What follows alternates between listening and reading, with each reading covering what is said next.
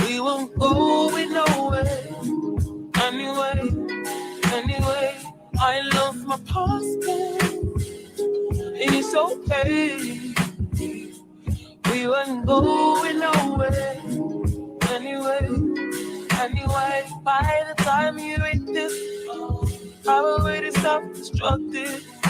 Never say anything constructive. And all I am, I get fucked with. No. No love is simple. No love is factual. Lost on my reverence for you. Somewhere in the middle. Like the fishy, Dr. Fishy. Can't forget the things you said. All that gas you said. No say, I love my past, but it's okay. We won't go nowhere. Anyway, I love my past, and it's okay. We won't go nowhere. Anyway, it'd be different if you wasn't my man. We wasn't hanging out. We wasn't playing out. Everything casual, it's more serious than I thought. Bit more commitment than I got.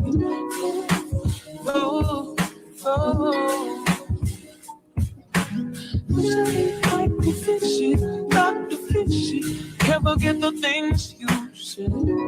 All that gas you said.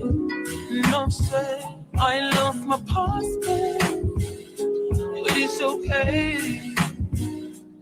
We won't go nowhere. Anyway, I love my past, and it's okay. We won't go nowhere. Anyway, I need some time to cool off. Well, what I want, it ain't you no more. I need some time to figure out who I really am without you. 'Cause really I am without you. I love my past, but it's okay. We won't go nowhere. Anyway, I love my past, and it's okay. This relationship's going nowhere. Anyway, you're never gonna say I do. You're never gonna say I do. You're never gonna say I do. You're never gonna say I do. You're never gonna say I do. You're never gonna say I do. You're never gonna say I do. You're never gonna say I do.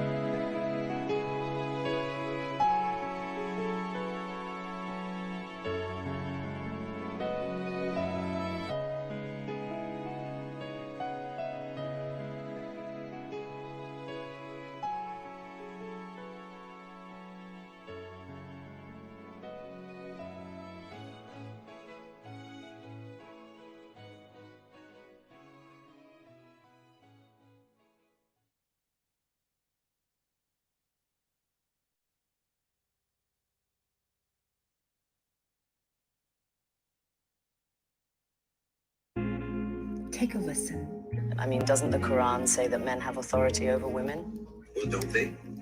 I mean, according to your own narrative, men have been running the show. The feminists are asking for their so-called rights from who exactly? Okay, if you didn't have what you call patriarchy, then what you would have is a hell on earth for women. Because clearly, women do not have the power to coerce men, to force men, to make men deal with them this way or that way. If you're out somewhere and a man starts to chat you up and you don't want to be chatted up, what do? You tell him, I have a boyfriend, I'm married, and he goes away. You have to conjure up an imaginary man to get him to back off, because 9 times out of 10, only a man can keep another man in check, because men are inherently more dangerous than women. Instead of patriarchy, replace that word with bodyguard. What makes more sense? For you to be my bodyguard or for me to be your bodyguard? Who do you think is more capable of protecting who? From who? If men didn't protect women, who would? Why, men would do whatever they wanted. And isn't your bodyguard responsible for you? Shouldn't you listen to him if he says, for example, don't go here, don't go there, or let's take this route instead of that route because it's safer? Isn't that authority? But he's doing it for you. Would you feel resentment about that authority? That's irrational. Look, you cannot dismiss the importance of physicality, human physicality. We're physical beings. Technology does not level the field the way you think it does. And if you were walking in the street by yourself late at night and you see a man coming towards you, which one of the two of you is more likely to be afraid? Who's going to be scared of who? But see, you in the West have confused this. The feminists have confused this. The power imbalance. That literal physical power imbalance. That imbalance in the ability to coerce and exert force and to be violent. It's just a fact and a reality of the power imbalance between men and women. But your culture is in love with power. It's in love with force. It's in love with violence. So to you, whoever has the greater capacity for violence, whoever has the greater capacity for being dangerous, then that person is better. The one who can exert his will is better.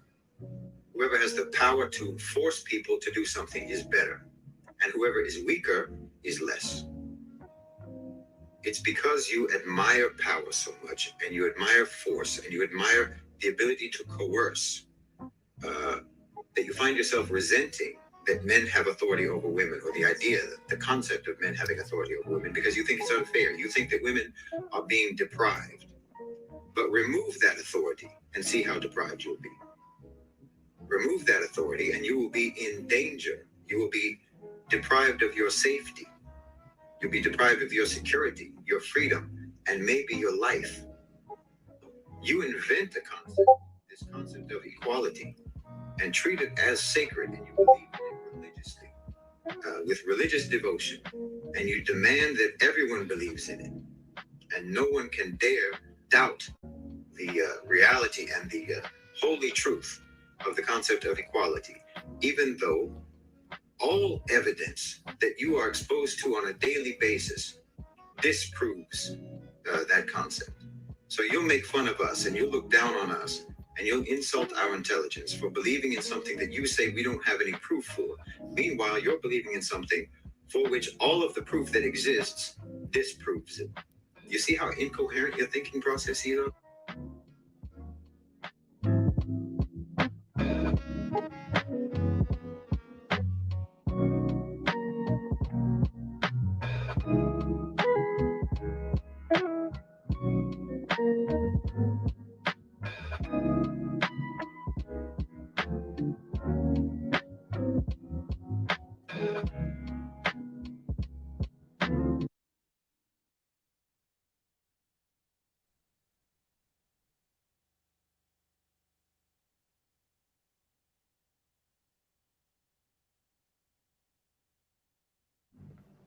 All right, what's going on? My bad, y'all. Shout outs to everybody here. Hopefully, you guys are having a great day. Good evening, everybody. Shout outs to Beat Boss in the building. What's going on, Vader? You say you saw me at Mocha Fest. There's like a billion people out there that look like me. You know what I'm saying? Shout outs to my girl, little Shirley in the building. What's going on? Maury, what's going on, man? Shout outs to Maury in the building. Shout out to my brother Chris G in the building and my girl Just being Jazzy in the building. Shout outs to everybody here and shout outs to everybody in the building that's watching from the skies. Um, we'll have a nice little chill show today. Kind of just kicking it on today's show. Man, I ain't gonna lie, I started dozing off on the last show. I was playing that video game. I started dozing off. What's going on, Spawn?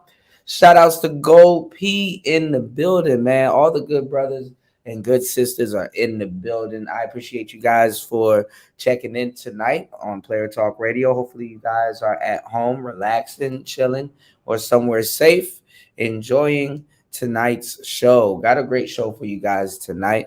So come on in, hit the like button. We'll have a poll in the chat pretty soon, talking about a couple of different things. But I'm gonna do more of a pre-record when we talk about what I'm about to get into before we get into today's show. So recently the conversation with a lot of stuff that's going on in the dating world today keeps coming up. And even in my real life, I actually been talking to a couple of cats about it and stuff because they never really heard that term, obviously abroad. But uh, I remember years ago, I did a video. It was a horrible video, but I did several videos after that, and really cleanly laid out what it was. But I remember a couple of years ago too, also that I was talking about the concept of the starter chick, or the starter guy.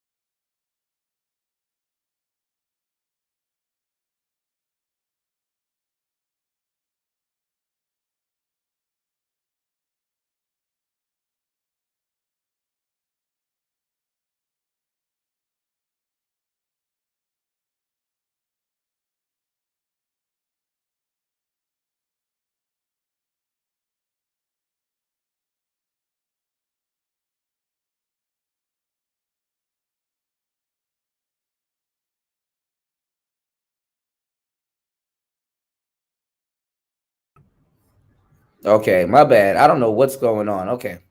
So I was getting into the concept of the starter chick. I was saying that it actually goes three ways. A lot of people was getting they were offended, but because starter chick sounds almost like you're saying someone's basic, but it doesn't mean basic. You know, definitely there's a more deeper meaning to it, which we'll get into a little bit later. But in the dating game, there's always never going to be a time where entertaining or marrying or getting out the game with someone that's quote unquote considered a starter, because not really a starter. A starter is like it's just a term, But if you ever heard the saying, "How you start is how you end," there's a lot of meaning behind those terms,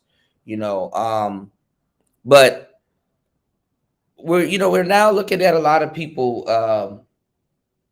talking about certain things like we're hearing a lot of people talk about dating and stuff like that. But the more you hear people talk about dating or how they date or what they're going through or some things that they've went through, you'll realize that a lot of people haven't truly been cared for or shown love or insert whatever you believe is the deal maker here. So, and then a lot of times, I mean, with this starter conversation, I mean, the starter chick, uh, am I muted?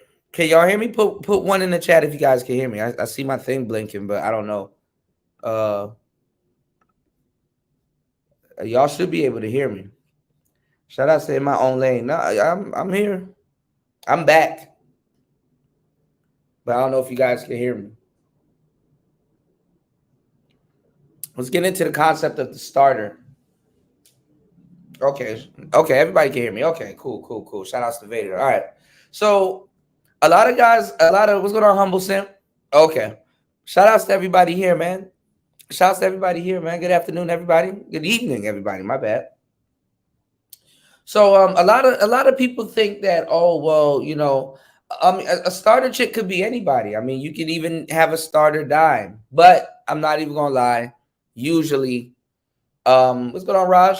The starter chick might not be somebody that you're not particularly interested in, but whatever. Or you may have a relationship where you have a couple starters. You may have a team of women or a team of men that may love you to the ends of the earth. You know what I'm saying? But it's a soul searching purpose, because honestly, if you have somebody that loves you like that, you know, the mirror turns back on you. And what I mean by the mirror turns back on you is, if you've been asking for something, life and God has a weird way of placing it in your lap, but it's a mirror looking back at you. Okay, you said you want somebody to love you. Okay, what's going on, Raven? Shout outs to Raven in the building. It's like, okay, you say you want somebody to love you. Okay, well, now you got somebody that loves you. How are you going to act? Okay, you say you want somebody to be faithful to you. Okay, now you got everything's good at home. Life is going good. Blah, blah, blah. You got a wifey at home. Blah, blah, blah. Everything's going right. Are you going to be faithful? You know what I'm saying? Oftentimes, we never look at ourselves and say that, okay, well, maybe if we get what we want for a reason or maybe a season, how are we going to act? It really doesn't cross our minds. In a lot of cases, it's like, let's get there first and then we'll see. You know what I'm saying? It's not really nothing solid. Or if you've been there before, now you have more of a compass as to how you act or respond when you get what you want. So the starter conversation is a conversation that a lot of guys want to avoid, which is funny now that going almost into 2024, you're starting to see that men, us brothers and other guys and other people that you hear on the internet and just everything, they're binded to the type of women that they want damn near for life. You know, while a lot of people are grifting and trying to turn the story and do whatever the hell they want to do.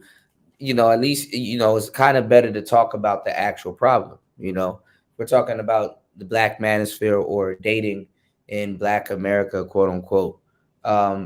You just accept it. Like dudes like quote unquote Keisha, right? Keisha, and I'm doing that with air quotes, right? But in reality, to tell y'all the truth, all that weird passport bullshit talk aside and all this other weird shit that people want to shove in y'all faces, in reality, that might, it might be it could be a match made in heaven, y'all. I hate to say it like that, but when you think about it, people are talking about acceptance. The epitome of the starter chick or the starter whoever conversation is really a talk about acceptance. you know um some of you guys, I'm gonna just be keep it 100 with you. The only person that will accept you or may show you an inkling of love or true genuine love is probably a Keisha. And then the crazy thing is that when people come to spaces like this with their grievances, probably the only person that ever showed you love in your life, even though for some reason you feel it doesn't go right, is the actual Keisha. It's just not the type of love that you feel that you think that you want or that you feel that you deserve. And there's nothing wrong with that. But to delude yourself, delusions don't always come in the form of actual, delusion. Sometimes it comes in the form of projection. What are you projecting on to somebody, especially somebody that you're endeavoring to, you're planning on dating, or you endeavor to, get at some point, you know, um, and unless you get up and go do it, or do the footwork, or go to another city or state, or just date who you can relate to, um, you don't know how much baggage you might be carrying into the next relationship or situationship, you know. So in your travels, before we get on with tonight's show, it's probably best that you guys, at any age, even if you get out of a marriage or a long-term relationship and get back into the game, you still gonna need a starter chick, or a starter somebody. You know what I'm saying? Or at least have. Sometimes it don't start off that way. Or have had one. Because sometimes time flies. And you may be looking for somebody, you may be the you who you are today, but you're looking for somebody to love who you was yesterday. And you're not that person today. So some of us too, some of the things that we want dating wise hasn't been updated. Some of us still want to date like we're in our teens and shit. Some of us still carry memorabilia to adult situations, and we're still trying to date like we're in our teens.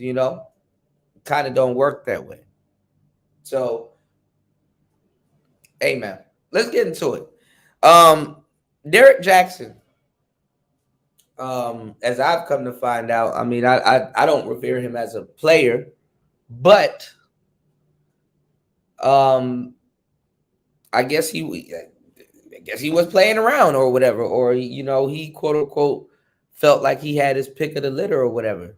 Still didn't change him from being a whack guy, and it still didn't change his methods. As a matter of fact, he probably was going through hell, to tell you the truth. You know what I'm saying? Because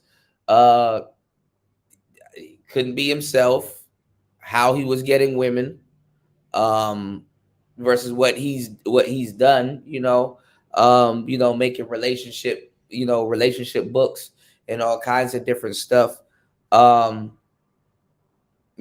wants to take a long time to pour into something that may collapse. You know what I'm saying? Nobody wants to take a long time. Nobody wants to spend a long time making a mistake. Raven said Derek Jackson is a passport, bro. He probably is.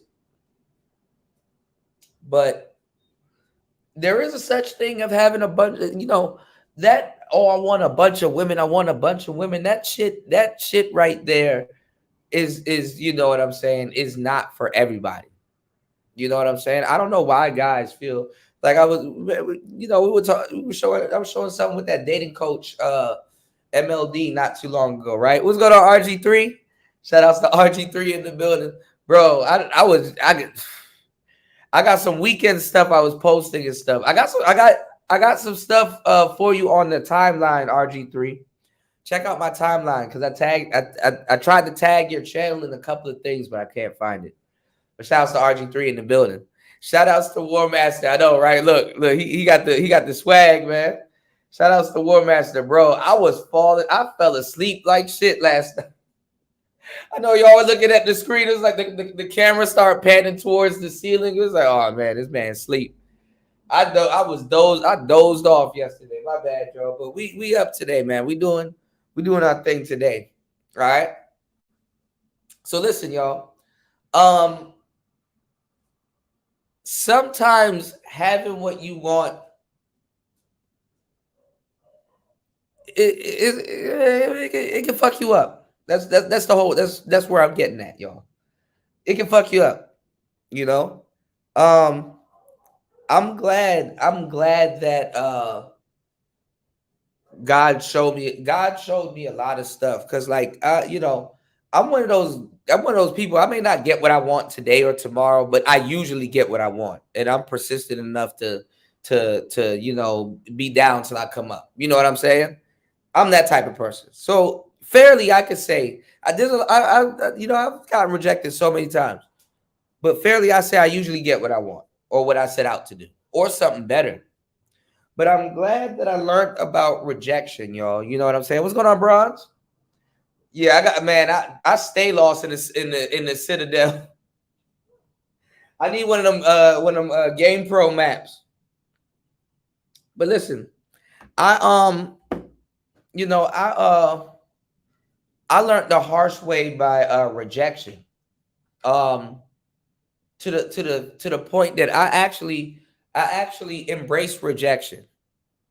I actually anticipate rejection. I look for rejection, not just with women or whatever, anything in life, jobs, sometimes opportunity, sometimes, the thing is that you have to learn from those rejections. Anybody can tell you no, but you're only looking for a couple of people to tell you yes.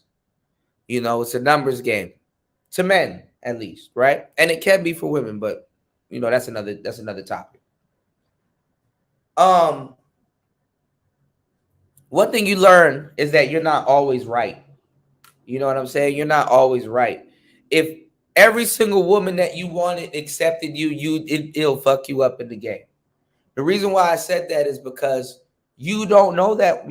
See, you may like what you see, but people are still strangers. You understand what I'm saying? You like what you see, you like their parents, yeah, all that other stuff, but you don't know little details and stuff. You don't know attitudes.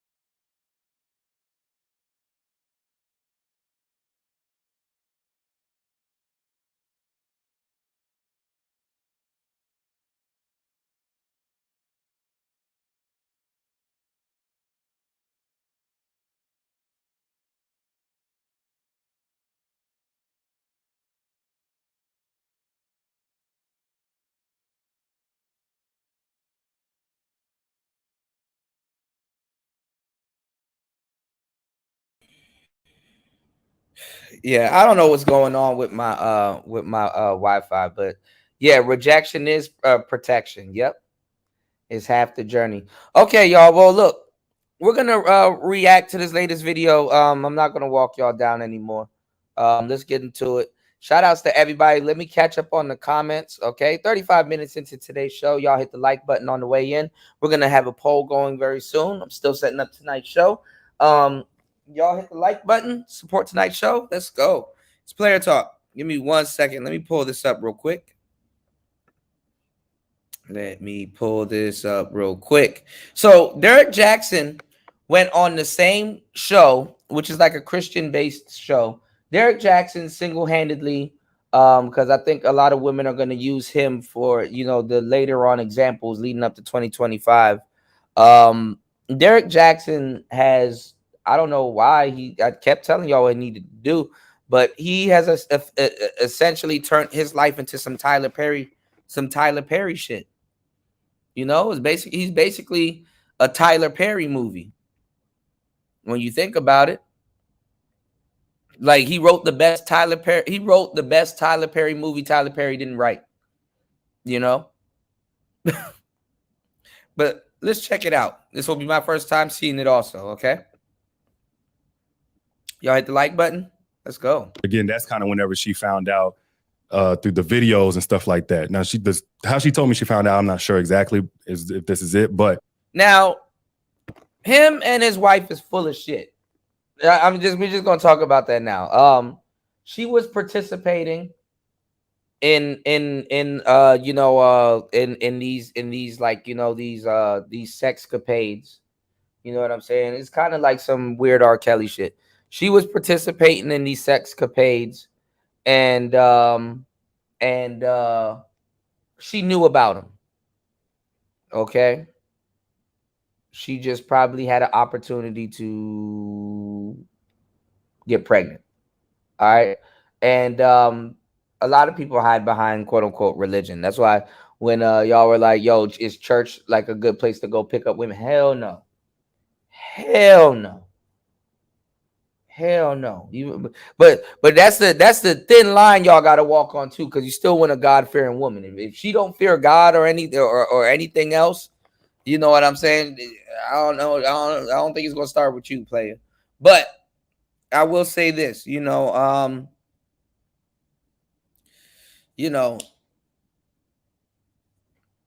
both of them capping, and they're a match.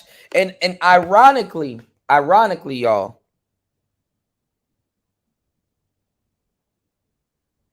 they're a match made in heaven. It's crazy. Let's go. She went and got a new phone. It was logged into my Google Cloud because we haven't logged into each other's email, and that allowed her to see everything. And I'm like, again, I'm kind of freaky, so I was recording a lot of stuff. Yeah, I was just recording a lot of stuff. I like to see it or whatever. I like that better than porn, to TMI. But you say you like to see yourself. I like to see myself. I'm inspired by me in that regard. So she saw, and that's not pause, but that's not surprising. I mean, when you go work, nigga, you stay in the gym. You are the gym, right? I don't know how who dressed this nigga, but anyway,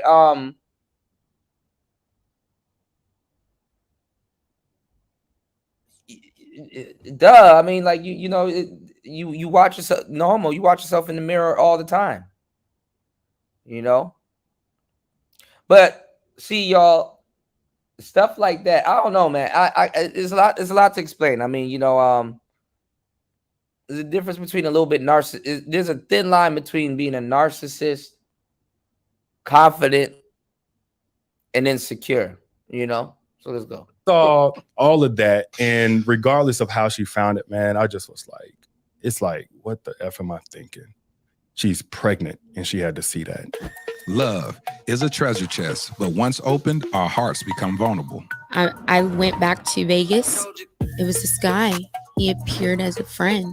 Sure enough, it led to infidelity. Alignment can't. He appeared as a... There was this guy, and he appeared as a friend. He appeared. Be ignored. We talked about certain topics as far as having kids. She didn't want to have kids.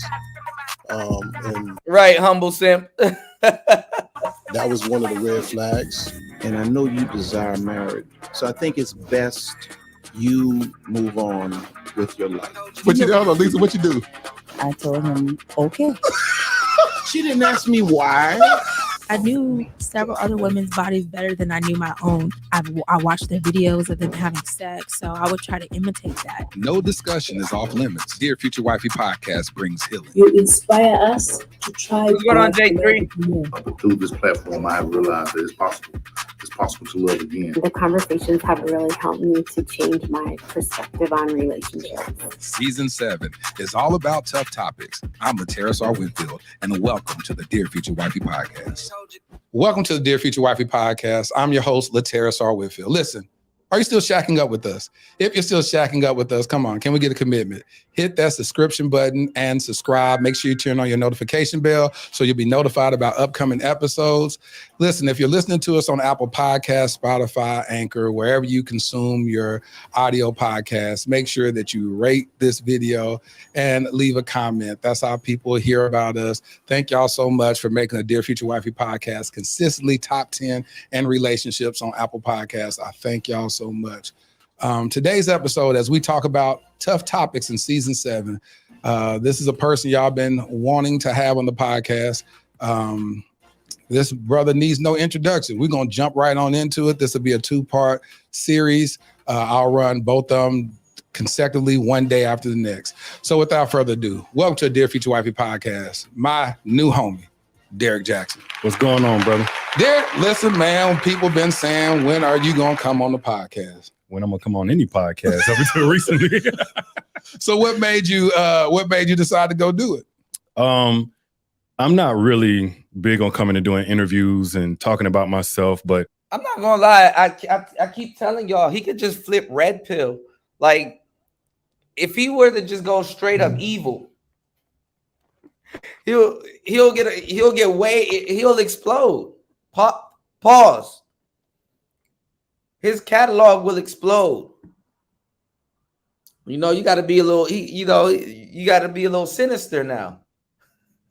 You know, but let's go. This one is a little bit different because it involves, things that kind of hit closer to home. So I felt like I could contribute something to the conversation. If it's going to be had, I think it's best if it's had with both sides of the story, and one day whenever my children do see mommy and daddy talking about this, I want them to see where we both stand and hopefully how we both resolve things. So that was it, man. You say mommy and daddy. So your ex-wife or current wife, I know y'all going through whatever y'all going through. Danae was on the podcast. A lot of times people, when I did the episode, I was laughing a lot on the episode. She has this funny wit. She has this I said this little Seinfeld humor. Yeah. Was that something that that's what I'm saying, little Shirley? Like people be thinking like the thing that's like their biggest downfall. Honestly, when y'all go through something and something is like supposed to be your biggest downfall, flip it and use it as your come up. You know what I'm saying? I think if people want to look at him crazy now, it's already going to happen. Just own it and take it. I mean, it's called the babyface effect. If you guys ever watch wrestling, sometimes it's like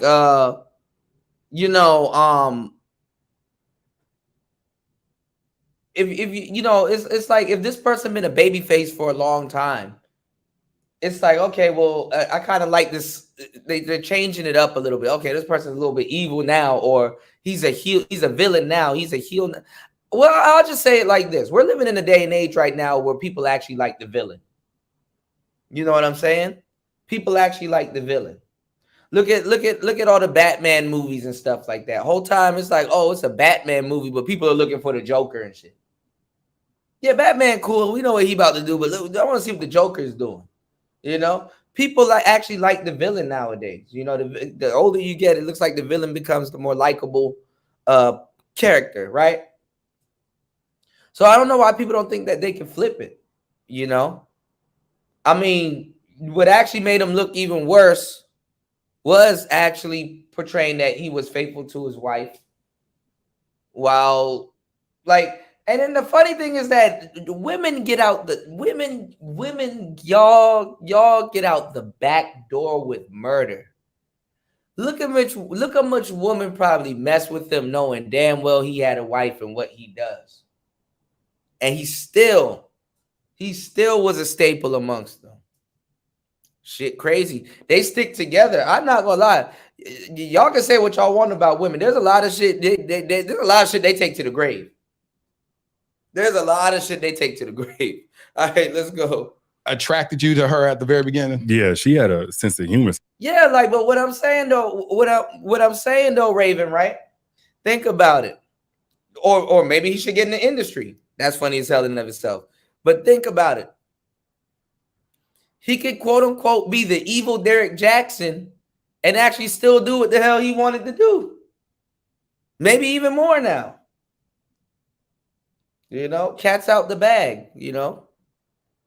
And it's not really that bad, but you know, anyway. It's like, oh, pick a number, sir. You cheat. Oh, yeah, you cheated. You know, what is cheating nowadays, y'all? And what was it yesterday? Let's go. Not saying it's something to be proud of or make you feel good, but let's talk about it. Since the beginning, man, you wouldn't think it because she's kind of an introvert, right? So she she doesn't feel comfortable talking to new people often. At least she didn't, or in big groups. But like once she gets comfortable or when she feels like she can trust you, she opens up and she's hilarious. and so that's what happened in my pre-interview with her. I was talking to her. I was like, "This she a goofy chick. She a goofy, delusional chick. It happens. This girl is hilarious. This girl is funny." So we did on the episode. A lot of people's like, they're talking about serious stuff and they're laughing about it. Why are they?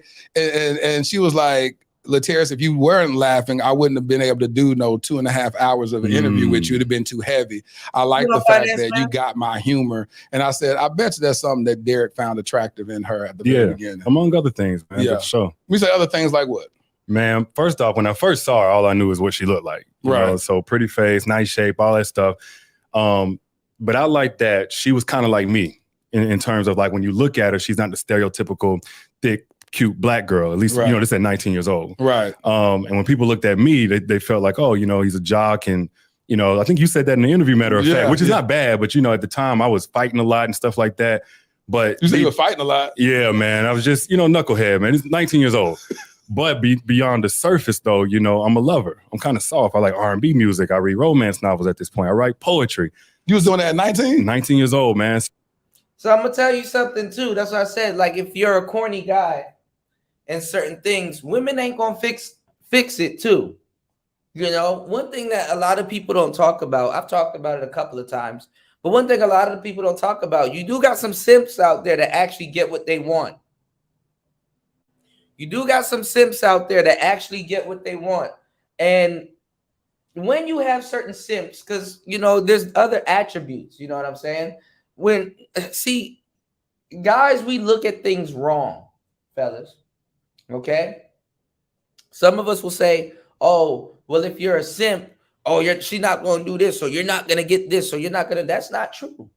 Sometimes you have a good-looking simp. Sometimes you got a fitness simp.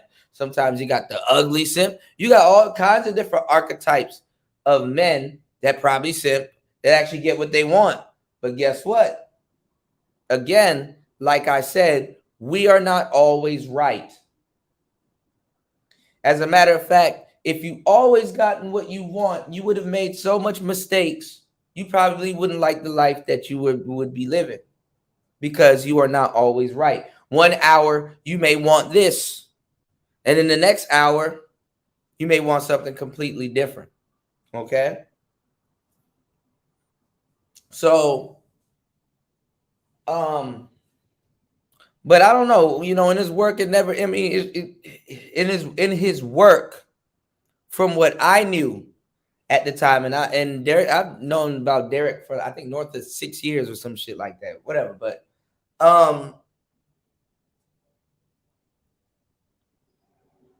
it didn't show that he got the type of women that he wanted. You know what I'm saying? The level of simping, but you know, that's the no homo. That's his shtick. You know what I'm saying? That's his shtick. That's his character, I guess, that you know, that he gets into. LARPing, live action role playing, right? So that's probably the allure. Like I said, Derek Jackson's not a dummy, you know. Derek Jackson's not a dummy. But what I will say is that some simps actually get what they want, and it's not a good thing, you know. And then some dudes like this, you know, that aren't really player-ish, but they, you know, they carve out a nice little lane in the game. Yeah, Black Fabio.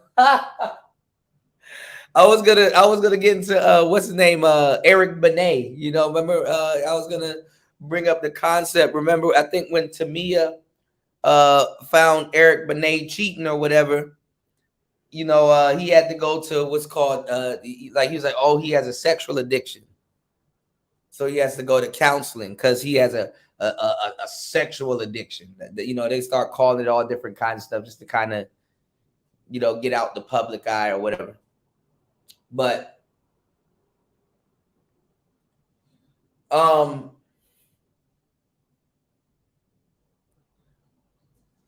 just because you get when I'm drawing home on today's shows, just because you get what you want don't mean that's what you need, or doesn't mean that that will help you or your situation. You know what I'm saying?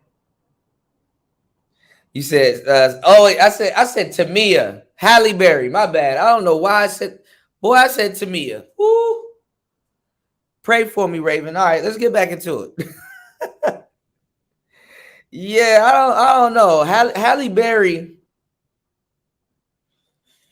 I'm not gonna lie. After what was it? Die Another Day, the James Bond movie. After Die Another Day, and right around the time of X-Men. That's why that's when I'm like, all right, I'm good on Halle.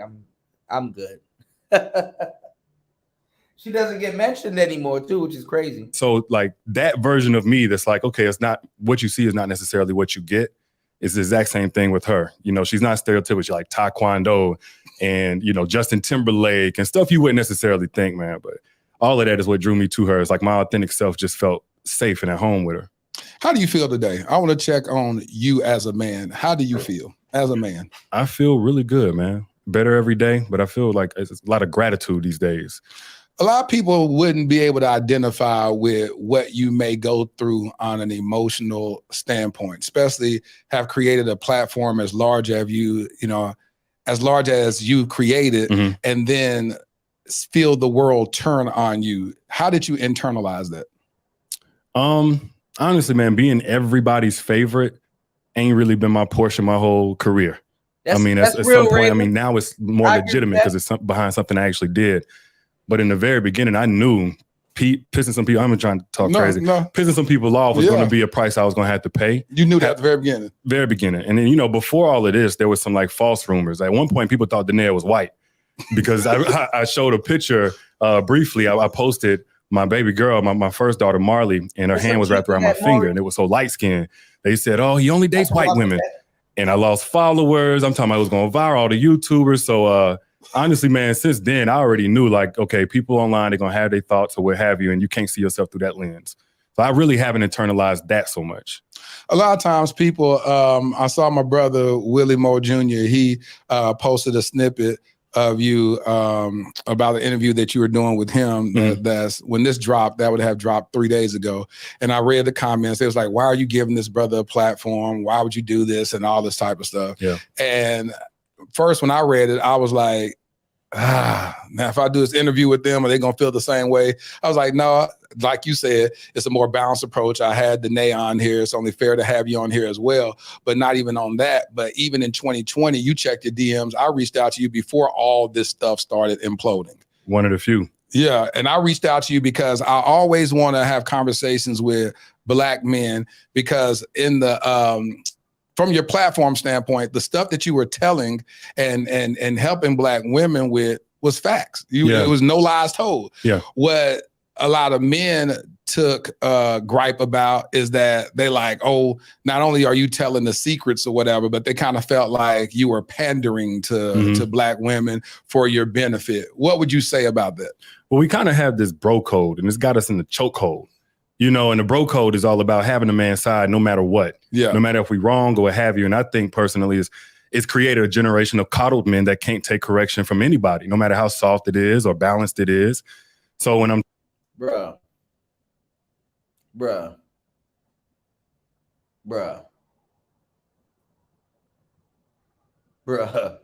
What's going on, Tech Bro? Right, he want his fan base back. Bruh, stop it. Saying all of this, you know, of course there's different layers to it. Some of them think, oh, it's because he wants. See, this is the thing. This is the thing why he's saying this, y'all. He can't run to the brothers now. You know, the brothers are clowning him right now. So He has to go back to pandering to women now. But the thing is that he can pander to women now because women will actually he'll gain more. Being a cheater does not hurt your chances with women. You know, it may hurt you getting in relationships with women, like long, you know, like actual, it can hurt you getting into actually some long-term relationships with women. But being a cheater does not hurt your chances with getting with women. It kind of doesn't. So he may have grown in how he's handling this amongst women, he'll grow in popularity. So he knows the way to run is not to men. You know what I'm saying? Unless he's about to full on do some red pill content, right? So this is why he's still saying what he's saying right now, because he knows women will be more interested in this, you know, in this than actual men would be. All right, so let's go. Vagina because he wants money or what have you. But man, I was raised by a single mother around two sisters. Naturally, I lean towards the woman's point of view on things. Anything else will be disingenuous. And it's not that everything that I'm saying is necessarily right, but it's how I see things.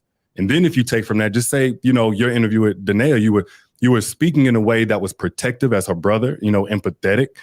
You was calling wrong. That wasn't you pandering. Right. You know, you like per the situation that you speaking on, this is the truth. Right. But whenever you telling a truth that makes people uncomfortable or a truth that's not popular, they're going to look for a way to attack you either way it go. I can respect that.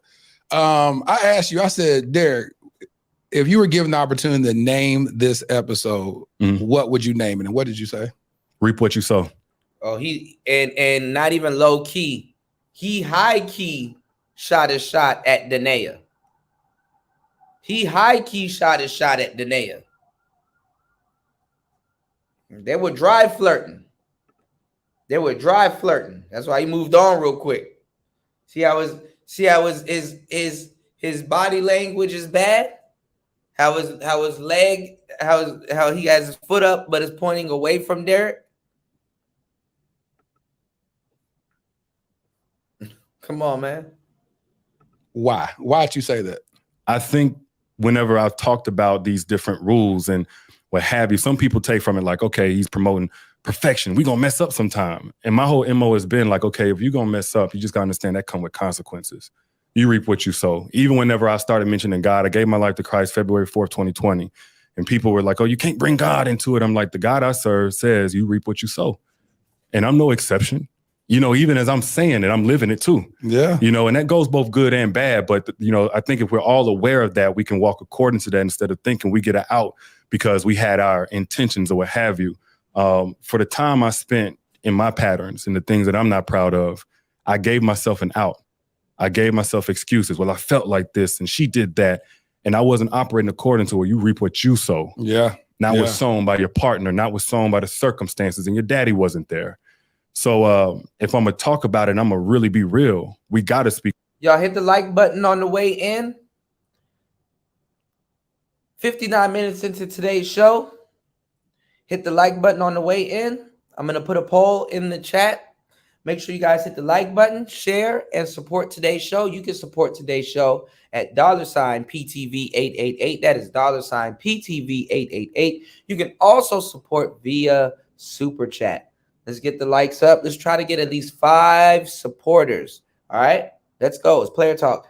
So we got Derek Jackson here, capping again. Wintertime is coming up, so people got to fake and act like, you know, their relationship material. If, you know, the smart ones start a little bit before fall. So come fall, it's like, okay, yeah, you're not going to remember what happened 2-3 months ago. I'm wifey material. I wasn't twerking in Dubai. You know what I'm saying? So, you know, y'all stay woke. So he got some merch to sell this winter and this fall.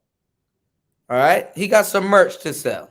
All right. Speaking of merch, I'm going to be putting some links in the chat if you guys want to check out the merch. We do got some merch attached to tonight's show, so you guys should be able to see it. But look, Y'all hit the like button, support, and let's get on with this commentary, man. Let's go. Speak with that at the core of the message. I respect that. Let's go back. I want to go back to find out who Derek was. Who was Derek growing up? Like you said, I hear you just mentioned that you grew up in a single parent home, raised by a mother around sisters. What did that look like growing up? And why wasn't your dad present? So my daddy just got in a lot of trouble. You know, my mama and daddy was in their early 30s, about my age now. So he's from Jamaica. He had gotten into some trouble, got deported very early on. Actually, when I was 4 years old, but he wasn't in my life since probably age 1. So my mama, coming from somewhat of a background that she didn't want us to be a part of, she moved down to Alabama. Me, my 2 sisters, and actually my older brother, but he was so much older, he moved out pretty quickly. And man, I just grew up. It wasn't objectively bad, but the story I created from the dynamic of not only daddy not being there and not having answers, but my mama working 2 to 3 jobs year round, I just felt invisible. Oh my God. You know, because again, I was really living with my... The LARPing gotta stop. This man live action role playing, man. Why would y'all believe this? This is a whole, it's the women. Daddy wasn't there. Daddy didn't care to change my underwear because daddy wasn't there. You say he making us look bad. Yeah, man. I was about to say something about that Jamaican shit too, Spawn. Me, you, Tech. I was about to say something too. I'm glad y'all said something first. Shit. DL,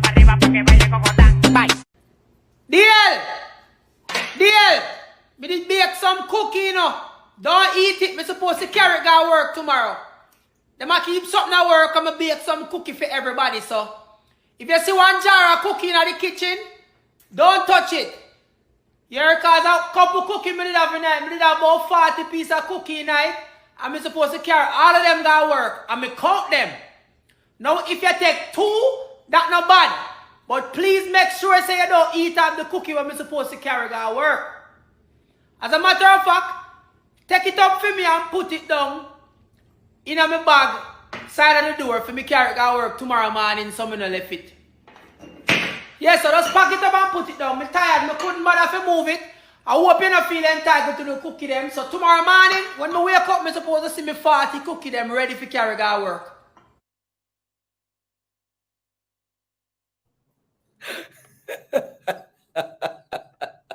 Two sisters, and they connected to each other a lot better than they did me. Yeah. Everybody loved me, to be real with you. My mama loved me and they loved me.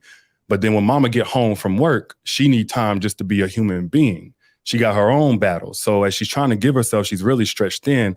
And then on top of that, again, she barely connects with me. I'm missing my daddy. So a lot of my childhood, man, was just feeling invisible, feeling somewhat abandoned. Even though objectively that wasn't what was going on, that was a story I had created. And then I acted out to get a lot of attention. How'd you act out? School. I was the knucklehead that made it really hard to find a babysitter. You know, they just knew it. Bud was my childhood name. Bud gonna act up. Bud don't like to listen. Bud just needed some attention. And Bud knew it. The world is gonna stop if I get in trouble, if I talk too much, if I get out my seat, if I do this, that, and that. So I got whoopings and all that stuff. But it was really my way of getting attention. So that was pretty much my childhood. Again, my mama, a single mom. She made everything stretch how they needed to. She taught me basically everything up until I got to 10th grade. And that's when I had my stepdaddy, Mr. Lloyd, rest in peace. He came into the picture. And he gave me kind of that blue collar work ethic thing. You know, we roofing, we fixing cars, we cutting grass. So yeah, that's pretty much it, man. Did you have any sexual experiences at a young age?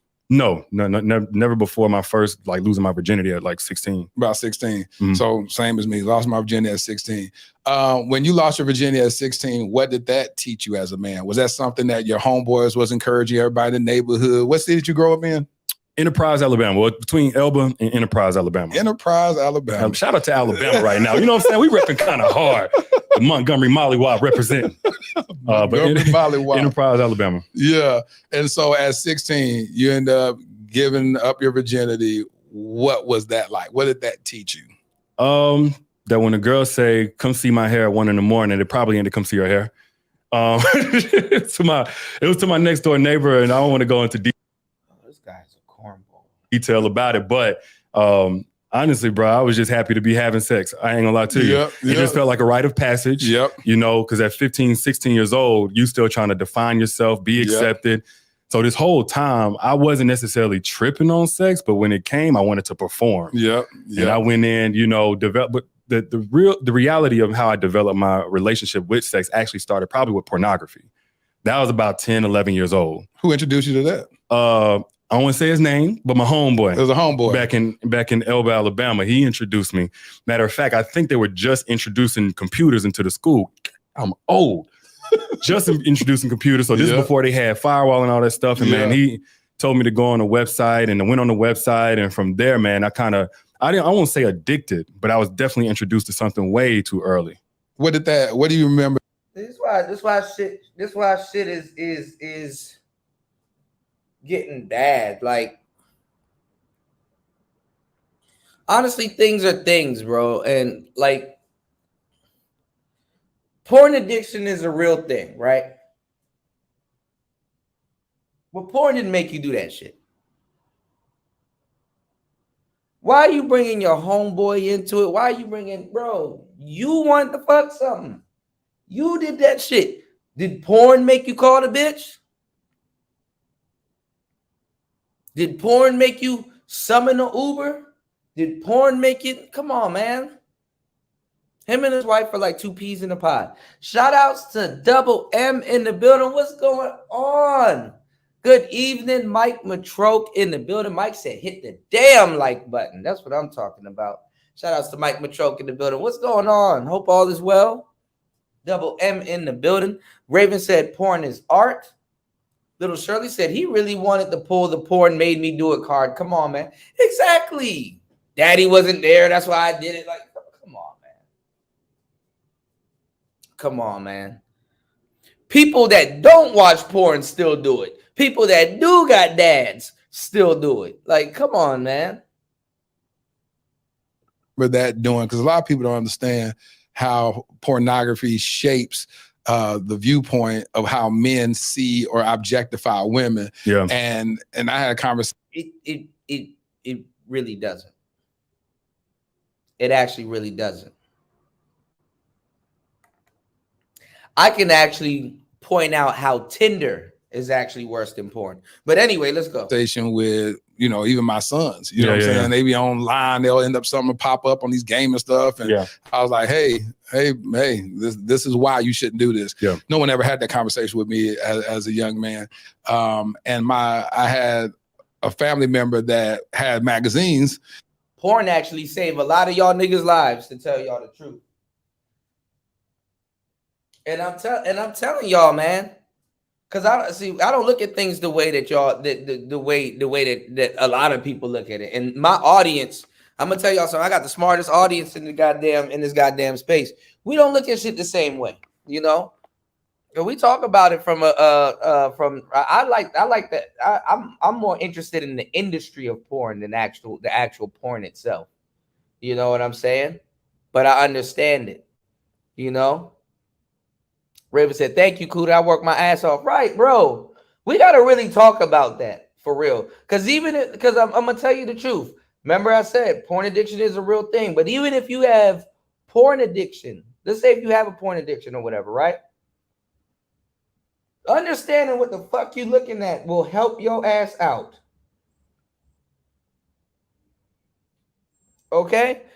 Understanding what the hell you're looking at in it and certain things behind it and stuff like that will help your ass out. If you need to get off of it or look at something a different way or whatever. People abuse anything. Food is bad. You let it go too far. You know, certain things are bad if you let it go too far. All right?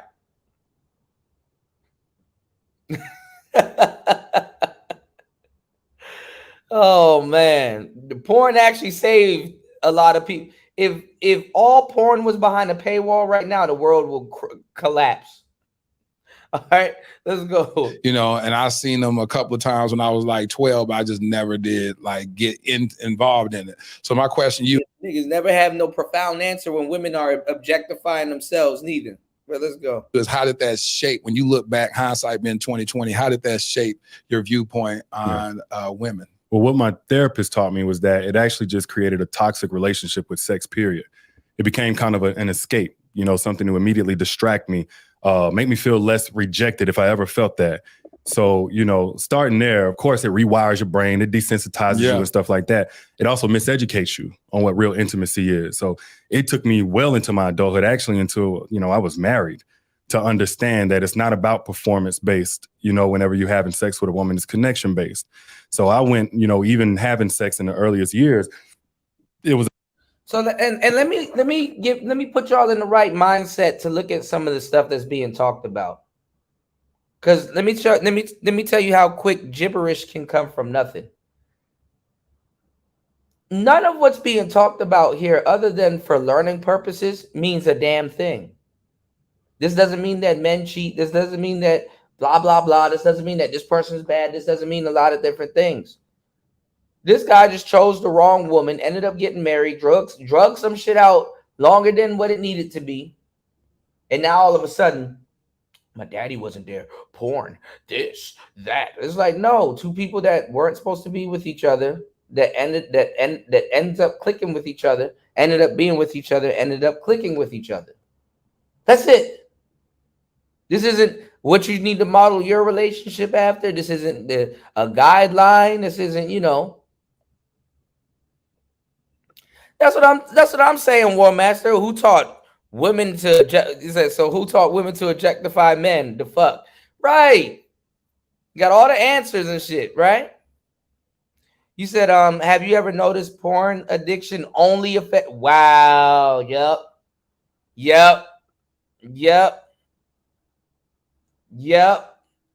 I'm so glad you went into that. Yes. How it only affects men. And I got some stuff to show y'all too, because I've been catching up on some of the old school YouTubers and stuff like that, like Stardust. So we on the next show, we're gonna go through it, okay? Yeah, we had like OnlyFans isn't a thing. Because Stardust was talking about it a minute ago, how everybody's talking about men's addictions, but not talk about how women are addicted to the internet and attention and certain things too. So, but these things are going to play a factor in the future. But let's see. Yeah, blaming the therapist. My therapist told me, right, like his wife did the same thing. So it's just, it's just some more of the same. Another one like the other one. So let's go. It's about, the theatrics of what I could perform and so on and so forth, man. But especially if there's serious feelings involved, you may leave a woman feeling like a piece of meat. Yeah. When she can tell you wasn't even there with her. Right. So not only that, in the times where I wasn't having sex, again, that was my easy out. Like, okay, I know I got porn, I got this, that, and the other. Yeah. And I wasn't on there like 4 hours a day or nothing like that. But I developed some nasty habits of when I'm really, really stressed or hurt or grieving or whatever. Yeah, I can do this and then go to sleep, or I can do this to get my mind. I can break the pattern by doing this. So that was pretty much it, man. You're in college. You go to college. How did you meet Danae? Math class. She walked in. Then she had on a black colored button up with black slacks. Pretty face, slanted eyes, nice curves. So honestly, it was all physical when I first looked at her. And then I saw her notebook and I saw that she was into music. And I was like, oh, I thought she was like a bottle girl or something like that. You know what I'm saying? I was like, I saw her saxophone and stuff like that. So I asked about it. And she had a really soft voice, somewhat of an innocence about her. And we got to talking. I got a number. She didn't immediately answer later on whenever I called. I think I called 3 times. So if she don't answer this time, she answered on the last ring. And from there, man, we talked through the night. We did all of the stuff that we think about in high school and college, like on the phone overnight. We were inseparable, man, for like that first 2 months. Just again, people looked at me a certain way, and I was misunderstood. But with her, even being goofy and bubbly, like my personality is naturally I'm usually the jokester. Okay. So between that and I had an interest that most guys would think is soft. Again, I love Terry McMillan and Eric Jerome Dickey books. I love R&B. I work out to R&B to this day. So I work out. Bucks for Eric Jerome, Dickey Books. Saying on the way home from football games, I was writing poetry. Coincidentally, Dear Future Wife post, man, back in the day. You can really? You can search on Twitter right now, put in hashtag Dear Future Wife and Derrick Jackson. You'll see from 2010. I was on. So all of that soft stuff, she didn't judge me for though. She loved it. She loved my poetry. She wrote poetry. And one time, this is when I like knew it, like, oh, this is the one right here. I told her when I was younger, we loved peanut butter and jelly sandwiches. Didn't know that's how mama was making that money stretch, but I loved it. It was a delicacy to me. You better talk about it. She, before practice one day, she was like, I need to see you. I was like, okay, for football practice.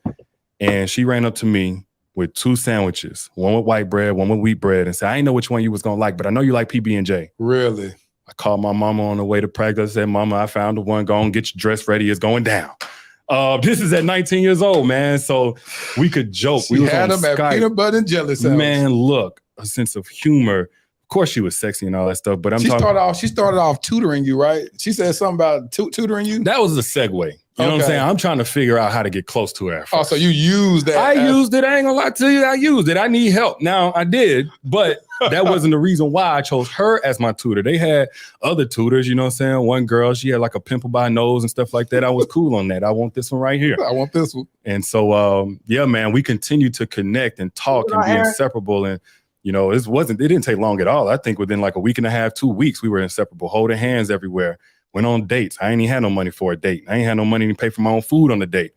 And then the first night that I asked her, I think it was on Valentine's Day of 2020, I asked her if she would be my girl. We went on a bowling date. Not 2020. No, not 2020. Yeah. Shoot, 2009. That year is so crazy to me. Yeah. 2009, February 14, 2009. I asked her to be my girl after a bowling date. She said yeah.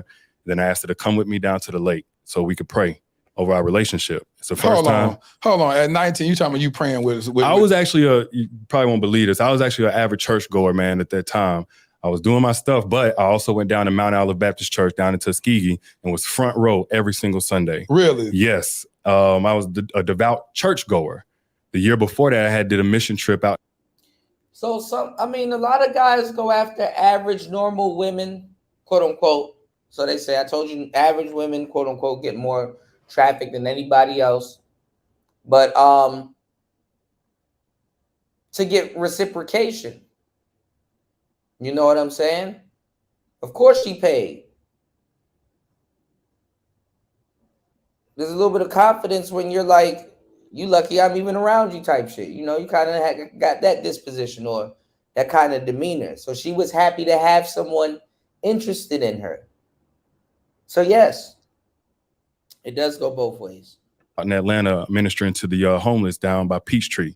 So, you know, she came in, I was still in church, you know what I'm saying? So I wanted to pray. I was so scared. You wanted to pray over y'all relationship. I didn't know what I was doing. I never felt anything like that. I never felt like I really was in love because I had a hard time letting people close to me because I experienced a lot of loss. So I could engage. I'm an extrovert when it comes to meeting people and talking, but actually letting somebody in, she was the very first person outside of my family I had done that with. So, man, we prayed by the lake. I led the prayer. And then we was like, all right, God, I need your help because I don't know what I'm doing. You said you were afraid. Afraid. Because you've never allowed yourself to open up like this with a woman before. You said you've experienced loss. When you say that, you're talking about what? Your father not being present? What are the losses that you incurred? Mostly my father, man. I'd be mad as hell if I was this man's dad. Nigga, don't blame that shit on me. The hell me not being there got to do with you cheating? The hell me not being there got to do with you cheating? You prayed to God because you said you didn't know what you was doing, but when your ass was cheating, you did know what you was doing. Y'all niggas be lying too. I just couldn't open up to a woman and give her the real me. Shut your weird ass up. Your wife knows the real you. All them girls that you were cheating on her with got the real you. See, that's the part that be fucking y'all up. The side girls get the real you. This is what I want. This is who I am. This is what I want from you. Whoop de whoop. Let's do our thing. Blah, blah, blah. Not even gonna fake with you. But your wife knows the real you. Some of you niggas are weird. I'm just saying some weird shit right now. But the little side chick, she don't know what the hell you like to eat. But your wife is like, oh, he's weird. He puts mustard on his ice cream or some stupid shit. They know all the little intricate details. You know, sometimes guys resent them for that. You know, what's going on, Toya? Good morning. Good morning. All right. So him and Danae is blaming everybody but themselves. And then mixing a little bit of the Lord in it with them. And who wasn't there and who didn't care to stick around and change their underwear. You know? That's what I'm trying to tell some of y'all brothers. I'm like, okay, well, listen, because y'all are y'all not going anywhere anyway. You about to sit around and talk about Keisha all day. That might be the one for you. Y'all sitting around anyway, trying to work it out anyway. A lot of us and brothers in general are not perfect. Men aren't perfect. We're not perfect. We're not perfect. We're not perfect. We're not perfect. Will other women be happy to have you? Of course. Will other women accept you though?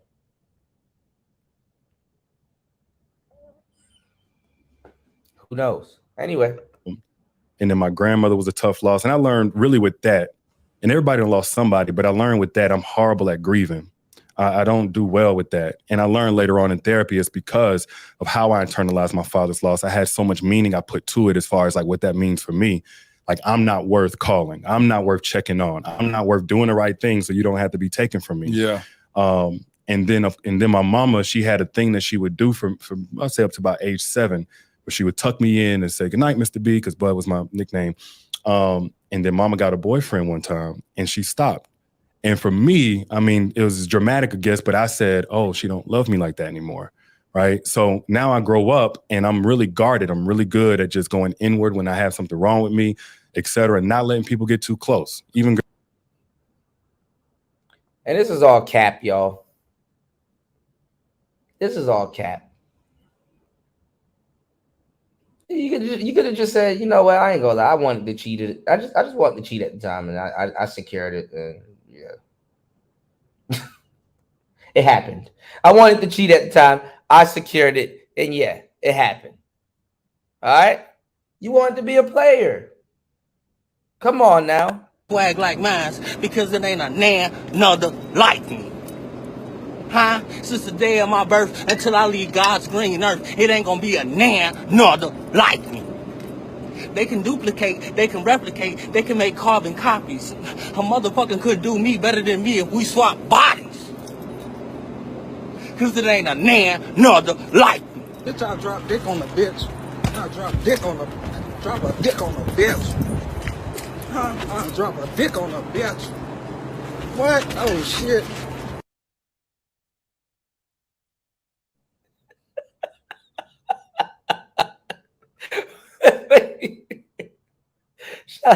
Shout out to Mike Machoke in the building. What's going on, Cream? Drop a dick on the bitch. Girls like, oh, I can smash. We could do whatever. We could talk, but I'm never going to give you my heart. Yeah. But with Danae, none of them guards stayed up. So I was scared because I know, like, I'm feeling something I've never felt before, and I don't want to mess this up. I know she's too good for me. So, like, God, help me become somebody I'm not, because I don't know what I'm doing here. So during that time, you wasn't the type to be monogamous, was you? You just said I didn't have no relationship to be monogamous in. I was doing my thing, like, you know what I'm saying? Like, and so this one, you just said, why'd you want to give it all up for her? I felt something with her I never felt before, but it was emotionally based. Looking back at it now, it's like, man, I was so unprepared, and for something like that, you don't know how important that role is. You gonna play in somebody's life where you're gonna give them your heart and they're gonna give you theirs. Yeah. You hand somebody the keys to your sanity, your physical health, and so many other things. But we were taught later, you know, if you love somebody, you just go be there. And you trial and error. And there's a high price to pay for trial and error, as we both learned. So as y'all were dating each other in college, what that looked like? What grade were you in at that time? I was a sophomore. Second year, she was a freshman. All right, so sophomore and freshman, second year, and you were like, this is my woman. Were you exclusive with her during that time? The first couple of months I was exclusive. I don't know if I ever had the proper boundaries, but for me, it was like, you know, of course, don't cheat. Don't go. Shout outs to Creole dropping the huge. Shout outs to Creole dropping the huge $1 on the Cash App. Thank you again. Thanks, bro, for supporting Player Talk Radio. War Master says she munched his booty. So Raven said he's lying hard now. Come on, God not striking this dude. Listen, man, he had to keep her around. He had to keep her around. She's a keeper. She probably did do some crazy shit to him. She looked like the type. Y'all better stop sleeping on these women with glasses on. Them glasses girls, oh man. Don't sleep on a woman with glasses. Don't sleep on a woman with braces. Don't shit. Okay. Go sleep with another girl. But I would say after that, don't sleep on a woman with acne. There's little telltale signs. Don't sleep. Honeymoon phase, the first 2 months is when I can remember. I don't remember the exact thing, but I remember feeling really rejected by her. And I didn't know what was behind that because, okay, I don't have aggressive energy towards a woman except in intimacy. And so how I would express my affection oftentimes was aggressive. Like I want to pick her up. Yeah. I don't just kiss her. I pin her up against the wall, put my hand around. I'm not trying to get graphic. Yeah. There's context here. So I, come up behind her and hug on her, kind of aggressive. But that would make her really, really shut down. And I didn't know what was going on. I felt rejected. Like, why you don't want to kiss me? Will my breath stink or something like that? So we would have, and not only would she shut down, then it would be tension. It would be almost hostile. So again, she plays that push-pull shit. Oh, I want you to be soft with me, not aggressive. Or, oh, I see you're aggressive with the other girls, but you need to be soft with me. But I kind of like it, but then again, I don't because I saw it there. And then come on, man. They do that to get you he on that. He's reading. I like Eric Jerome Dickey was one of my favorite authors. He's trying to be like an Eric Jerome Dickey book. Now, I think I know which character he's trying to fake play. If y'all know anything about Eric Jerome Dickey, you know about Gideon, and you know about certain characters. Y'all need to shit. That's one of them books I ain't get to show y'all that, bro. I love Eric Jerome Dickey. Rest in peace to him too, man. All right. Yeah, 50 Shades of Tay like shit.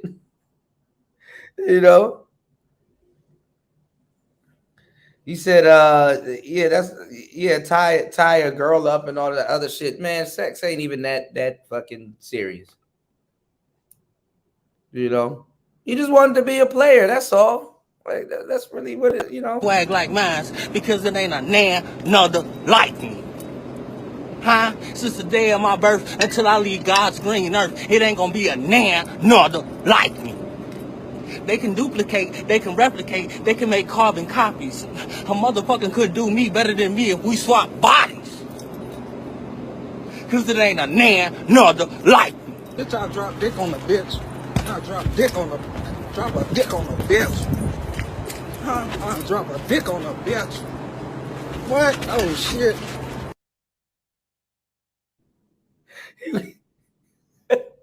It's not Eric Jerome Dickey's fault, y'all. Drop a dick on a bitch. It wasn't until about a month and a half, 2 months in where it was like now it's back-to-back things. Now I come up on the kiss her and she like kind of pushing away. She can't stay far enough away from me. She's kind of mean towards me. And it's kind of a flip side. And I didn't know part of what I was feeling didn't have nothing to do with the relationship. It was much deeper. But I remember like, man, my breath getting short. I'm like, what is going on? Like, I ain't never been so sensitive to rejection because we all. Women do that. She gonna do that to see what you gonna do.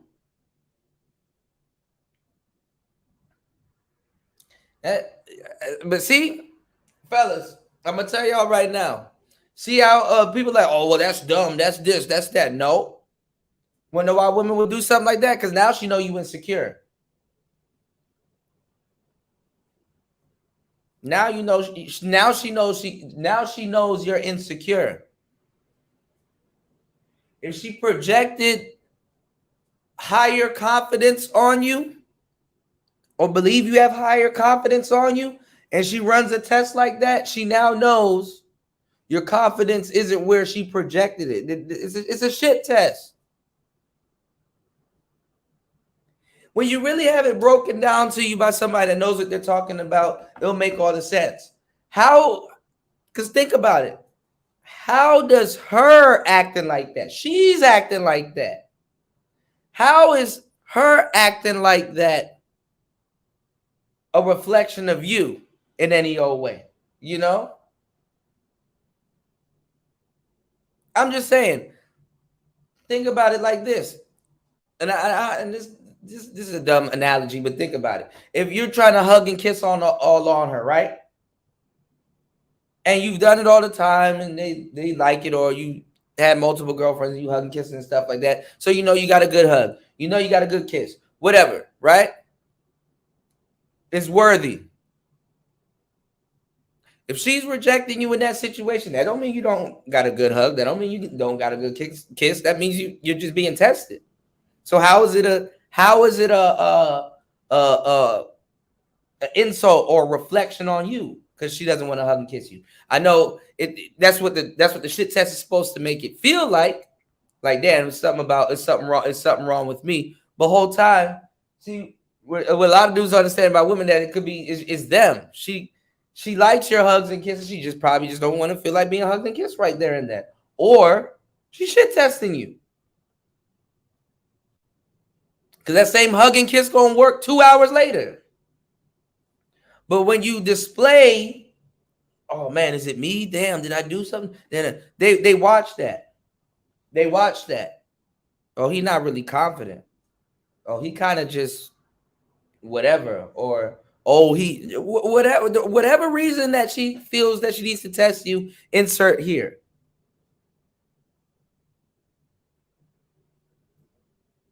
Raven said that's why white girls are better. They're into PDA. Shit crazy. Shit crazy, man. What's going on, UFO Kamikaze? You know? But see, the one thing that perplexes me, right? Just on some player shit. If you're dealing with a bunch of women, it's really, you know, a lot of people, like in the DMV area, we call it loafing. You know what I'm saying? But everybody knows it's like you're slipping, or you're not paying attention, or you sleep, or whatever. How are you around a bunch? How are some of you dudes? I know, look, I get overwhelmed with lust and passion and all that same shit.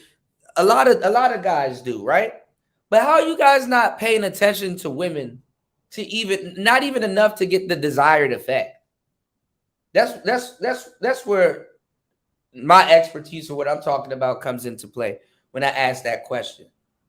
Like, it don't take your main girl or your wife or somebody that you're with to understand certain things about women or how they are. You know what I'm saying?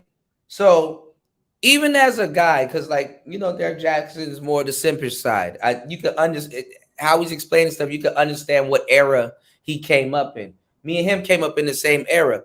That era that I told y'all before, like the internet really popped off, that's where he came up. Where you read Eric Jerome Dickey books and fucking 50 Shades of Grey and like 2000 simp music from the 2000s that came from the 90s and stuff like that. So he's stuck in the era. But my thing is that you notice the difference between players and even simps or ladies. You got simps, but the difference between gentlemen of leisure, players, and ladies men versus simps that actually get what they want, because you got to be around a good amount. I mean, not even a good amount. You can be around one woman and be a simp. But what I'm saying is that you got to be around women to do things that people around women do. Or have a woman around. So how is it that he's dealing with all of these women and quote unquote having his way with them, and he still can't pick up on certain cues or communication and stuff like that, or it's read, I guess, by him? How is he slipping this far? How is he loafing this hard when he's around different women, different personalities, and whatnot? How? And also, too, y'all got to understand, look at guys like Derek Jackson, especially gym dudes, like the gym rat type. There's archetypes for the gym rat type. Some of y'all gym niggas fuck some of the worst bitches to ever touch the planet, you know? But that don't mean nothing. We live in a day and age right now where somebody like Lizzo can easily get a Derek Jackson. Easily. What is life about? And what's the purpose of the game? Life is about S&R value. If you guys ever got into the mystery method, you'll know what I'm about to say. Survival and replication. Yeah, gym cells. He's a gym cell. Weight maxing, right? And gym dudes and church dudes. I'm gonna have to make a show for some of these archetypes.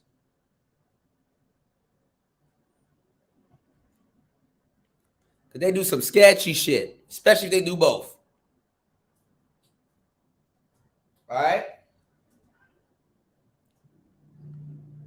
So if you meeting super churchy people, super nice people on the first date, be like, you know what? I can see, you know, you're a good person. I see you're a, you go to the gym, you go to church and stuff like that. But I'm more interested in your devilish side. What like talk about some shit like that. Personal trainer equals male hoe. That is for sure. That is for sure. Them niggas be having the big demonic side. These Derek Jackson types.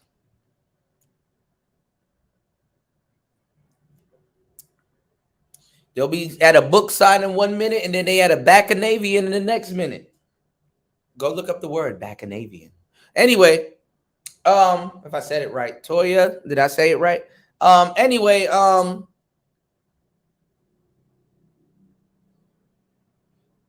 for some reason, these, it's a little bit different nowadays. Guys like Derek Jackson back in the day would have became a gigolo.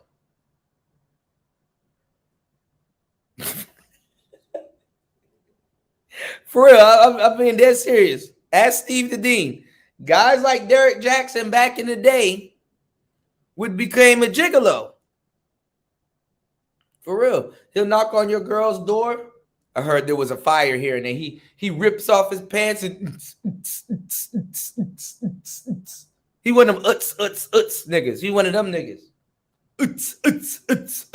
He one of them niggas.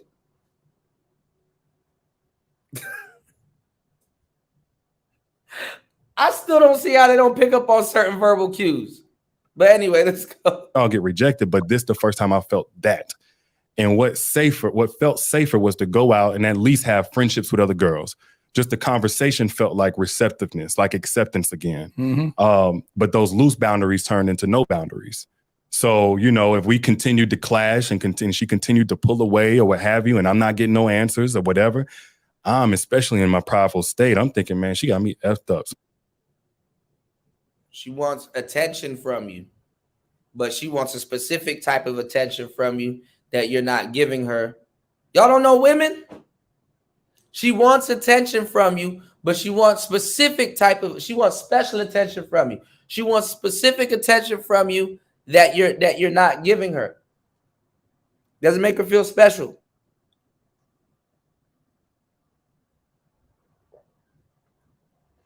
That's why she's pulling away from you, so you can chase after her. So I'm over here doing the right thing, and she over here acting like I ain't nothing.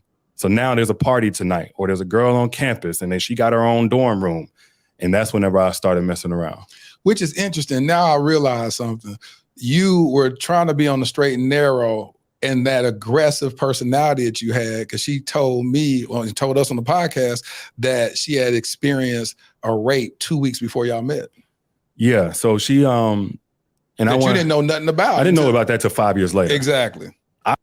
Yeah, but you were She was in a bunch of people's rotation, including yours.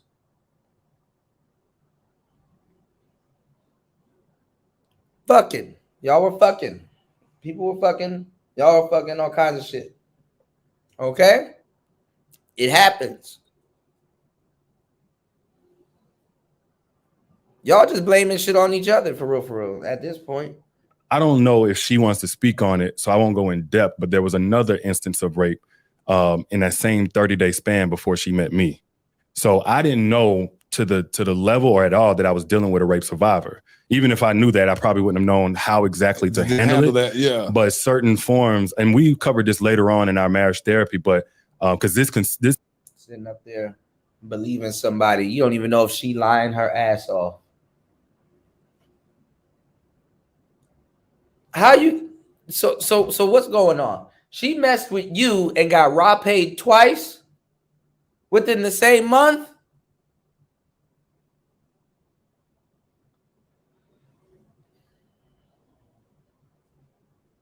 This was a pattern. This everything that happened that was really painful was really one long repetitive pattern. Right. Me feeling rejected for this, that, and the other, and she handles, becoming okay again a certain way. But I didn't know certain forms of affection that were natural to me just felt scary to her, put her back in a certain space where, certain things that happen. So, yeah. And that's so interesting. It's like, I'm getting understanding. It's like you have this woman who has experienced this huge violation of her body, her soul, her spirit, this brokenness. She meets this guy who she says she just... Not gonna lie, you let them all tell it in some shape or form. Somebody did something, This is the thing, y'all, and I don't play around with this type of stuff neither. But these are just two people that shouldn't have been together, that's been together for a long time. That's really what it is. Like, this is why y'all got to fix your own grievances, because then now you become the world's problems. All right?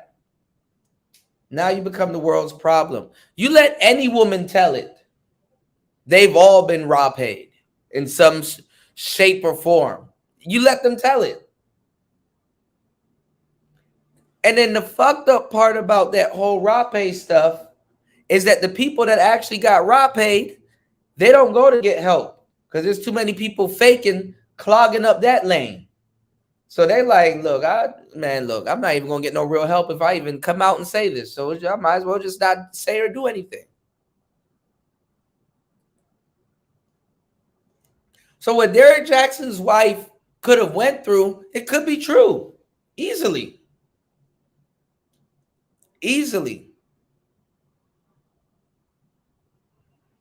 But it's a monkey on whose back, though, Right, little Shirley. It sounds fishy as hell, don't it?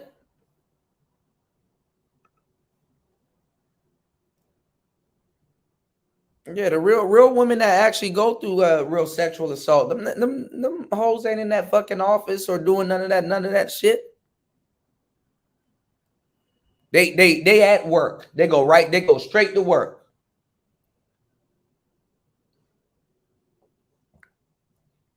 That's the sad part. That we live in a day and age where you got all of these organizations that claim to, want to help people. And the main people sitting in those offices and stuff and filling out them pamphlets and stuff like that. Them people that nobody did them nothing. Never did nothing to them. And it's the real people that really need help that can't get the help.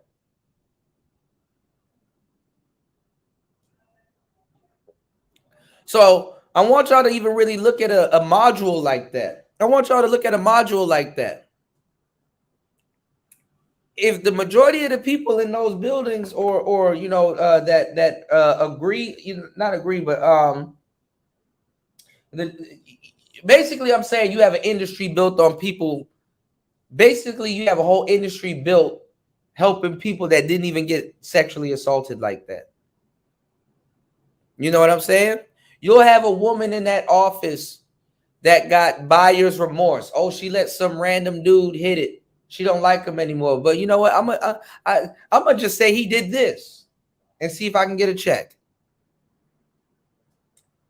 You know? So the real people that's going through them, you know, those type of problems, sadly, they can't find any type of real help. You know? Okay.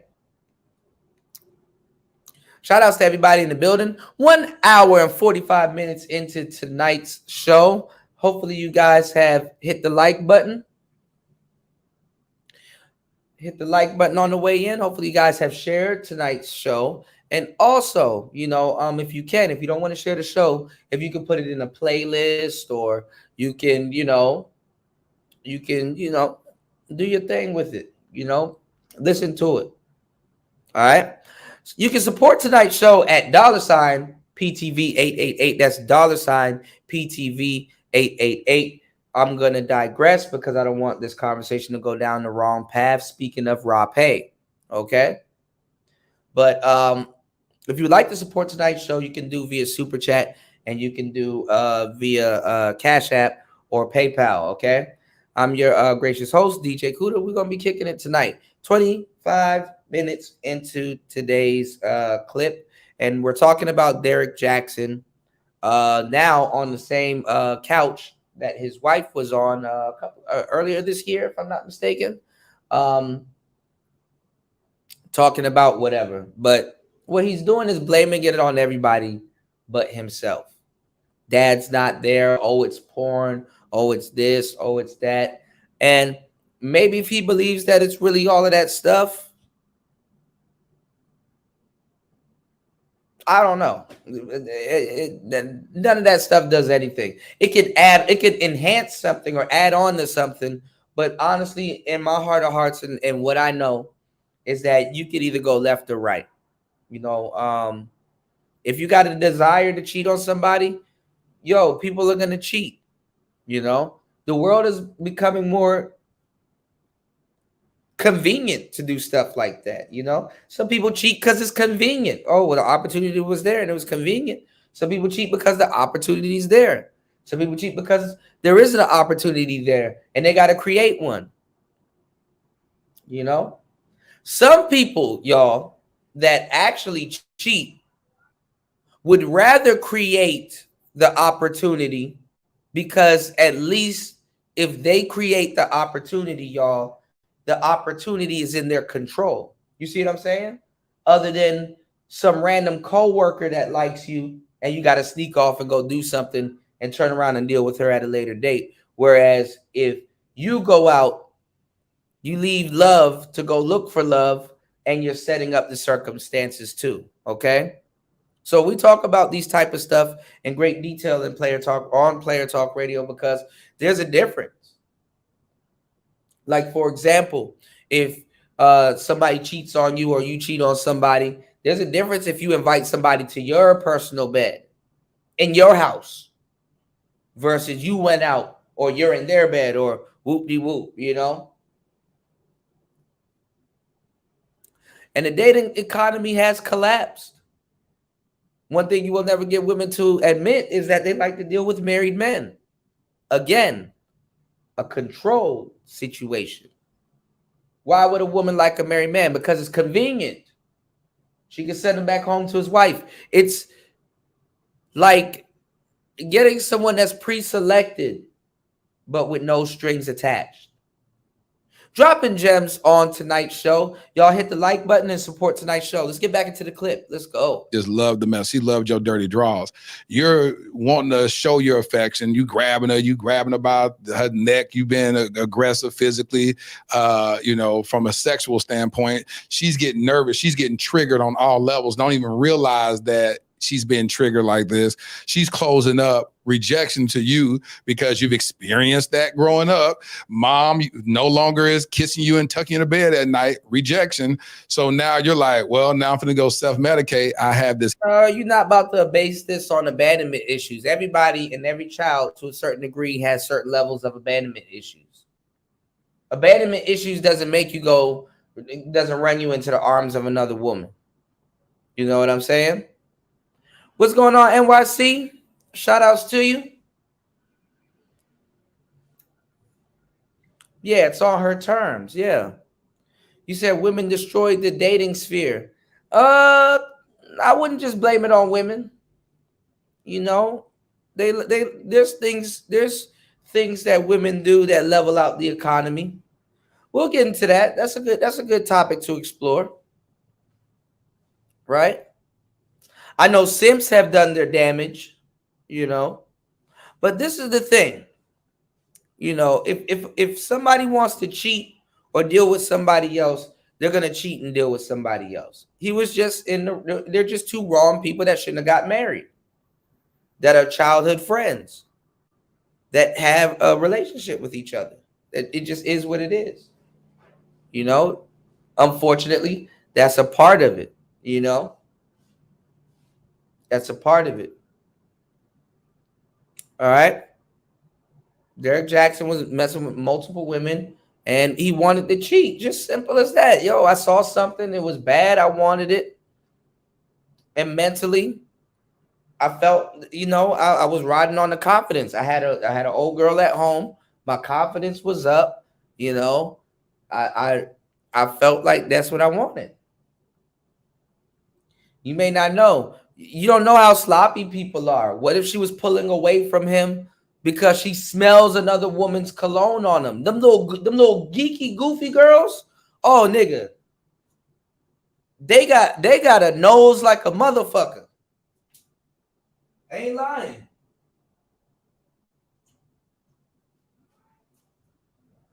Why you think it's better to deal with Pookie?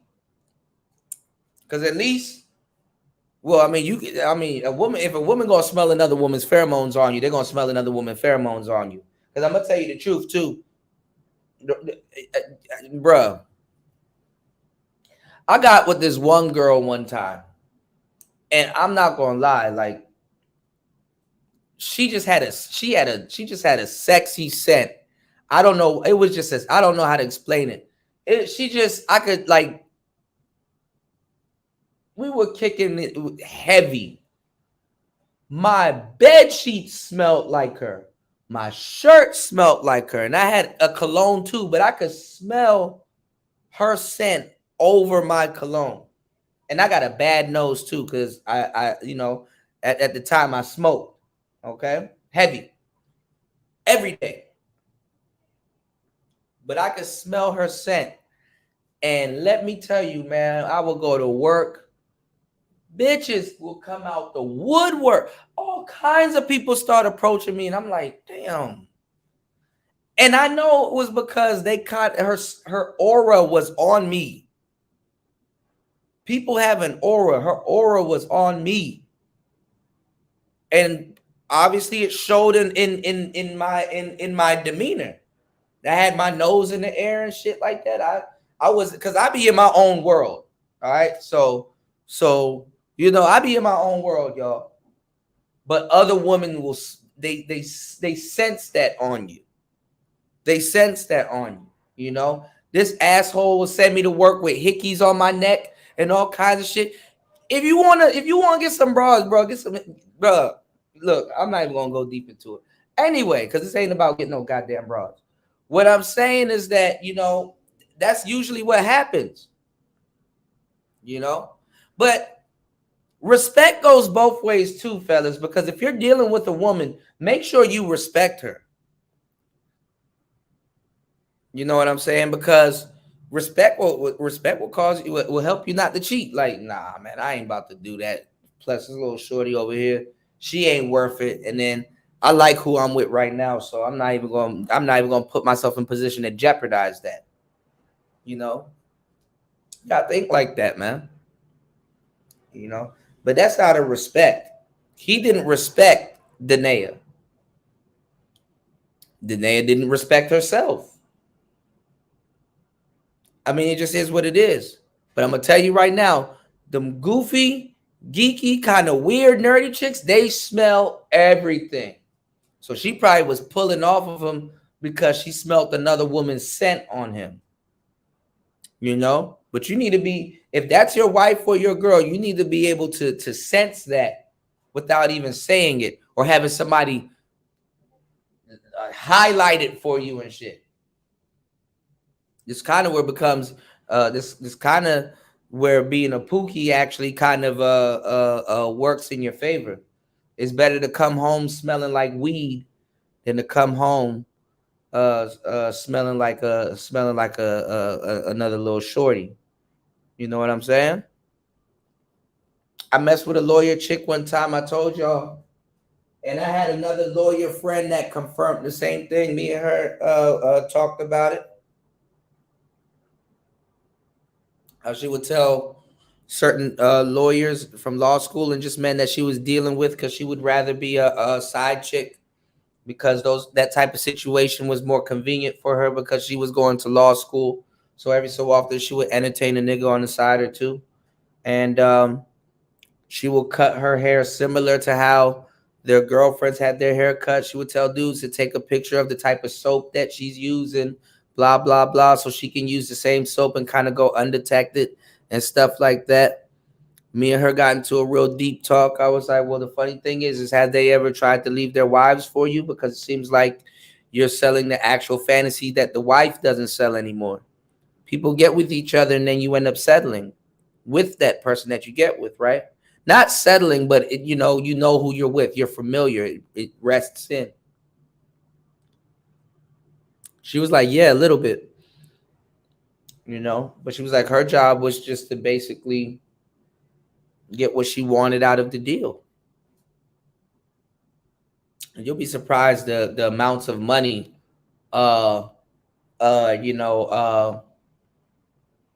dudes will spend on a side chick. But this is why I think, because I don't know how women do it. I really would like somebody to, ladies, if you would like to talk or chime in on it, or if you have a theory, I would love to hear it. Because how do women, I don't, nobody wants to get cheated on. But I must admit, women can handle it better than men by leaps and bounds. You know what I'm saying? But there's a lot of factors that I know that play into it. Pre-selection. There's just a lot of stuff that plays into, women when they get cheated on, or if they get cheated on, or they feel like, I was about to say, shit hurts. But I've noticed, even getting older, they feel more so like they got robbed. You know what I'm saying? More so than cheated on. Like Danae will probably get mad at Derek, not just for cheating, because she's probably used to it. So that's the least out of the equation. But she would probably get mad because she found hotel receipts, or he bought this girl a necklace or something like that. You know what I'm saying? Like gestures. Cause really don't nobody give a fuck about no fucking for real. That's some real shit. That's kind of where your player journey starts too, fellas, when you don't give a fuck about fucking either way. Nobody worried about fucking. A bitch will show you her butthole before she cooks you some shrimp scampi, and think nothing's wrong with that. Oh yeah, I'll do this, I'll do that, I'll do. Damn, that's crazy, bro. You about to what? Oh, you do what? Damn, that's crazy. Yeah, but yeah, can you cook some shrimp with some with some basmati rice or some shit? Like can you make a meal? Oh, I ain't gonna make you no meal. I ain't about to. You can meet a young shorty today and shake her hand, and she's like, hey, just so you know, I got an OnlyFans. You can respond, just so you know I don't trick, but that's good to know, man. That's what's up. Let me stop. Who was saying that Jesse Lee Peterson was calling them sex dealers? Sex dealer. Sex dealer. Shout outs to Little Shirley. Little Shirley said, we smell everything. That's the fucked up part. So fellas, if you're going out and you cheating or whatever, You better check your six. Check your six. And you better off coming home smelling like dank than smelling like I'm gonna buy you a drink. All right. Little Shirley said, nerd nose. You said nose and vision. They can. I ain't gonna lie, them geeky girls be blind in a motherfucker. I lost my glasses, but they keen on that smell. Women gotta. I ain't gonna lie, women got a crazy nose. Even the ones that smoke, they smell everything. I'm telling you. You know. You said when women waste the time. When women waste the time and dimes of men, they upset the dating market and the divorce courts. The red pill is the response. Exactly.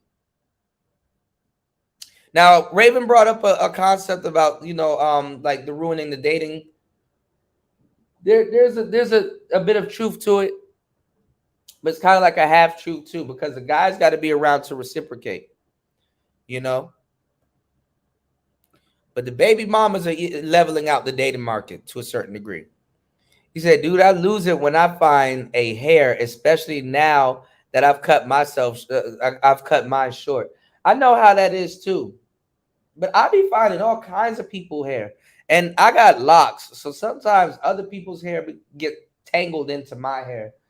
And I'm like, how the hell is their hair on my hair? People, we shed DNA wherever we go.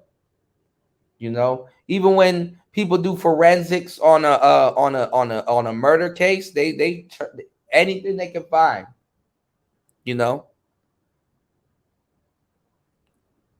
Shout outs to War Master. Yeah, a lot of women smell good, man. I'm not gonna lie. When you can still smell certain people in your sheets, it's like, oh man. Be sleep like oh man, yeah, it's hush money. A married man is the perfect target. He's compromised. Y'all be thinking incels are these doomers that's here on the on YouTube talking about coke. No, a lot of these incels are husbands waiting to get picked off by the a lot of these dudes have embodied the spirit of lust, and they ready to get picked off. The spirit of lust can kick in. All right. 2 hours and 3 minutes into tonight's show. Y'all hit the like button. Subscribe. Hold on, Toya. Did I say good morning? My bad. It's morning for me. I am discombobulated, y'all. Y'all pray for me, all right? Around this time, pray for me. If it's 12 p.m., pray for me. If it's 12 a.m., pray for me. All right? Because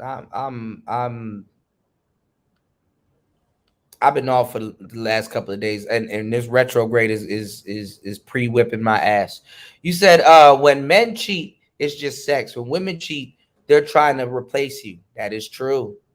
That is true. That is true.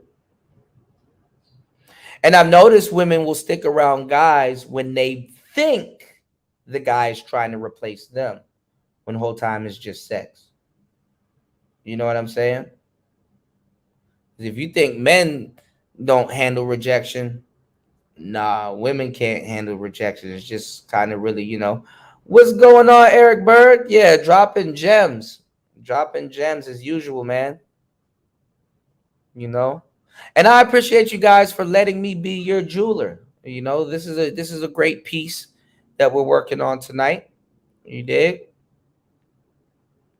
So let's go. It's player talk. Let's get back into it. History of looking at porn, and now the way I self-medicate is watching this. So now I'm going to do the outward extension of that. Yeah. Now I'm over here hanging out with girls. One thing leads to another. Now you over here smashing. Now it's triggering her. How did she ever find out when you first cheated on her? Well, we were both triggering each other and didn't know it. Right. I was triggering her with my affection. She was triggering me by pushing away. I didn't just continuously, because I had this weird thing, man, where I would do it and feel guilty. Would you like, tell? man, I'm would you tripping. tell No, heck no. Okay. No. So I would do it and be like, oh man, all right, you know, you messed up, you did your thing. Again, but we kids at this point. We're 19, so would the 20 girls years be old. running back to her?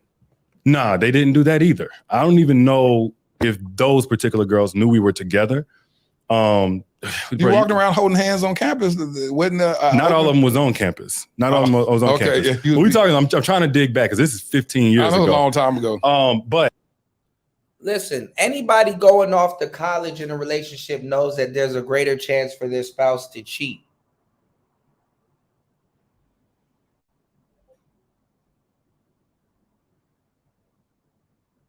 All right, let's go. I remember, I don't know how she knew. I don't think the original one or two or whatever she knew about, but I know we had a falling out because her and her friend, she suspected or something. Her and her friend used to have this thing on Facebook called Honesty Box. And it was where basically you send anonymous messages or whatever. So her and her friend had set up to send me anonymous messages to try to see if I would bite on the bait of another girl trying to flirt with me or something like that. I would have this, and it's again pattern. I'm cheating, now I'm faithful. Now I'm cheating, now I'm faithful. So in this point, I was faithful. Yeah. You know, I'm like, oh, no more girls. I felt terrible. That ain't it. You know, we done made up or something like. Somehow we get to talking and we back in love again. So this honesty box message is coming in. I'm like, nah, I'm good. Nah, I got a girl. And then I'm hearing ding in the other room. I'm at, we got a apartment here. Yeah. And I'm like, so I sent another message, ding, went into the room, her inboxes, and I'm like, oh. So we fell out. She suspected me of cheating at that point, but she wasn't right about that. Yeah. And then from there, man, it was kind of all downhill because we got into a really bad argument and, you know, all this other stuff. Well, she said that in the times where she would catch you back in college, she would never tell you anyway. She would go in the closet and cry, and then you'd come be like, hey, everything cool? And she'd be like, yeah, everything fine. Well, that was she'll say, it's my dad. I'm grieving the loss of my dad. Yeah, that was a communication style, period. Without cheating, I may say something that offended her. I learned later on in therapy with her that sometimes my facial expressions while I'm listening would trigger her because I think her dad or something like had that going on. So a million things could be wrong with her, but then it again this dynamic of I'm begging for her to tell me what's wrong, and she don't. And I could take rejection maybe 1 or 2 days, but after 2 or 3 weeks or 2 or 3 months, now I'm starting to check out and detach without actually leaving. So it wasn't just the cheating that she wasn't talking about. She literally, if she had an issue, she held it in until she blew up. She said that. She said she held something in like 10 years and then blew up. A lot of stuff, man. It wasn't just that. It was a constant thing of, you know, communication is key, but you're not communicating. And so I'm over here begging, trying. Because sometimes I'll be doing stuff and I wouldn't know it was bothering her. Like, so for instance, I was kind of a flirt. So I would say, hey, beautiful or whatever to a girl, think nothing of it. But then she would hear that and be like, you call me beautiful. So understandably, she's offended. She's upset. Like, what, you know, you tripping. Like, don't play with me like that. But she don't say anything. So she wasn't vocal, but she was expressive. Because it ain't like she just didn't talk. She showed that she was upset, but it was with, again, rejection, hostility, name calling, walking off middle of conversation. And that go on for weeks up until I pull away. Then she gets suspicious. One pattern over the next for the next however many years. So when y'all graduated graduated college, what was the state of y'all relationship? Were y'all still we had together? just broken up. So I found out about her and a gentleman. I think she mentioned on the last podcast. She said that she was trying to get you jealous or make you jealous about a coworker that she said we created this thing to make it look like this is somebody I was dating to make you jealous. But we remember that differently. If I pick that cup up and I pour with the contents in it in my mouth and I swallow, did I make it look like I was drinking? So we've always differed on this, by the way. So I'm not trying to just stir nothing up. No, so I had a nonprofit when I was in college. I wanted to tutor and mentor, all this other stuff. So one of the things we did was we held events. I had a Christmas event that was like that previous December toward the end of college. And I had saw her and the gentleman, the young guy, speaking for like an hour. Now, up until this point, Danae had always like tried to kind of be perfect in my eyes. Like I think she thought if she ever showed a flaw, whatever, I would just leave, something like that. So I was like, this is bold, you know, at my event. It's like hundreds of people in there, but I can see her just chatting it up. So from December all the way until we graduated that late May or something like that, I had seen the cars together. I had seen all these different things. And this is the coworker that she had. Yeah, coworker, any classmate or something like that. So fast forward, and I'm thinking at this point, first off, we already coordinated where we're going to work after school. We're going to be in the same state, because I'm thinking like, yeah, I'm gonna do this. But at this point, I think it was really a lot of what she had been holding in, because I had been unfaithful. I had cheated and all this other stuff. I think she never fully expressed herself on how that affected her. So at this point, I think it started bubbling up to where she got really hostile. Like, man, if I don't care what you say. So she's out overnight. It's like, I went to sleep at the gas station. I'm like, went to sleep at the gas station? Went out again overnight. Oh, y'all were staying together? We were staying together. Okay. We had started staying together like, we were shacking up like year 2. So you said, so she left the house and then come back the next morning? Till like 9, 10 in the morning. And this was unlike her. She was not this type of girl, but she's wearing makeup now. I know she got some hood rat friends from Sonic where she worked, and I know she hanging with them. I'm like, what is she doing? I'm not sure who's involved. So she did that 2 nights in a row. Then one night I came home. I forget where I was at. I wasn't doing, at this point, I wasn't doing anything. I kept going up and down. Came home in the shower. I came in just like me, bro. I'm very affectionate. My number one love language is physical touch. So first thing I do is get my kiss and hug. She's in the shower. I go right up in there, and while she's in the shower, she's wet, and she's like, and I'm like, what's up, baby? Kissed her, came on out, and the phone is on the counter with the messages up. And he's like, is he home? Can I slide? And I'm looking real quick, and I see the name. She jumped out wet, snatched the phone, and I was like, oh boy. Went to the living room. I searched the name on Facebook, saw some stuff. And I was like, that's the guy that she was talking. So long story short, man, that was a big blow up, and we broke up. And then years later, I had heard from some people he was around about what actually took place. And that after we broke up, she had went and stayed the night, and they did whatever they did. And it wasn't until we were married, because we had this thing where, hey, tell every sexual experience you've ever had. Yep. Where we were married, and she finally, after he done died a couple months earlier, said what all had actually transpired. So she admitted to it. Well, she did. She said, well, she didn't have sex while we were together, but it was afterwards. Me, I'm like, it pales in comparison to what I did. I am not going to get mad. Like, let's just keep it all the way G, so we can sweep this away and get on to the next chapter. But we had the direct answers. We broke up. We broke up because of that. Her and whoever, I didn't care. I moved on, did my thing, but we stayed in touch. And when she moved where she moved to, we kind of reconnected sexually. She said that at that point, but first of all, let's go back to her personality, which is interesting, because I've come to find out that Naya said she used to be a fighter. She used to swing on people. She said somebody came to the job one day, she done fought people. She I didn't know that part of her, but I mean, she's spoken of being willing to, but I didn't know that part of her. Yeah, she said she was known to throw hands, and I was like, really? I was like, she's like, oh, yeah. A lot of tricks up her sleeve, a lot of surprises. Box of chocolates, man. She said she threw hands. And so now y'all moved to y'all's respective cities. What city was that? Was it when you moved to Atlanta? I was in Rocky Mount, North Carolina. No, we went to North Carolina first. Okay. Well, and then she was in South Carolina. And y'all were both single during that stage? Very single. You doing your own thing, she doing her own thing? Her own thing. But then y'all would just smash every now and then? Every now and then. But then I would say this lasts about 1.5 years. So if she needed me, I came, and like, say for instance, one time I worked a 9 to 5 at the time. I was at work, but she had felt really ill, and she didn't have no family down there or nothing like that. And I came back, I flew back, and I just drove. It was like a 5-hour drive. I drove down there, and I stayed with her that weekend. So anytime she needed me, she didn't have no furniture, I would help. If she needed to do this, I would help. That was kind of how we, how we did things, but we were still sexually engaged whenever I did come. Would that be defined in today's standards as a situationship? That's fair to say. Or just somebody I'm just smashing, because a situationship is more so as it's understood that we're exclusive with each other, but we don't have the title. This sounds like more of, I understand you got other people you messing with and vice versa, but we'll hook up. I would say after the first year, when we kind of really started up with, I'm coming in, I'm operating as a boyfriend, or she's operating as a girlfriend, daily calls and texts and check-ins and stuff like that, but still undefined. Yeah. So, I mean, it's fair to say situationship. Either way, it was a blur line mess. And when y'all got ready to move to Atlanta, was that a conversation that y'all had that y'all were going to move together? First, she was going to come up to where I was at in North Carolina.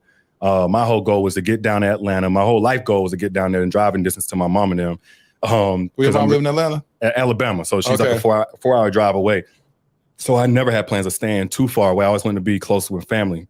But yeah, we had that conversation. Like at some point, you know, especially as we get back together, we're going to be down in Atlanta together. So when at the birth of, at what stage and age did the birth of the Derek Jackson that we see on social media, when did that emerge? It kind of started, I would say, about 2012. I can't say social media because now I talk a lot about relationships. I didn't start off with relationships. What were you talking about? I was talking about police brutality. I was kind of like one of them online activists. Oh, really? My first time going viral, my first time on national television, I went on CNN. I was speaking on behalf of Walter Scott Bush.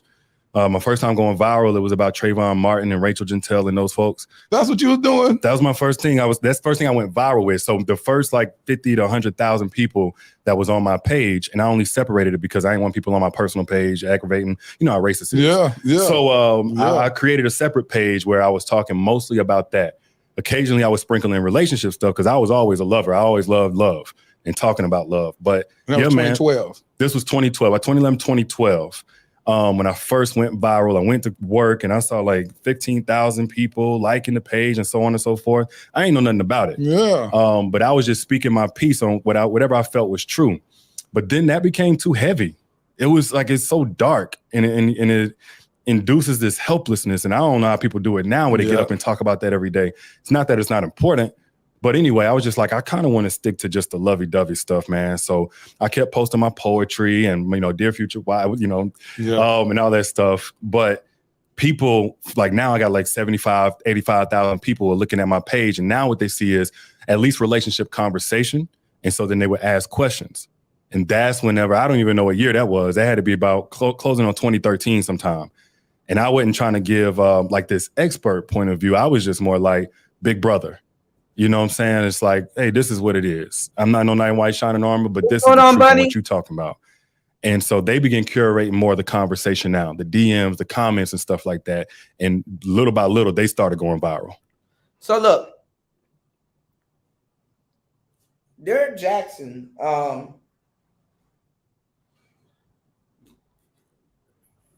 you know, he's gaslighting and kind of blaming everybody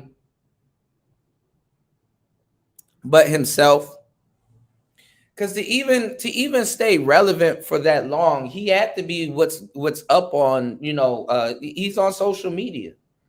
You know what I'm saying? He got to be what's up on, you know, he got to be up on current topics. He got to be up on, you know, the latest stuff. And Derek Jackson was around throughout the Attitude Era, y'all, you know. So he knows about the She-Ra 7s. He knows about all, you know, he knows what the hell he's doing. He's not dumb by the stretch of the imagination, you know. But the thing is that he's been doing what he's been doing for a long time. So he kind of only knows how to cater to one, you know, he knows how to cater to a specific audience, you know. So he kind of believes, you know, I'm pretty sure he knows the world doesn't operate the same way as the audience that he usually talks to. So it is what it is, man. I mean, I don't know why people, we live in a different day and age right now. Like, and it's kind of been like that for the longest time. And I don't know why a lot of people want to bring fairness to the dating arena, where it's really based on uniqueness. You know what I'm saying? For certain guys, cheating is not a deal breaker. Both ways. You know, both ways. You know, if Danae leaves him or whatever happens, who else is she going to date? Who else is she going to date? You know, and obviously Derek can go on a date or marry somebody else, but you just going to fuck that up too. So it is what it is. What I'm surprised at, though, is that a lot of women kept it silent for so long. You know what I'm saying? So maybe there's a certain type of woman that he cheats with, you know? So let's go. And so you were intentional enough to say, let me leave this other stuff alone, and then focus my energy on love and relationships. Yeah, I honestly, bro, just like everybody else get on social media to post whatever's important to them, that's what I did. The only difference is my voice started resonating, relating to people. And I think I'm probably a bit more bold than most. What was the style? Were you doing it? Was you on a cell phone like you've become known for? Or did you have cameras? Like what were you doing during that time? It was written at first. It was all written. Everything was written up until 2014, 2015. My first, actually, I was a romance novelist. The first couple of books were Cheating Man's Heart 1 and 2, inspired by, I'm sure it's a huge surprise. And then from there, I wrote poetry because, again, I'm just staying true. Some people were trying to push me into expert land. I'm like, y'all don't know. I just effed up everything. I ain't the one. But then when I got down to Atlanta, this is 2015-ish. Me and her just broke up all over again. People have been stealing a lot of my content. And I was like, enough of that. So Derek Jackson, he came up when, the simping was really lucrative. You had a guy called Shelton Benjamin. He probably talking about Ace Metaphor, because Ace Metaphor is the only person I can actually really think of that's kind of really moving the change just a little bit. But Ace Metaphor is slightly grifting over here, if y'all notice. So a lot of people like to stay in the gray area instead of just straight up claim like red pill or manosphere. But you had Derek Jackson. You had a lot of little simp minions running around. You know what I'm saying? You had Trent Shelton, Tony Gaskins, Derek Jackson. Derek Jackson also, too, was active during the Hotep years. So you had the Hotep brothers on top of that. Simping was just the thing to do.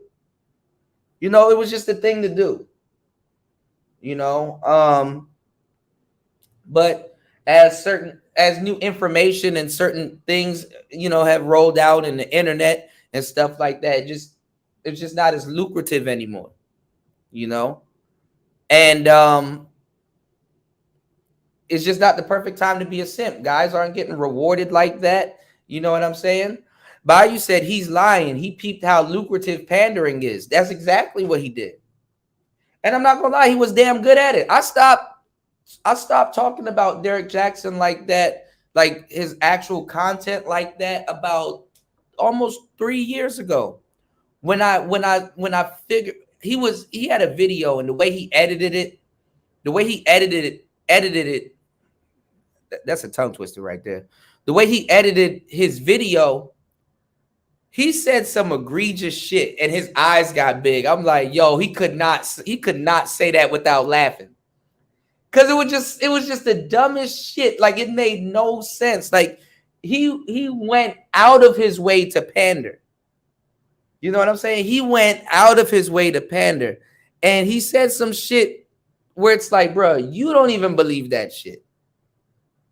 You don't even believe that shit. Like, it's one thing for a woman to hold a guy to a certain standard, but it's another thing for a guy to like run right after her and do the same thing, And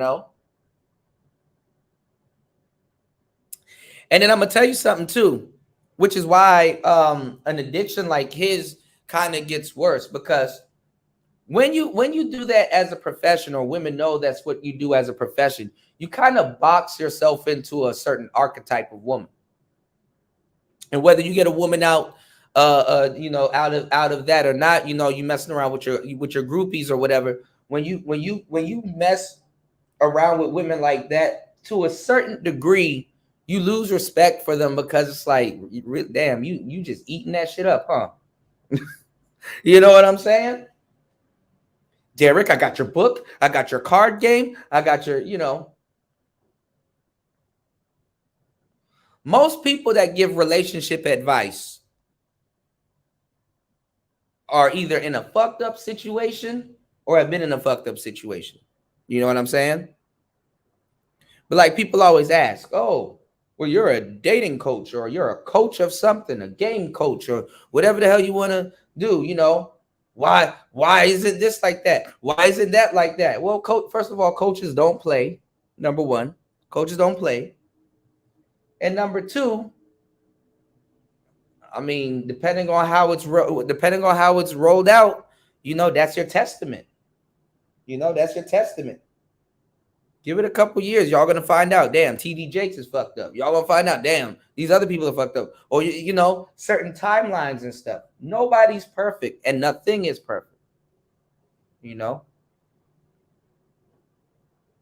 So didn't nobody, especially men, really look to Derek Jackson to be perfect. But what he was talking about portrayed that he was perfect to both sexes. You know what I'm saying? So obviously, too, you know, in hindsight, you know, Danae, she knows that. Oh, your husband got a relationship books. Your husband's got this. Your husband's got that.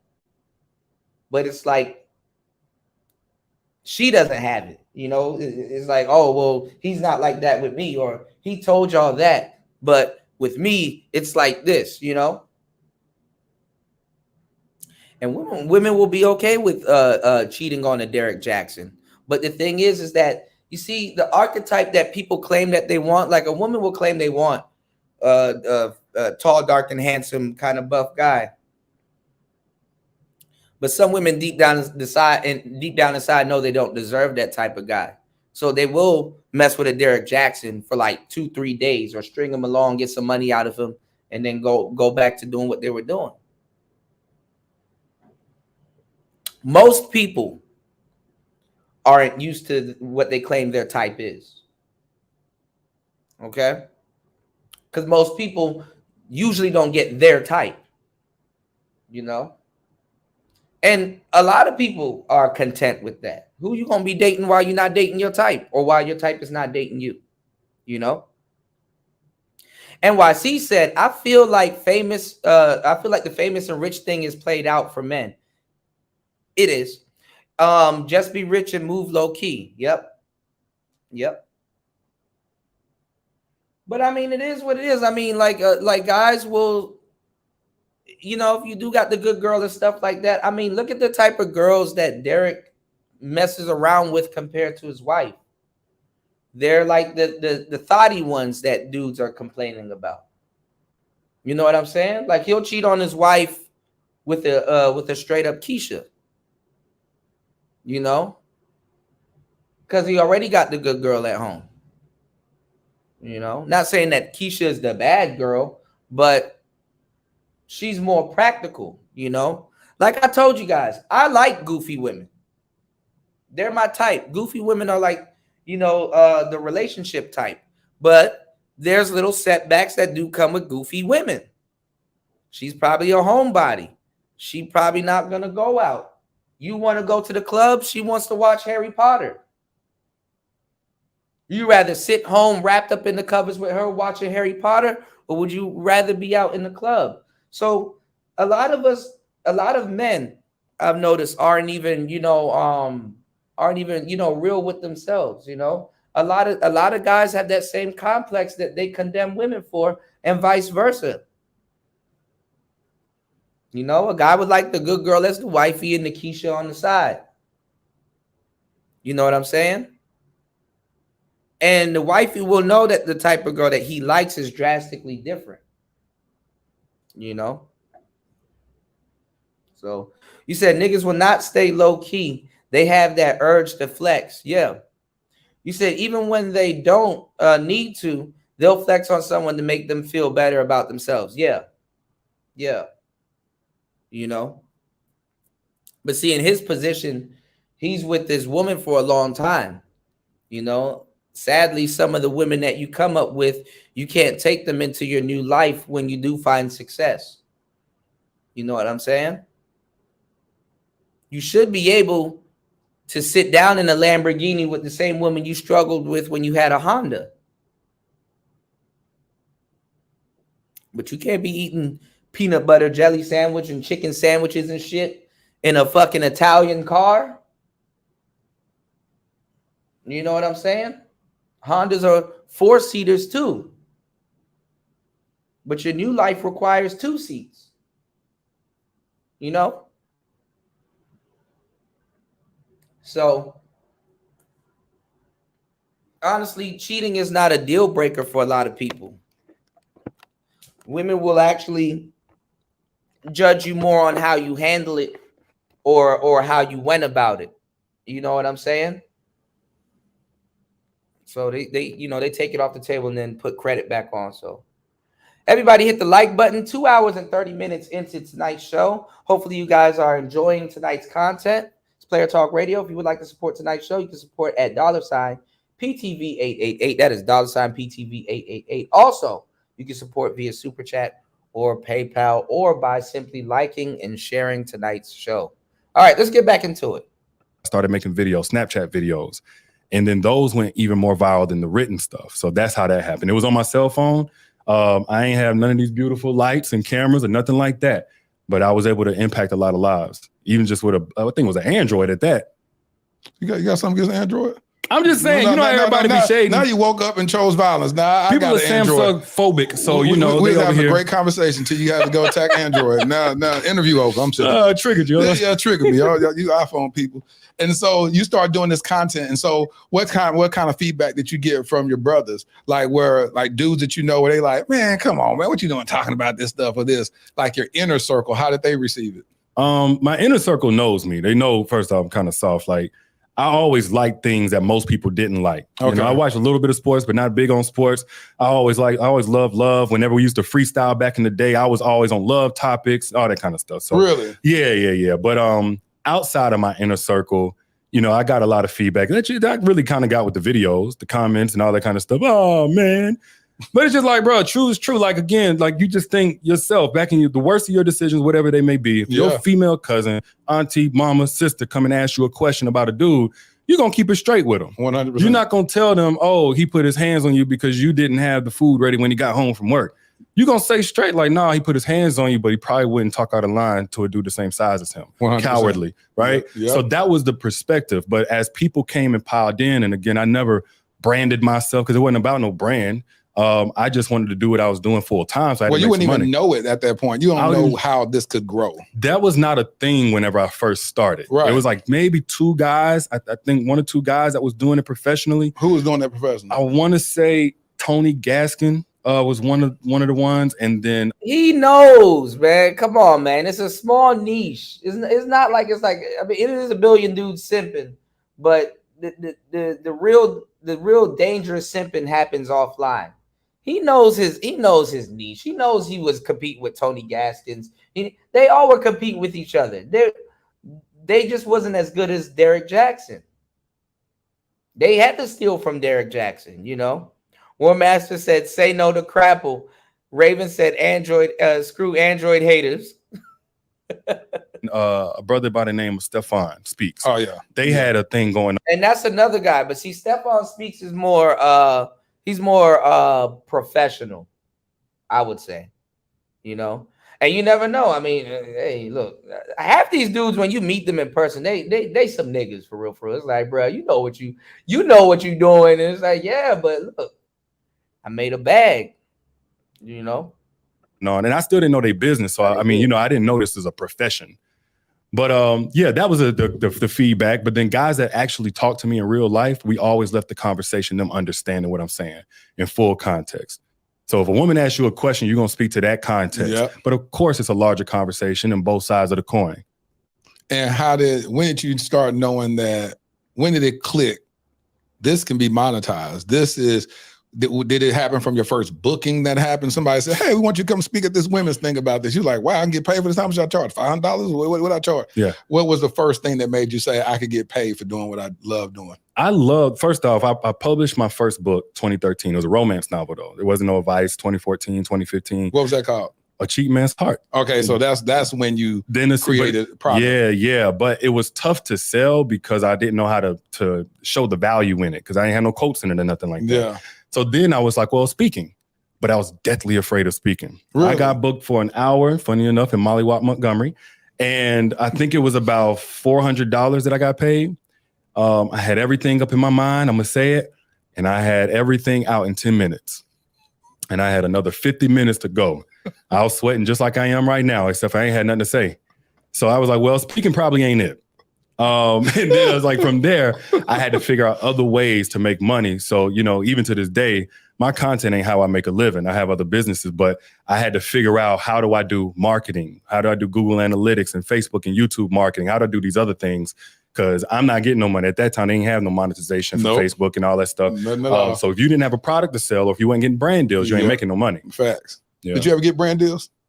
Not like as a long-term thing. I did a couple of things for like the Last OG show and stuff like that. Yeah, but not like the way it is nowadays, where they be like, I stopped even accepting them because I felt like they would always try to control me.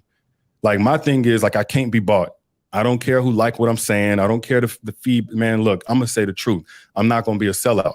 And a lot of times the brands would be like, oh, well, you know, you got to take this video down, especially about the black stuff, pro-black stuff. And I'm like, I'm not taking anything down. Yeah. If I say I love even black women, if I say I love black women, I'm adoring black women, I'm sorry to those whites and non-blacks that get offended, but this is how I feel. So I stopped doing brand deals, and that's why I really learned business, so I could be independent with my voice too. That's real.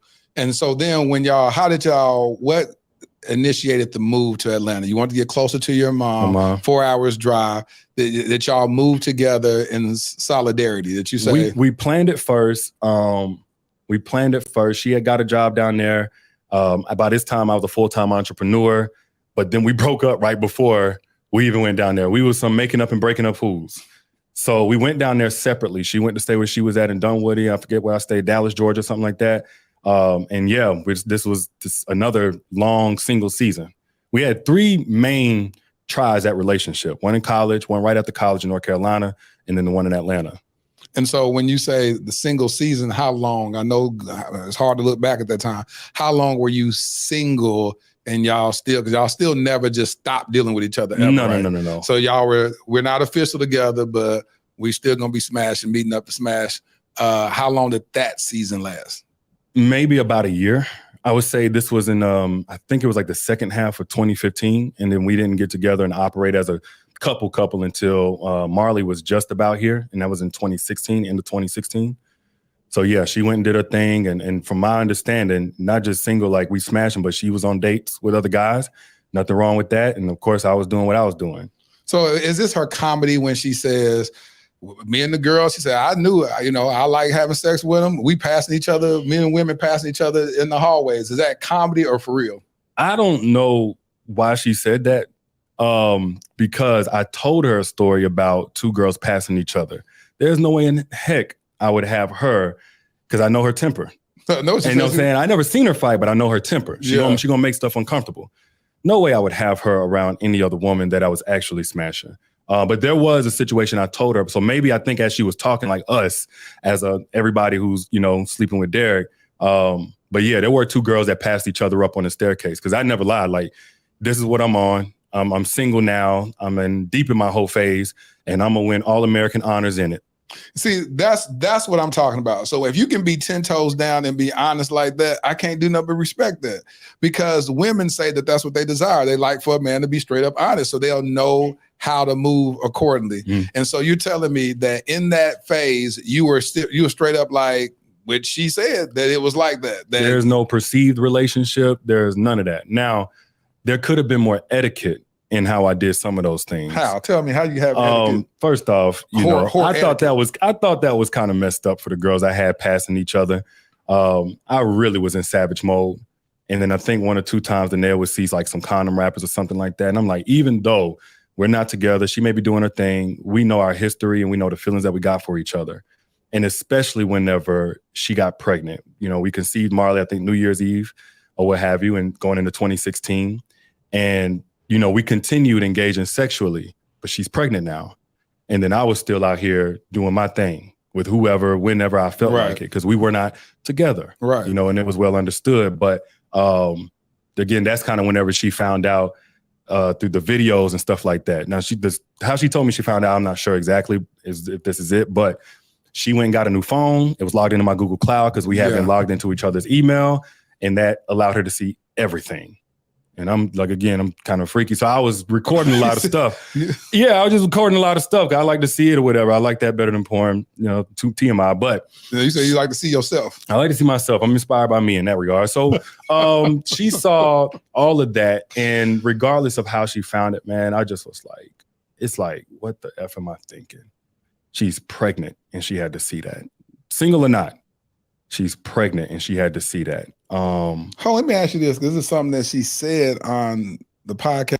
Because this is the thing about the cheating thing, y'all. And it's the same thing on both sides, men or women. Well, he's blaming it on. You're juggling multiple women, so you know what you're doing.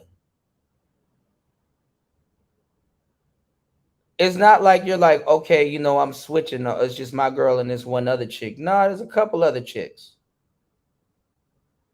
You know? It's a couple other chicks. And to a certain degree, you were using yourself and them as a muse for your content. It is what it is. Well, let's go. Yes, or before, whatever. She's been pregnant by you multiple times and didn't conceive, right? Yeah. We didn't carry. Right, it didn't carry. And so when you had Marley, that's the first child? That was the first time we actually had. We had gotten pregnant prior to that in North Carolina, but she miscarried. And then before that were abortions. Definitely. You have my condolences, totally. And so what made you decide, or y'all decide, to give birth to Marley? Well, earlier in our years, we were just kids and we felt like we're being irresponsible if we bring them in, you know, really thinking of ourselves at that time, not thinking about, you know, the God factor or anything like that. So by the time we got to North Carolina, it did take a toll on her, even those experiences. And, you know, for me, my whole stance was, even though we created this together, it's your body that has to carry it. So whatever you want, I'm on. And in North Carolina, we wanted it, but she miscarried. So when Marley came about, it was like, oh, it's game time if we can actually carry. It really wasn't even much of a discussion. The moment we weren't boyfriend and girlfriend, but the moment she let me know, I told her, you ain't got to do this alone. Like, I hope you know I'm all in. And I was. Every doctor's visit, I didn't miss one. I told her she didn't have to work and I was going to take on every bill, and I did. So she didn't work from that point until all the way, honestly, until we divorced, or I filed for divorce. But that was my whole mindset. You said all in. Yeah, but she resented it the whole time. She resented it the whole time. You know?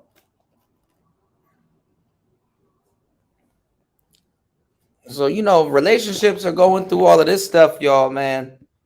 I know the dating game is ridiculous. You know? And some of these people that you think that are married and have hung up their jersey, you know, you gotta look at it too. Some of them do know the dating game from a different angle of today because they're still participating in it. No matter what side of the chessboard that they're on, you know. So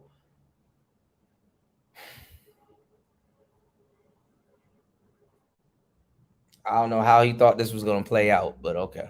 We're in a relationship at this point? Or no, when I mean all in, I was still not thinking we could work in a relationship. I also had you're gonna be a present father. I'm absolutely. Yeah. Because probably more than I wanted to be a husband, man, I wanted a family. I wanted to be a dad. Because of what you were lacking growing up. That was my major pain point. Yep. I don't have my daddy. And I remember vividly asking the questions to my mama. She's trying to answer best she can. But feeling away when I saw this and then, I'm like, one day when I get my baby boy, I'm not going to miss anything. So when she told me that, I really got excited, but I also wanted her to know she had my full support regardless of our relationship status. So every gynecologist, I went to the little classes to teach you how to massage while she on that Pilates ball. Yeah. I was just like, oh, it's game time. I bought books, but we had not sealed up the relationship exactly. So some time passed, and I think we had a little argument where she was like, if you don't be with me or something like that, I'm not gonna let you marry your kid. I'm gonna take the baby off the grid. Yep. And it shook me until I had to talk about that again because my mind is, oh, she would never do something like that. Yep. But she was like, oh, I was just upset. I'm gonna take the baby, move with my mom. Yeah, but she said, I'll be off the grid where you can never even reach me. And I was like, okay, I never heard that before. But anyway, fast forward, it stuck with me, even though she said, I was just talking, I was just upset, you know, my pregnancy emotions. But I also, whenever she had found all that stuff, the videos and stuff, I was just like, man, you got to tighten up. You can't be on this. I don't like the example I'm about to set. At this point, I'm in my career. I'm talking about family values. So I was like, all right, time to cut the whole phase short, time to lock in. And I made my mind up like I'm going to propose to her. I'm gonna give her some time to heal everything or whatever. But New Year's Eve, I planned it all out, started paying for the ring. I'm like, it's game time. Why? Why'd you decide to marry her? What? Because at that point, was it led because of the pregnancy? Was it led out of true love for this woman? So it goes back to what we were talking about. They both probably love each other, but they resent each other and don't respect each other. So what was that saying that I mentioned that Sugar Free was saying? Love ain't nothing but two people feeling sorry for each other. Is it led for, like, what initiated and made you say, this is my world that I'm in. I have this platform where I'm sharing this. I have this child coming, but I want to go ahead and marry this woman. The platform impact was the least of it. With her in that time, even though she was pregnant, she actually was helping me with work a lot. My business was picking up, going crazy. You know, this is the first time, I think it was the first year I made 7 figures. And I'm in my 20s or whatever. And I'm like, I can trust her. Yeah. She was with me when I was broke, you know, whatever. It didn't happen over the years, but at least I know she doesn't want me for my money. Yep. And she's carrying my baby while helping me at work. If we can make the relationship work, I want to try. And this time, knowing what I know, because now I'm teaching the masses, I'm like, I know how I need to come. I need to secure her in terms of my intentions. Then that's where the marriage part comes in. Yep. So she knows I'm not playing no games. I got now the financial pieces there. So she already ain't working, but before Soft Life was cool, I was like, I don't want her to have to worry about anything financially. Yep, she said that. She I'm said all that in. Financially, she was good. Yeah, financially, because, you know, another pain point was I saw my mama struggling. And I always felt like if a man was here, she wouldn't be, you know, how she is, tired all the time and gone all the time. So 2 things I knew I wanted to do. I wanted to be a present father, and I wanted to take some weight off of my lady's shoulders. And from there, I was like, whatever. I think if I come in and I do my part, the rest is going to fall into place. But it don't work like that.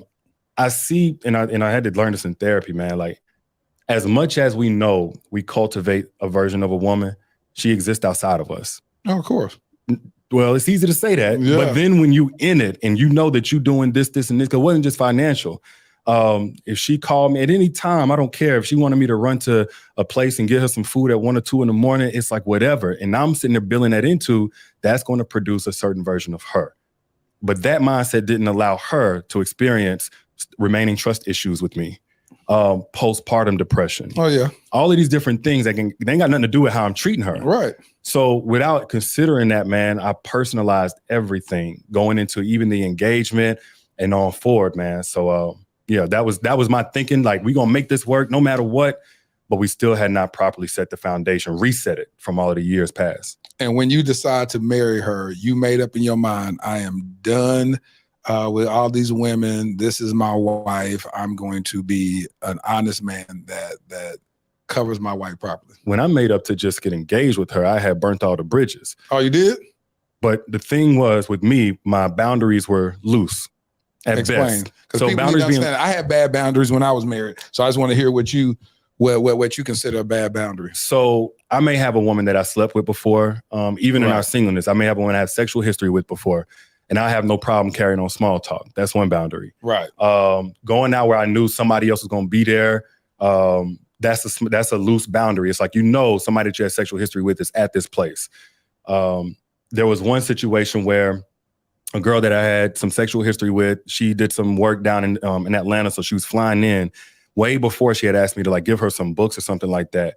And I kept that commitment to meet up with her and give her books instead of telling her like, you know, or just telling her, no, things have changed since the last time. So these are the types of things, and I didn't know this until way later, Danae would see or have whatever and have problem with. Of course. Because even if a girl is hitting me up saying, D, you know, my mom loves your stuff. My colleague, you know, is a fan of yours. And I reply like, oh man, thanks. You know what I'm saying? Appreciate that. You know, hope everything is well. Danae sees that at the corner of her eye, or when she goes to my phone and says he's talking to women. Yep. So for somebody who hasn't healed, it's triggering all over again. But in my mind, I ain't smashing these women. For every woman that I'm even having a loose boundary with, I'm curving women 10 times more. So on into engagement, that was the first time I was like, okay, I don't know if I can do this. Because at this point, man, I done got her books. I got a therapist because I'm not getting the version of her I think I'm supposed to get. I'm faithful. I'm provisional. I'm still asking about what we can do to fill up her love tank. but she's hostile. She's closed off. At times, she's emasculating with how she talks. Of course, the sex is not even close to being there. And then she said, well, we need to go to counseling. That's why I'm glad you went right there. And then what happened in counseling? Because that's where she said she revealed, this is before y'all got married, right? And this is where she revealed, I had been raped before, right? In this counseling session, that this happened. When did she mention that she had saw stuff in your phone and all that stuff? Was that in this counseling session? No, she already had told me in real life. The thing is that certain relationships do need a certain amount of toxicity to it to balance it out. You know, it semi-balances it out. The problem with both of these guys is that they're just not on the same page. You know what I'm saying? They're just not on the same page when it comes down to certain things. You know, you want to balance it out. So their problem is communication, you know, and that weird shit to a certain degree is coming from Danae's standpoint. But at the same time, too, it's coming from Derek Jackson misreading a whole bunch of stuff. And then, honestly, they together, but they want to do themselves also. You know, they want to do them. And sometimes a marriage or, you know, security allows both of y'all to be yourselves together, apart, you know. So anyway, she had saw the stuff, but this is where we're going to deep dive through all those things. And at first I was reluctant, I ain't gonna lie to you, man, because it's like, why is the relationship only in trouble when you're unhappy? Why is it that I've been telling you stuff, I'm not getting what I need, I'm paying for personal trainers to help fix your self-esteem so you can get back in shape, I'm paying for the therapist, the books, the podcast, I'm doing everything, rubbing feet, backs, everything, and it's not enough, and I'm hurt by that. But then whenever you feel upset, now you're ready to save the relationship. So I was reluctant at first, I ain't gonna lie, but I'm like, I'm engaged now, we got a little baby, let's do this. Let's go to counseling. Already born at this point? Yeah, Marley's already there. She was there like maybe 8 months old. She was very young. And then the counselor, and this was kind of really made it tough for me to continue on, he immediately went into rescuer mode. Danae is a lot better at accessing her emotions, especially painful emotions, than I ever have been. So me and her together, I'm big and I'm extroverted. I can talk a little bit. She's a soft voice and, you know, just look like she just been held in a basement or something like that. So we going and talking. And immediately she goes in about all the hard things I had done in the previous relationship. So me, ignorant, I never considered all the previous because I'm like, hold on, in between time we single, you've been dating. Yeah. I'm thinking especially because she got her lick back. Yeah. She got her lick back. And I mean, call me what you want, bro. I still feel to an extent. Once you get your lick back and you even the score, we even. I don't want to. I mean, you know what I'm saying? Like you went and one of the guys, and I don't know if she slept with him or nothing like that, but it was one of my homies. She knowingly did this. I did that to make you upset. She went for guitar lessons and learned everything she needed to know in one night. But I was like, okay, well, my chest hurt just like your chest. Learned everything you need to know in one night. But I'm like, you wasn't bad for doing that. Anybody would be, first off, on timing. Then secondly, to make me, you know what I'm saying? My chest hurt just like hers did. Yeah. All right, cool. So when we in this counseling session, back to here, 2017, she going in and I'm in the present of all the things I've been doing. It's the first time I've come this hard for the relationship ever. And, you know, financial aspect and the security. I got down on one knee. I can't do no more than what I've done. But she talking about me like I'm a dog. And the only thing that exists is all the negatives. I ain't done a single positive, So he not only allowed her to say that, he said, now you got this hard voice with me already. I ain't even said nothing. You don't say a word. Not until y'all come back on another session. So it was tough because I'm like, man, my feelings are obsolete the moment that she talked. And she crying and everything. So I get it. But I'm like, man, this ain't it for somebody who already deals with shame, wounds, abandonment, all this other stuff. We did do like one more session. And in that time, I found out she was texting the personal trainer under a woman's name. She had been searching them on Facebook. She had lied about some other stuff. So after that, bro, and she went. Yeah, I mean, she tried to cheat on you and it failed. You know how much women try to cheat on their men and fail and get really mad or they'll even go as far as to having a nigga in their bed and shit like that and can't do it or cry or whatever or some weird shit. That happens also too, y'all. She tried to cheat. It didn't work. It failed. And now she's even more frustrated. Goofy shit like that happens also. You know? And she'll get more mad at you. Let's say, and I'm saying you as if you know, you're Derek, because like she and they get enamored too, because like, damn, it's so hard for me to do it. How does he do it? Then they start to wonder about you again. You said they start shaking. You said till you put the tip in and dive deep. Look, man. My boy Jack James said, no need to take it off for me. No need to take it off if it ain't me in your bed, 10 foot deep inside your 10 foot deep between your legs. No need to take your clothes off if it ain't for me inside your bed, 10 deep. What was it? No need for you to take it off for me. No need for, God damn, I know how to butcher a saying. No need to take it off if it ain't me in your bed, 10 foot deep between your legs. You know. So some women, they don't got the balls to do it. They can't you know, they can't fall through, you know, with it. And it actually makes them like the guy that did it to them even more, because like, how did he do it? I can't even do it, or I froze up, or whoop-de-whoop. You know what I'm saying? And she'll take it out on you again. She'll hate it, you know? So they got together at a young age. And it's like, still learning, you know. She may think that she gave her best years to Derek, you know, and it might be true, but people grow apart, y'all. Went and said some things that weren't true in the counseling. I didn't even want to go no more. You just say, I'm not going. No, because I felt like, you know, you're not even approaching this genuinely. And at this point, I was questioning. Because both of y'all lying.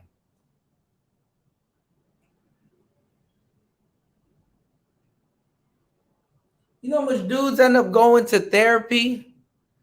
And it's like, bruh, that story that I live with this motherfucker, that story that she gave you was straight up cap. I'm not about to go through this because you're moving off of a false pretense because she lying. And the therapist is going to sit there and just make you feel like shit.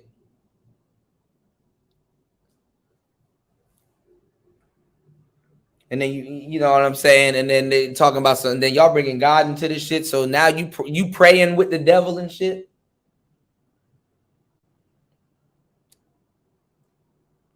Yeah, sounds like a typical college relationship. Exactly. You should expect somebody, especially in the college years, to cheat and stuff like that, or at least mess around. It's the first, especially if both of y'all went to high school with each other and stuff like that. Like y'all are kids. The first time y'all got a little bit of taste of freedom. You know, and if you're not gonna stop it, if you're not gonna stop somebody from disobeying their damn parents, somebody that raised them and stuff like that, and probably even raised them better, of course it ain't gonna start when you're in a relationship with somebody. You know, college, you know, college is one of the biggest relationship enders for anybody. You did. So, and if I wanted to go through with the marriage, I was about to ask you, so y'all still, but you didn't end the engagement. Didn't end anything. The big repetitive pattern of I'm pissed, I'm detached, I'm mentally checking out, I'm gonna show up as a worse version of myself, but I ain't letting you go. So that's a little bit of ego, it's a little bit of abandonment wounds, whatever you want to call it. We both didn't let each other go, no matter how much we was detaching. That's interesting. I wanna stop part one right here because when we come back, I want to talk about when y'all decide to go through with the marriage, and then what happened and what got us here at this point. Listen, make sure you tune in to. And then that's the thing too, y'all. Especially when you have a wife. A lot of women, and just like you know, the wifey type, 3 hours into tonight's show. Y'all hit the like button, support tonight's show. Support tonight's show. 3 hours in. 3 hours into tonight's show, okay? We rolling, okay? Y'all show some love. All right. Now listen. That's another thing about making your own money in a situation. You get to control everything. Because women will get mad if you got a side chick and she finds out that you've been tricking on the side chick. You spent money on that girl when you could have spent it on her. That's how they look at it, right? If you're serious about your podcast, stop recording with Zoom and start recording with Riverside. All right. So they'll get mad. They'll get mad, you know, because you're spending your money. But the thing is that his money is all his. You know, he not spending your money or the money that y'all made together on these women. So it's like, to a certain degree, there may be many times Danae would, quote unquote, want to speak up, but what the hell is she gonna say? You know, that's where you get the whole men don't want women to work, or men want to keep women at a certain you know, to a certain level so they can have power. That's where that shit came from. You know. Whereas a lot of women that's in Danae's situation, oh, they would have been cheated. I'm pretty sure she cheated, but not with the people that y'all think she cheated with. Goofy girls get it in too, y'all. Do not be fooled. That's why he's like the fucking the personal trainer and stuff like that. Well, you a big buff dude. You should have been training your wife, but guess what? You don't want to do that. Y'all have communication problems. And plus, she's gonna be around you all the time. That's why Derek Jackson doesn't personally train his wife, because he's talking to bitches at the gym and all kinds of stuff. Like, you got to be able to read that shit. Like, damn, well, why don't y'all be a fitness couple? Nah, that's a conflict of interest. And also, too, he couldn't show off his relationship with his wife because how she is. See, that's another thing, too. A guy like Derek Jackson is looking for a woman that he can actually show off also. Because he could have, being with that woman puts his business at a cap. And what I mean by a cap is it basically puts a ceiling on top of what he has going on. You know, she's pretty and she got a lot of stuff going on aesthetic wise, but it's not enough to sell courses and stuff like that. It's not enough to actually sell the validity of their relationship. You know what I'm saying? It's not a testament. So if he was to put that he has, you know, that he's in a, you know, a stable relationship in the forefront, or and get everybody all up in his business too, he would have, you know, his business would have tanked. It would have tanked for sure. Yeah, relationships do put a cap on you too, but I will say also too, men in relationships tend to earn a little bit more money. You know what I'm saying? Some women can actually push you to become successful, and even grant you the time, you know, the time and space for you to be alone to work on that success. But you got to be devoted to what you're doing so that you're not taking your eye off of, you know, your goals and stuff like that. But the thing is that in this case, it's a unique thing. You know, she knows he talks to women. She knows what he talks to women about. She sees his videos. She knows. So she's been living in resentment for a minute. And she likes the lifestyle that she lives, but she can't help but feel powerless. You know?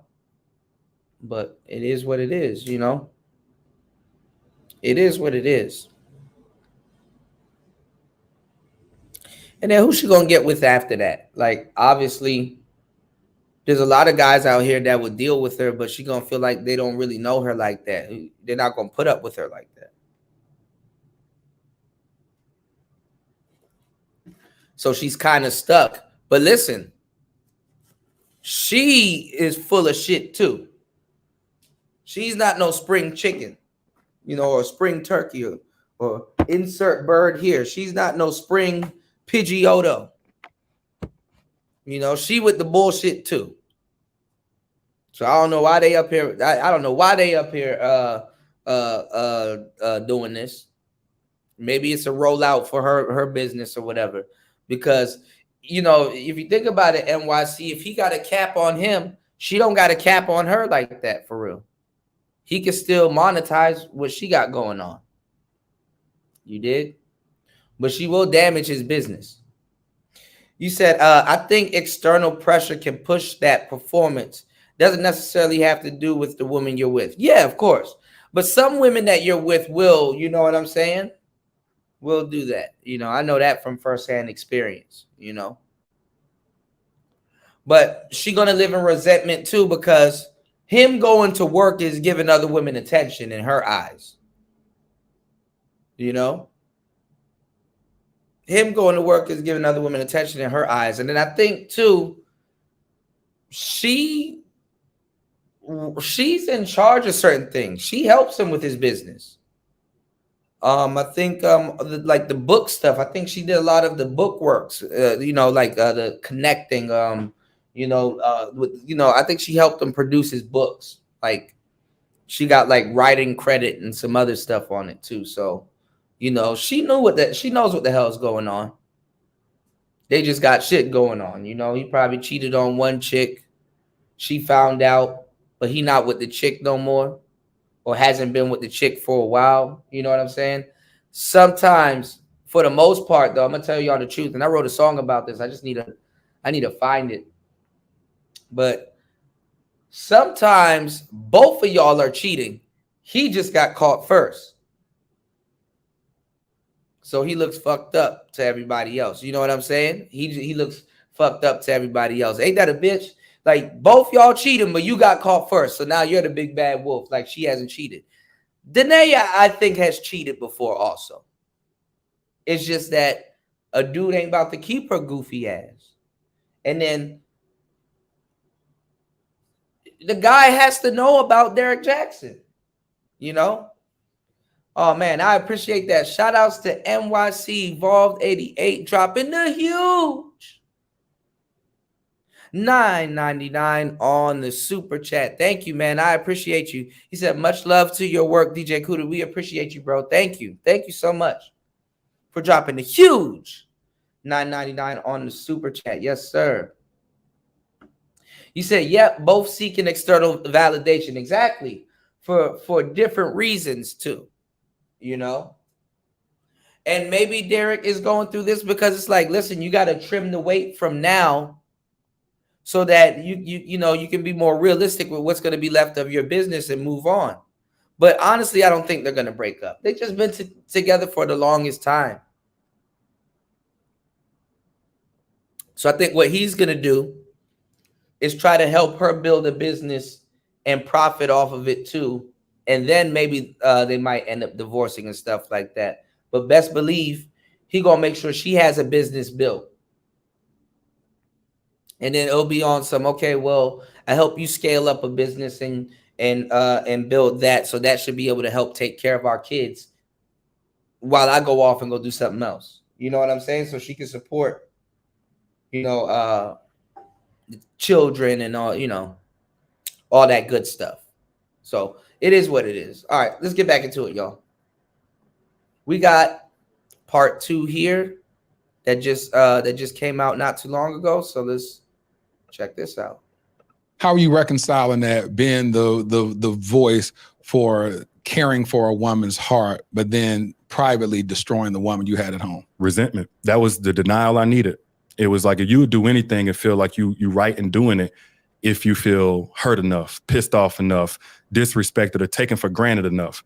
These were a lot of the things that I was saying to her, like, man, you taking me for granted. And nothing to do with nothing physical or superficial. It was like how much I'm sacrificing for you. Love is a treasure chest, but once... Yeah, we can see that. We can see that.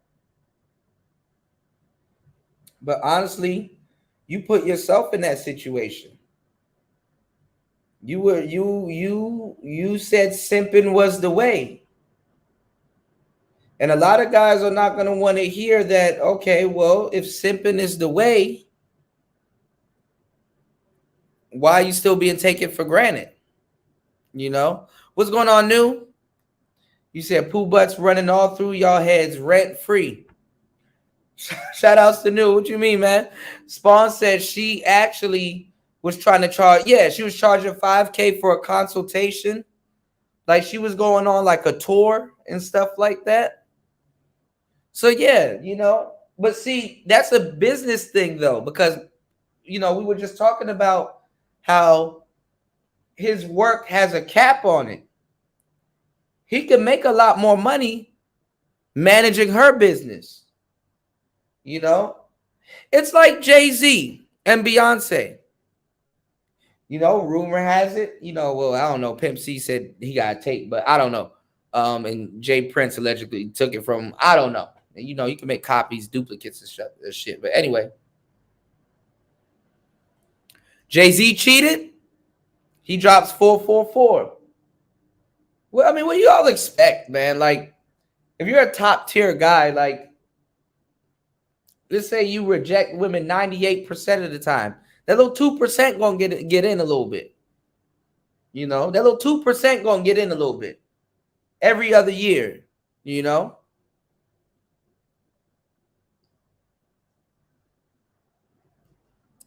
So and you gotta, and especially if somebody was with you from rags to riches, you know. But it's whatever. But he gonna try to get, you know, she gonna try to get a business up out of it, or at least a podcast, or a seminar, or a show. You know what I'm saying? And he can make more money like that. So it's like, you know, he wasn't looking at his options at the time. You don't want to exhaust your resources. But look, like I said earlier with the Jay-Z and Beyonce reference, Jay-Z made 444, Beyonce made the Lemonade album. You know? Made the Lemonade album. And they both made money. So if you're going to have your infidelity out there on the line, you might as well monetize it. Because it ain't going anywhere soon. You know what I'm saying? All right, so let's get back into it. It's opened, our hearts become vulnerable. I went back to Vegas. It was this guy. He appeared as a friend. Sure enough, it led to infidelity. Alignment can't be ignored. We talked about certain topics as far as having kids. She didn't want to have. Talking about there's this guy, he appeared as a friend. See, women don't give you the full story. No, you was out there looking to cheat or probably even replace your man. Out there looking goofy. And you hooked up with a guy that knew you looked goofy. And it was you were the perfect lick. It didn't go nowhere. Because you would have been all for it if it went somewhere. And you got this fool sitting right next to you on the couch and shit. Even if you're a guy that takes a girl back from cheating, right? Don't show up to the show. Let her go up there on the show, if anything, and talk about that stupid shit. Don't be sitting side by side beside her. She got fucked up while trying to cheat on you. I'm going to help her through these hard times. Yeah, via text, if you're going to take her back. But you up there sitting side by somebody telling you about their infidelity. Y'all new niggas built different. Shout outs to Link. What's going on, Link, in the building? 3 hours and 15 minutes into tonight's show. Y'all hit the super chat, hit the Cash App or the PayPal, and hit the like button, okay? Yeah, you try to do damage control. Link says, DJ Kuda, random question. Which song worldwide is known more in your in your opinion? No diggity or bump and grind? I would say no diggity. They play that shit out here in the clubs too. The reason why I would say no diggity is because it's more of a cookout type song. You can play it anywhere. And the melody, you know. But I would say no diggity. And it's more commercial. You know. I like the way you work here. No diggity. Head ass. It's a bop. All right, let's go. Kids. And that was one of the red flags. And I know you desire marriage. So I think it's best you move on with your life. What you do, Lisa? What you do? I told him, okay. She didn't ask me why. I knew several other women's bodies better than I knew my own. I watched their videos of them having sex, so I would try to imitate that. No discussion is off limits. Dear Future Wifey Podcast brings healing. You inspire us to try God a little bit more. Through this platform, I have realized that it's possible. It's possible to love again. The conversations have really helped me to change my perspective on relationships. Season 7 is all about tough topics. I'm Lateris R. Winfield, and welcome to the Dear Future Wifey Podcast. Welcome to the Dear Future Wifey Podcast. I'm your host, Lateris R. Winfield. Listen, are you still shacking up with us? If you're still shacking up with us, can we get a commitment? Hit that subscription button and subscribe. Make sure you turn on your notification bell so you'll be notified about upcoming episodes. We're trying to hit 500K subscribers, and we're about a little less than 75,000. I don't know what it'd be at this point. 75,000 away. Thank y'all so much for the exponential growth that we've experienced on the Dear Future Wifey podcast in just 3 years. Thank y'all so much. If you're listening to us on streaming platforms, Apple Podcasts, Google Podcasts, you name it, make sure that you leave a review and make sure that you subscribe on Apple Podcasts and receive downloads every time we drop one. Well, this is part 2 of the episode, You Reap What You Sow, with my homie, Derek Jackson. What's going on, brother? Nothing much, man. So the first episode was pretty good. How you feel? I feel good. I feel comfortable. Yeah, I'm glad to know that you ain't gonna bite my head off. I was a little bit nervous, man. Do you feel like did you come in here with a little bit of guards up? You made a comment. You was like, hey, you thought that I had DM'd you prior, like a few years. We say what year? 2014. 2014. I said that was my boy Bashay. Okay. Shout out to Bashay Williams. You said I reached out to you about using Dear Future Wife. Yeah. And you said that at that time you was a hothead, and you was like, what? Man, forget you. Forget you. Praise the Lord. He said, I'm gonna do what I'm gonna do. Man, look, I've been doing it, so you ain't gonna tell me now. Yeah. I ain't know what you was on, man, Yeah. but I appreciate you, darling. It's like, this is a really good conversation. Yeah, that was Bashay that sent that to you, but shout out to him. He actually, I talked about on my previous episodes, he actually gifted me with the trademark for Dear Future Wife. So shout out to that brother. So we're at the point in the conversation where you were contemplating calling off the marriage. What happened for you to decide to go forward with the engagement? I just felt like it was too much pressure. It was like we're getting close to the wedding. Of course, the stress of that. I think she was still pregnant. She was pregnant now with my baby boy, Derek Jr. And I'm like, it's so much on the line. And then on top of that, I'm doing my thing in my career. So we had sat down maybe a little bit before this and mapped out a plan. Well, I mapped out a plan with her, because most of the stuff that I had done from the first book to the initial whatever was in my single stages. So this is the first time we going into this chapter together. And I'm like, I got you by my side. This is what the play is. We're gonna do this, this, and this, and then in the next couple of years, we're gonna be able to just be philanthropists and be multimillionaires and whatever. So at this point, I'm making multi-millions in my 20s, so she already know what's up. So I didn't want to abandon ship. You was making multi-millions? Yeah. In my 20s, I was making multi-millions. Glory to God. But so that was the stuff you were doing, relationship and other businesses. Businesses. I had other businesses out. So you was balling out of control in your 20s. I wouldn't say balling out of control. You was balling. You had millions of dollars. Well, the thing about business, man, even when you got millions of dollars, there's IRS, there's expenses. You know, if I placed an order for, you can make multi-billions and all that money be tied up. So one of my products was a date night card game. One order might be $250,000. in order to get the warehouse right. And then you got trucks, you got, warehouse, you got payroll, 70,000 a month. But the biggest thing was, hold on, you ain't gonna just throw these numbers. Your payroll was 70,000 a month. Yeah, man, at its height. It fluctuated depending on who I had on. But if I had a marketing director or whatever, it was about 70,000 a month. So you was running this like a for real legit business. It was a for real legit business. Yeah, you wasn't just sitting up here saying, "Oh, I'm I'm doing this like a little mom and pop stuff." Just doing. You had, like you said, warehouses. Yeah, man. Yeah, infrastructure. But I still had to work to make money, and so for me, I was like, I want to be home.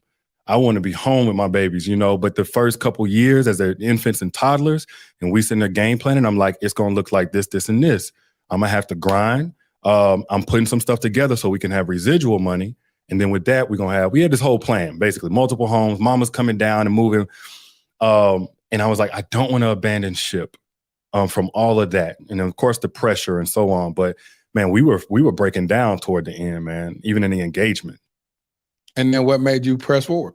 Exactly what I said. The pressure, the plan, like don't give up on it. Like somehow, some way, we still got to make this work. And then how'd you recalibrate and say, let's get married?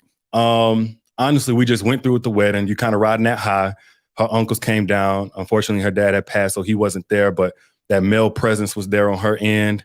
A little bit before that, I had talked to her mom. Me and her mom didn't have the greatest relationship, but she gave me a blessing to marry her daughter. So all of this stuff just felt like it was coming full circle. So on the wedding day, my mama there, my uncle, everybody on both our sides of the family is there. It's beautiful.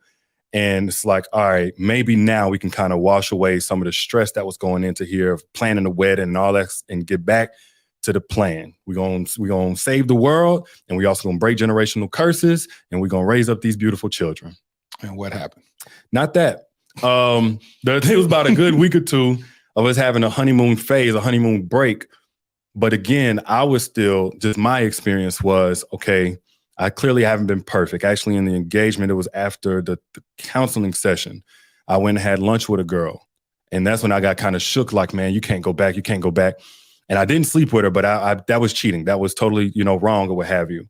So you had lunch. You didn't get a hand job? No, nothing.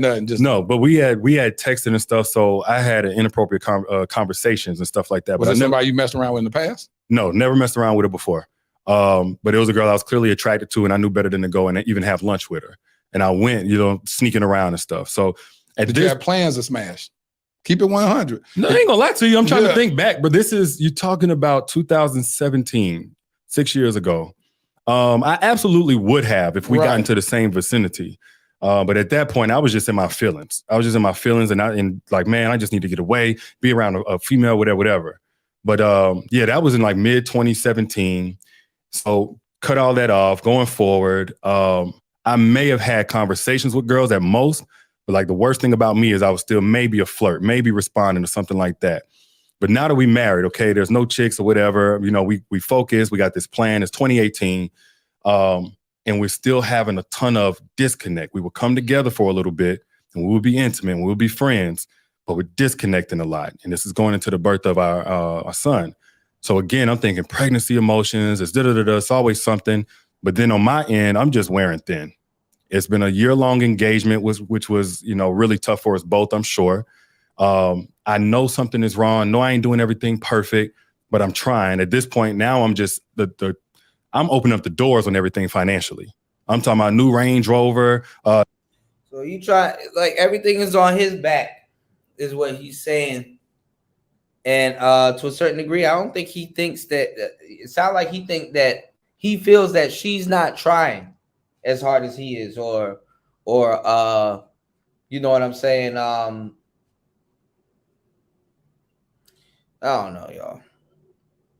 But the thing that I'm driving home is that he cheated on purpose. Cheated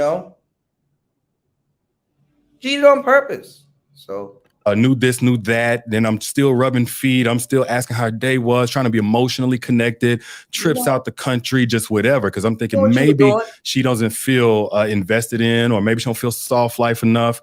So it would happen for a little bit where we good. Bro, you are a man using the term, maybe she doesn't feel soft life enough. Derek's still with the bullshit, y'all.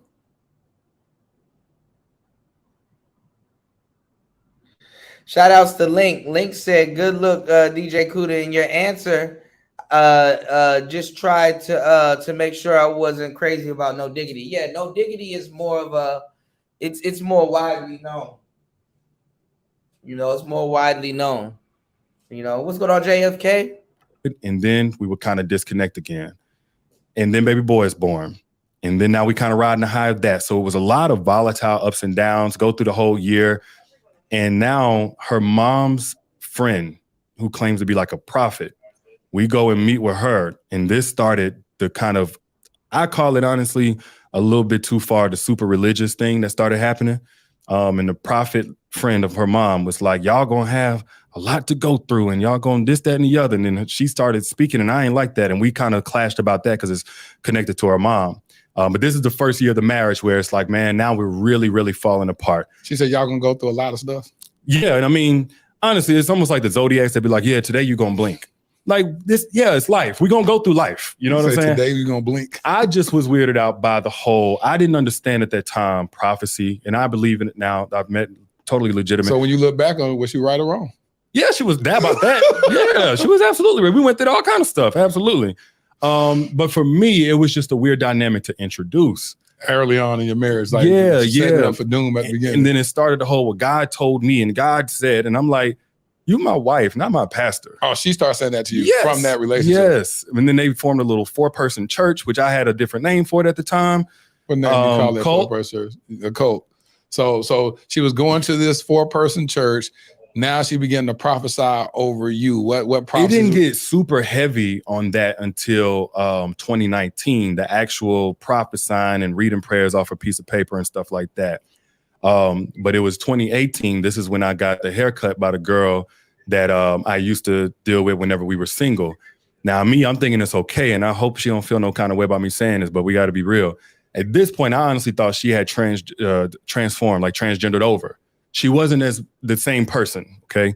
Like definitely homeboy. Looking at the one that cut your hair. The one that cut my hair. Okay, all right. So when I couldn't get people to cut my hair, and this became a big deal. This was like one of the major fallouts before we really started. Oh boy, are you trying to tell us something?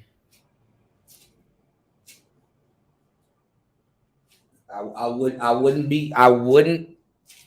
wouldn't be surprised, y'all, if there's a tranny somewhere in the mix. A little El Camino in the mix, because then there'll be a aha moment. Oh, now what Danae is talking about makes sense. Oh, damn.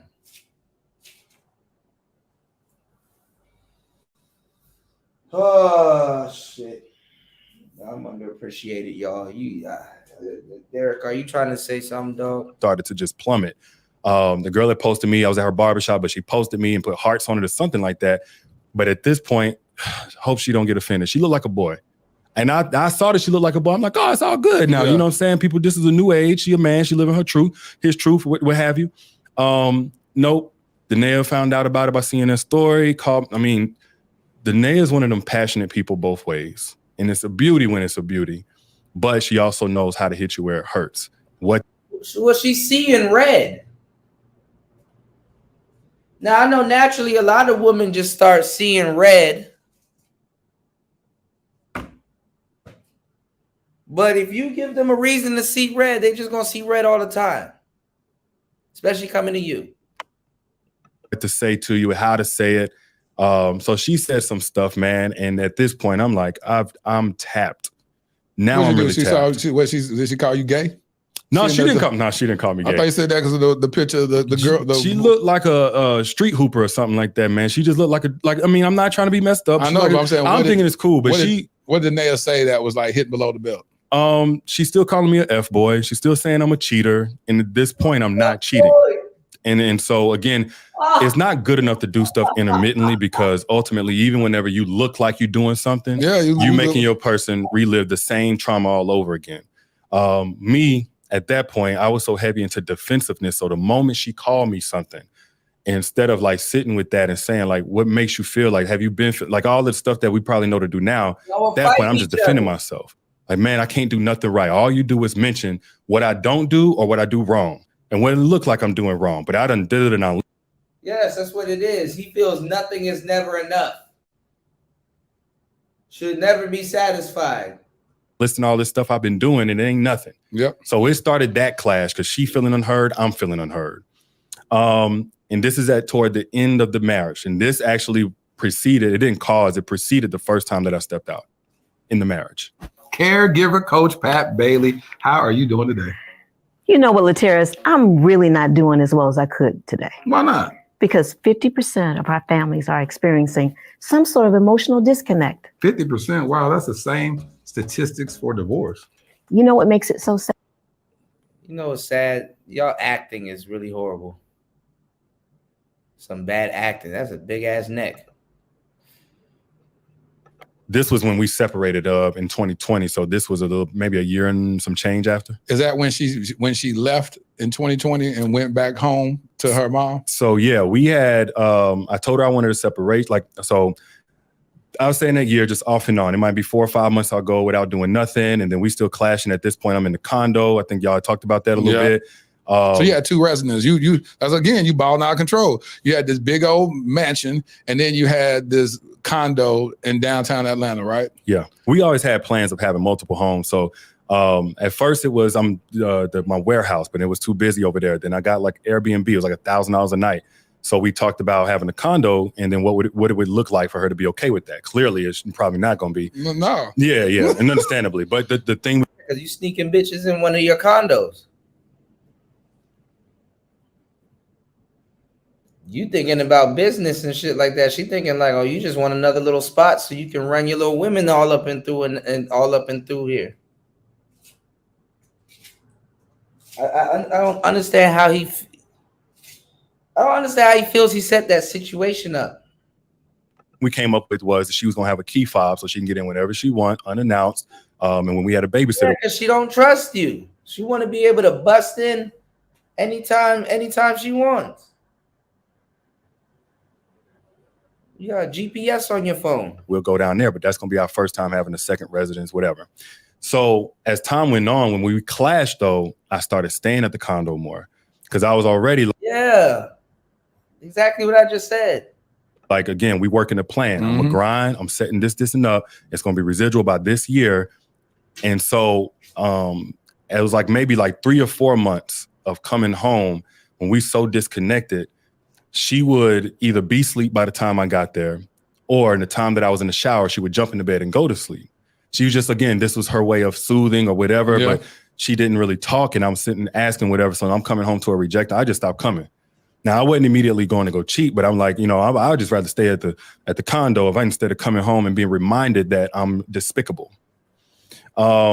And that lasted about, I would say about 7-8 months before I started back tripping out, before I started back, stepping out and stuff. So what you did, you said, so the first time towards the end of about December of the first year, and then you cheat, then you come back, confess, and then No, I didn't confess. So that time you confessed towards when after she left. we really fell out. So in 2020. Yeah. So in that time, in 2019, mid 2019, so I started tripping out. I'm like, this is definitely over. I can't do this. But I remember feeling like one thing they don't really. First of all, y'all got married what year? 2019? Beginning of 2018. Y'all got married beginning of 2018. January 13th. So that means the end of 2018, that's when you cheated. Yep, for the first time. And then 2019 came around. 2019, it's like, oh, get back on track. Just, bygones, forget about it. Never happened. And then it was about 7-8 months in where we still was having the same type of clashes. And even though I wasn't doing anything, it's like, man, I can't be around her. I can't, I need my peace. But it wasn't the same. Was it the same woman that you would go back to, or you went back to your old ways? Because I didn't want basically old ways. So my whole thing, and it's crazy. You about to say if you had sex with the same person over and over again, it's going to build up something. It's going to build up something. So you want to make it where it's multiple people, so it's not so meaningful. Which is wild even thinking about the justifications and exceptions. Like, well, this ain't so bad because I ain't letting them fall in love. It's not a relationship. It's just something physical or whatever. But that's exactly what I was thinking. Oh, it's real. That's exactly what I was like. And man, don't let it go too far with one. And then you had to mix that, like, I ain't saying you got to, but I was mixing that in with, all right, man, stop. Just like, all right, I got it off. I got that off my system. Just start back get over back, clean. get back in.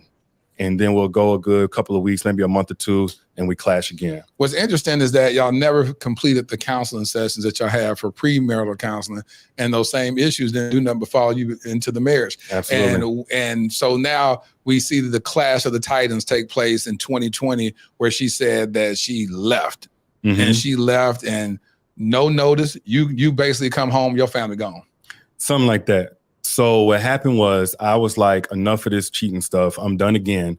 This time I'm going back in. If it don't work, it don't work. This was in like end of December of 2019, actually. I think the January 1st, 2nd, something like that. And I burnt every bridge that I had.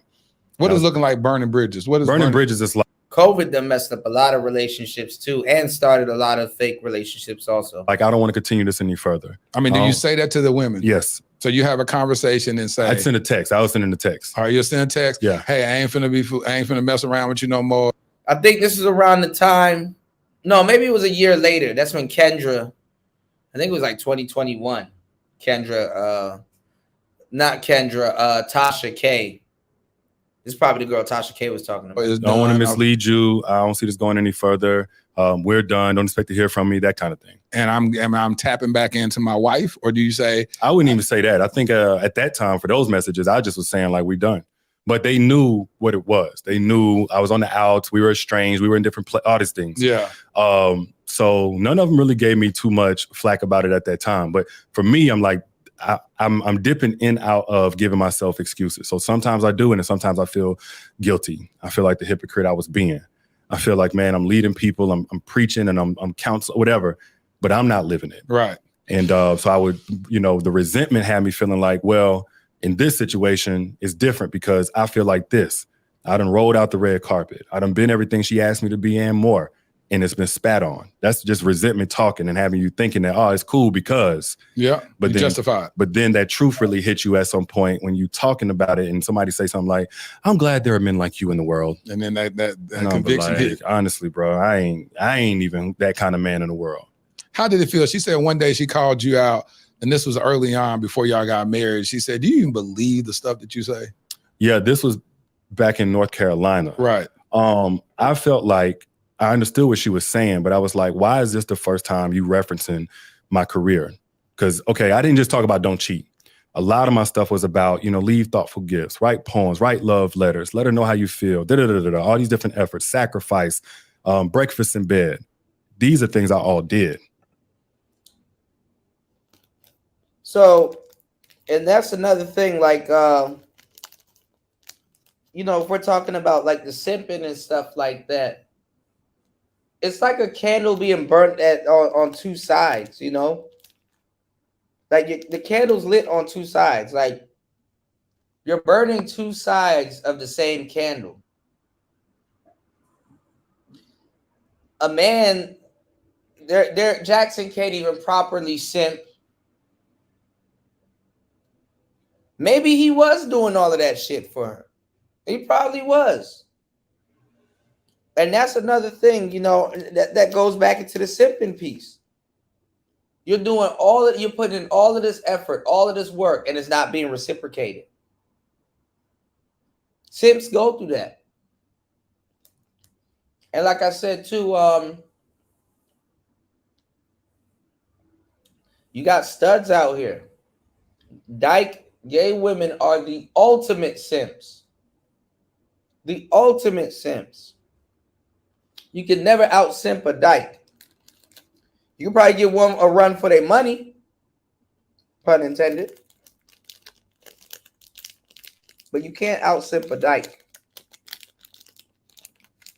And the simps are like,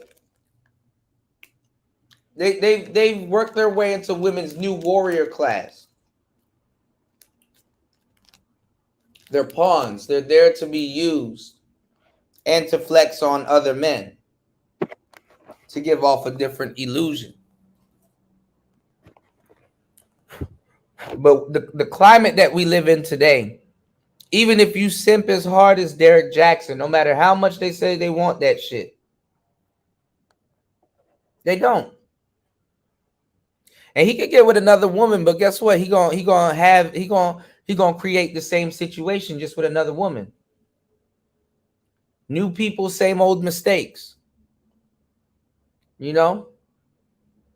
He just creating future exes. So he thought he was under the impression that the bullshit that he's saying is right or works. Because when she asked him, does he really believe that shit he talking about? It go two ways. Even she knows that shit don't work. And that women will ask for that.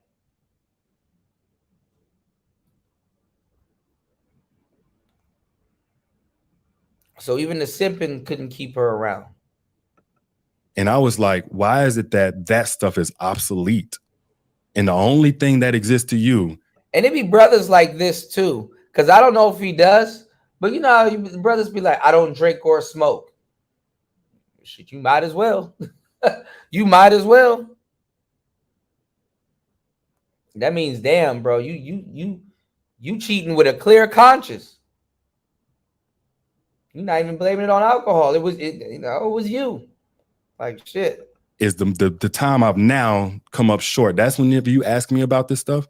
Yeah, and it's interesting because of course that is an eraser. If I gave you a car, gave you Birkin bags, if I bought you Chanel shoes and all this type of stuff, but I can't be faithful. She's like, I don't give a damn. You keep all this nonsense. I want you to what's free is fidelity. Yeah, give me that. And then that's another thing too, because there's a lot of rich, corny guys, and they even mess it up for the quote unquote rich guys. You know.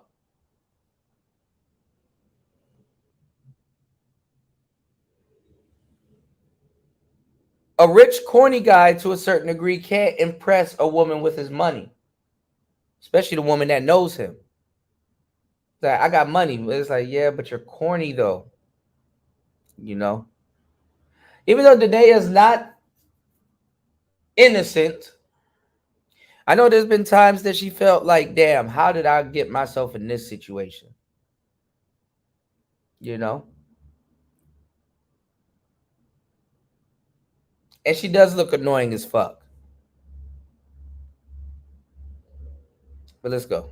Absolutely. And at that time, I'm not thinking like that. Of course. I'm measuring myself not just by I eventually was unfaithful.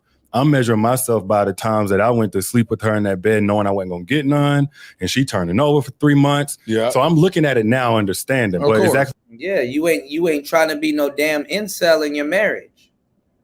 I told you the majority of the incels are not these dudes on the internet complaining about women. They're married dudes.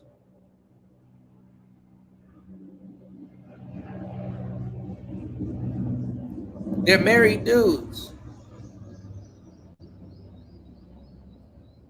What you said, sometimes the good ain't worth it, you know, depending on what bad it is. When did she, and we go back to that, when did she actually tell you that, hey, I had been through this sexual assault early on, a couple of weeks before we met? This was in Greenville. So I didn't get the full scope for years. I didn't know the timeline. She had just told me first, she told me, okay, it was this person and it was before you that I got raped or what have you. And that was in North Carolina. So I had to be like 5-6 years in. So that was the first time. She said she's kind of just said it real quick and just went on about business. Well, it was kind of like in the middle of some type of conversation, some things we hadn't told each other. She revealed that. And I was like, I don't even know how to handle that. I don't think either of us knew just how much it affected her. Of course. Or our sexual relationship. Because every time, I think anyway. Or if it even happened. Because women will just say some random shit happened. And it's like, it never even happened.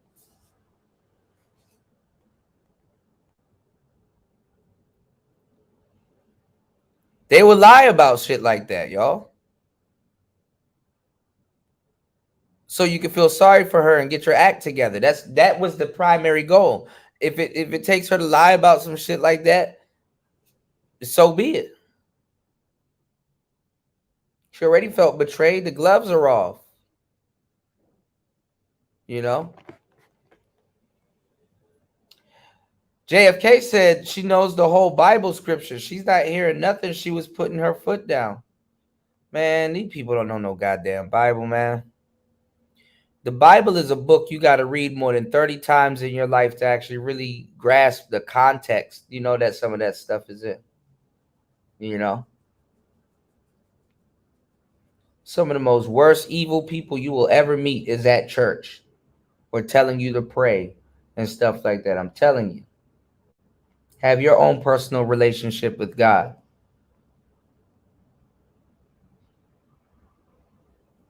There's some evil people at church. The devil is the first person at church. Damn, they're opening the door. Stay woke. That we was having sex, I think it kind of re-traumatized her. Yeah. Because especially, you know, not to get graphic, the type of sex did not re-traumatize that woman. You know, affection I show and the way I move in that bedroom. And then on top of that, the porn saying, you know, this is intimacy. Yep. So I didn't know what she was going through in sex, after sex with me. And because of what she had gone through before. And it was always expressing in different ways. But I mean, it was me trying to piece it together like, oh, this is why I get. But it's the thing about quote unquote, no homo, handsome dudes. A lot of women would like to be with them and deal with them, but won't get into a relationship with them. And Derek Jackson is still a corny guy. So he'll probably get a lot of women on the side, but they're not trying to have a relationship with him. You know what I'm saying? Because guys like this usually he would get rid of Danae for some trophy wife chick that's using him. So cheaper to keep her, man. The type of anger and rage that probably was meant for such and such, but is now coming towards me. That's real. When did she reveal? And even if she didn't, let's just say she didn't get raw paid. You had to like you still wasn't going to cheat. Like that doesn't what?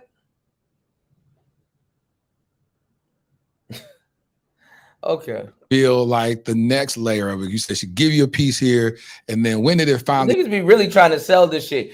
You know, if she didn't get raw paid, we would have had the best relationship ever. Rode off in the sunset. None of this would have been happened. What?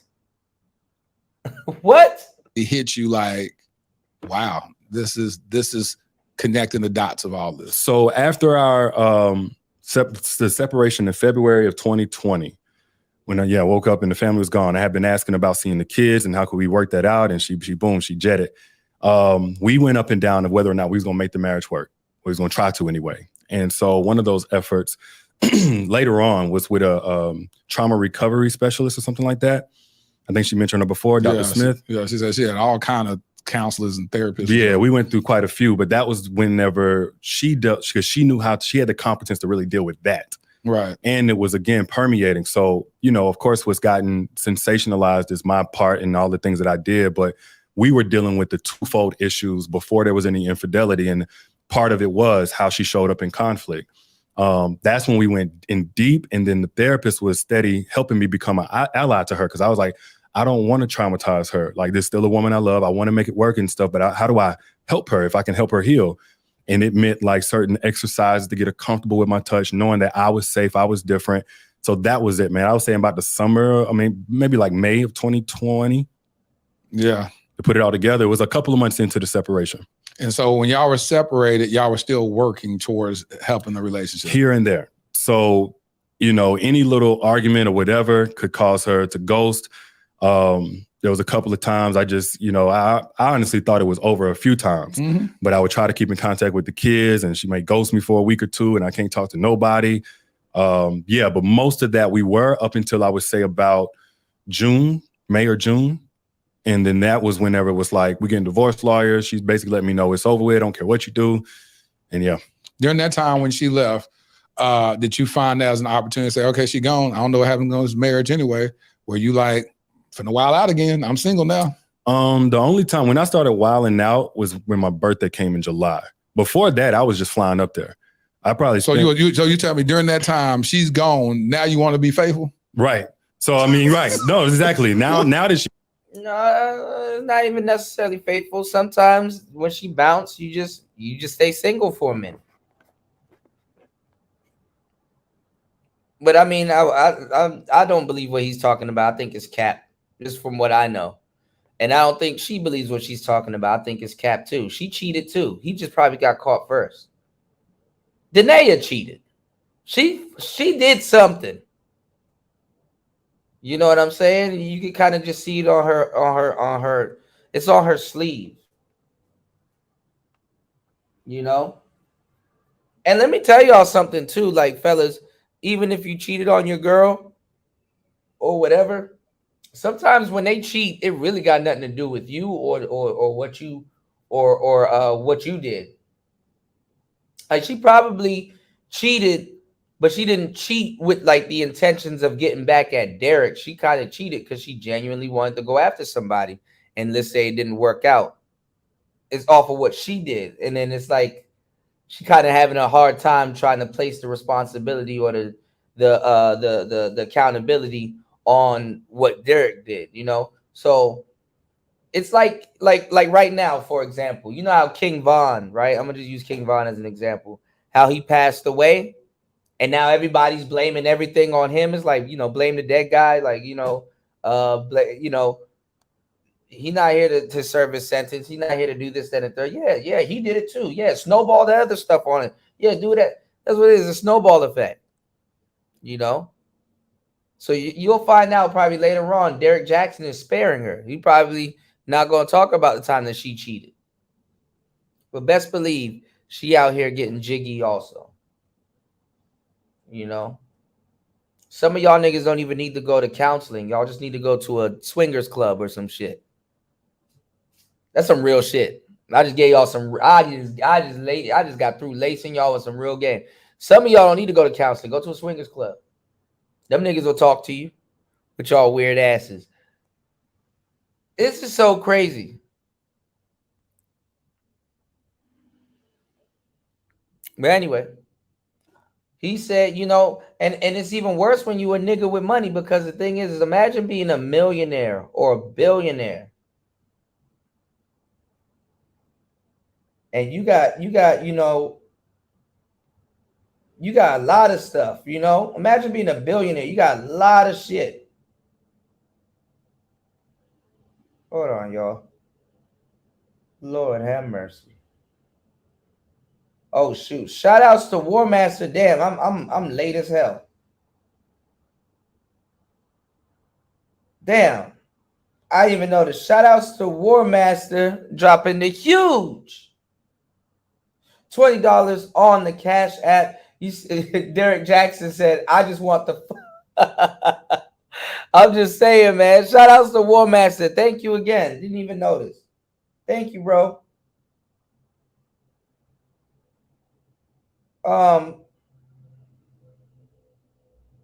Dang, this thing just went off. Okay. What's going on, Skyfall TV? Shout outs to everybody here. Make sure you guys hit the like button, subscribe, and support today's show.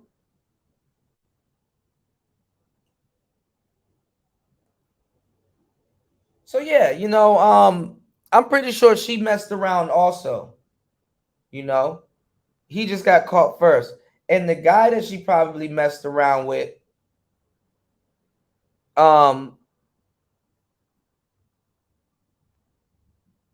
know, the guy that she probably messed around with, he gonna keep it solid.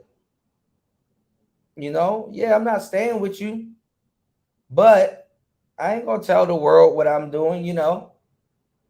And women preferably like to deal with a guy that you know, that could cheat. The reason why they would like to deal with a guy that probably could cheat is because he got something to lose also. So when the shit hit the fan, she's not the only one looking dumb or got egg on her face or vice versa, you know.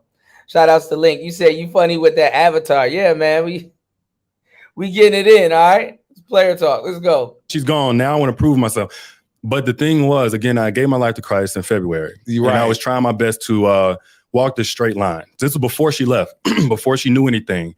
I was in my truck and I had a conversation with God. Like, I got away from you. You know, earlier in my years, I was with you. And now look at how things have turned out.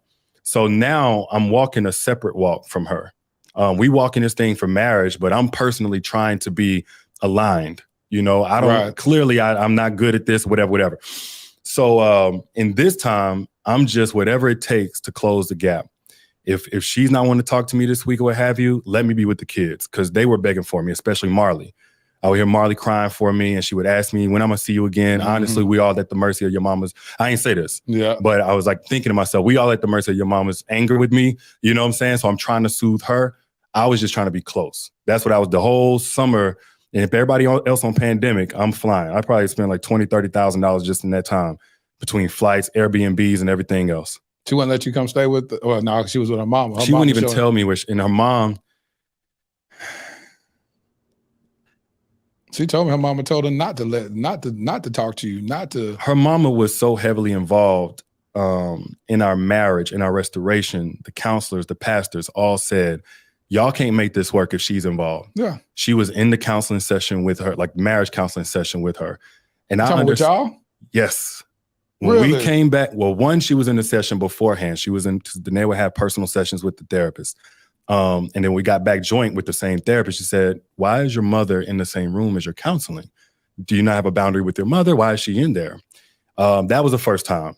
And then after that, we had, when we was going to reconcile, we came together with our pastor, because we had the same pastor, and we sat down. Her mom came and sat in on our family restoration session or what have you. I understand to a degree, though, because she's seen her daughter go through so much. Any parent, I'm sure myself, it would be like, nah, whatever it takes. I don't care what rules I'm breaking. Don't tell me no Bible verses. I'm here to make sure my baby is good. But she was as much as part of the marriage as me and Danae were, probably even more. Well, you said she's sitting in the counselor. I've never seen that before. Yeah, It was kind of crazy. Was there any type of abuse that would allow her to want to step? Not abuse, man. No physical abuse. You know, if you consider cheating abuse, then yeah, especially emotional, it definitely caused trauma. But nothing where she was like in danger. Her and her mom, this is just my belief, have a weird relationship. It's more like girlfriends, because they're only like 15 years apart, 16 years apart. But her mother from day one didn't like me. And I think whenever I hurt the nail, it's like, oh, see, I was right. Yeah, confirmation. And so that's all. Bro, you might as well just go ahead and go red pill, bro. You're just nicely stating the BS that you've been perpetuating with the women that you've been talking to for the longest time. And high key, he likes a lot of red pill content. That's the crazy part. He be over in these spaces sneak soaking for years. So let's go. All access pass to stay in the relationship no matter what. My belief was, I've done my wrong, but we as adults, we're 30-something years old, we're not children. And we have professionals that are involved. Right. We have godly counsel that's involved. And we've both professed our lives to be, you know, Jesus. Like, you know, we Jesus our Lord and Savior. So this is we going by this construct now. It's time for mom to get some healthy separation. Which is leaving and cleaving. Leaving and cleaving. So love on, you know, I'm talking to Danae because honestly, she's the gatekeeper. But to that point, yes, she was with her mom. Her mom would often speak over her while we were on the phone. All kinds of stuff. And then, you know, that's one of those things that I still got to work on my heart. Because I said, when I mentioned that, your whole, I said, is he finna cry or is he finna get mad? Well, I tried, man, look, I'm not trying to stir up nothing. Because again, I get her mother's participation. The reason why I get it was to be protective. But then, you know, and then I was right, you know, and that's the kind of thing that's going on. But to your point, the entire time we were trying to restore, all the way from February, March. Now we done flew over to churches. There's a lot that's going on. She said that she gave you some homework assignment. She was like, I want to see you get stronger with, you know, build your relationship with God, get some accountability around you, be more present in your kids' life. Cause you know, like most men, they get to working and doing all this type of stuff that she said she wants you to be more intentional on spending time with your kids. And I think there's one other thing. Are those true? Those three things? To a degree, it wasn't to spend time with the kids. And then we kind of had a little back and forth about that because I love spending time with the kids. If they're ever around us, you'll see they gravitate towards me because I love my kids. And that was the whole plan, is to get back to where we can both be in. But yes, for a time, I'm going to be away from the house most of the day. So I had about an hour or two per day of quality time that I could do. And on the weekends, a little bit more. But what I understood what she was saying, because I don't want to speak for her, was her saying, I want you to do some of the things with the kids, like wake them up, get them to school, okay, pick them up. The daily task. And we had a little bit of a beef about that. Cause I'm like, hold on. You work from home. I mean, I guess she was working, but she was a stay-at-home wife, but then she would help you on some back. She wants you to step into her shoes and see what she does on a day-to-day basis. That she's basically like, I work too and contribute to what we got going on also. You know? Yeah, that's when the lady with the wig fall off, and she was like, oh my God. She was funny as hell. And stuff. You saying that's your role. You got the time for it. Let me go hunt. It was a plan. Yeah. And the plan wasn't just that she be at, because that's a hard job. Yeah. You know, 2 young kids, 2 under 2. But I had already invested in the private school, $2,500 a month. So 8 hours a day, 5 days a week. She for some 2-year-olds? Two at this point, I think one was just turned 3, Molly just turned 3, and DJ was 1.5 going on 2. You had some little kids in private school? In private school. There's a little Goddard school down there because it was too young for pre-K. So it was a daycare, but it was a private school. They had a curriculum and everything else. So they would go there Monday through Friday? Monday through Friday, 8 hours a day. 8 hours a day. So what was Danae doing then? So this was our conversation where we clashed on exactly what all she was doing. Because then we had babysitters. So she had raised some of these issues like, hey, the house is too big to clean. You know, I'm really exhausted with the kids every day. So I already had said, okay, I understand. All I need you to do is tell me. So I made the investment for private school, for the sitter, for the cleaning service to come twice a week. And whenever she had these demands, I'm like, look, I'm willing to do whatever it takes to get it back in your good graces, whatever. But I also want to be reasonable. If I'm working, paying every bill, you don't have to touch anything, whatever. And that includes the fun stuff. And investing in this soft life thing. Yeah, one job. What are you going to be doing? That's what I asked. Because by this time, she's not working with the company anymore, actually. She wasn't working anymore. She had been said, I want to do my own thing. So I was like, whatever you want to do, I'll invest in. I want to support you. So I'm like, you're not working in the business. So what did she do? She had a clothing shop or something? Nothing at all at this point. She had talked about real estate and I paid for whatever it took for that, but she didn't really pursue it. I think at this point, she actually started doing the travel thing with her mom. And so, you know, I helped what I could with that. What travel thing? Is a travel agency? She had a travel agency with her mom. Her mom and her had their own business, what have you. So yeah, that was our clash. And I'm like, I don't think this is helpful. And I don't think this is sustainable because I'm not with this. I'm going to pay for everything and but then still get up in the morning, get the kids or whatever. I want to spend time with my children, but not take on responsibilities because at the end of the day, we still got work to do. So I forget where we was at with it, but that was what we had. Her list of homework included some things that we didn't necessarily agree on, but I didn't need her to tell me to get closer to. I was trying to pursue God at this point for myself. And I think it helped that she saw a lot of that initiative on my own. Because one of the pastors that she watches on TV, and then I ended up popping up with That's him. what she said. She said she was watching YouTube or watching something. You popped up down there at the altar in the service or something. Yeah, I didn't leave him alone. Because she said you was like, I'm finna start following this minister around. That's what you started doing? Something to that degree. We developed a rapport. So she didn't mention, I didn't watch the whole thing, by the way, so I could be wrong, but there was a space before we separated where she got really infatuated with demons. And she didn't just say, I needed deliverance either. She said, the Lord God is taking over my vessel. You're going to die, go broke, and all these other things. She said, you are? Yes. Now, later on, she said, well, I was speaking to the demonic spirit. In you? Yes. And this is an interesting dynamic for anybody with their spouse to talk about you speaking to. So anyway, I started looking into it and I realized, oh no, demonic influence is very real. Right. But I don't know nothing about it. I grew up in a very traditional church. We didn't talk too much about that. You know, we understand we don't war against flesh, but of course the spirit and all this stuff. But this goes a different level, like demon spirits, the name of this demon, so on. And there was one pastor, she introduced me to him that knew about this stuff. So I went and found him. And we also had some stuff where she wouldn't let me see the kids because my demons is making them. And I'm like, so why is it everybody else got demons but you? And I would have these conversations like, why everybody else influenced but you? And then we had this fight now where I felt like she asserted herself as my spiritual authority or my superior. She's so pure and angelic and God's first cousin. But then me, I'm just Lucifer's baby boy. Man, these are two adults playing games with each other. She fuck up and do some stupid shit. Oh, it was a demonic spirit that came over me. He fuck up and do some stupid shit. Oh, well, my dad wasn't there. If y'all don't knock it off Like both of y'all have become like the world got babysit y'all. If y'all don't knock that shit off. Me, I'm getting clarity from this pastor because now I've watched enough of his stuff or whatever. You trust met him. Yeah, I think he took. I don't know. I wouldn't be surprised, Link. He might have messed around with a trans or two. You never know. It'd be these types. To me. And he was able to tell me some stuff that validated that he was indeed a man of God and whatever. And he took to me and was like, I could see your heart or what have you. And I was like, look, I want to serve you any way I can. I want to be a part of the ministry or what have you. So that's what started. When I didn't just follow him. We was talking. He was kind of mentoring me. He became my spiritual father. And so did anybody else confirm? Was there some deliverance service where maybe that pastor and a couple of other apostles or something linked around you and cast the demon out of you?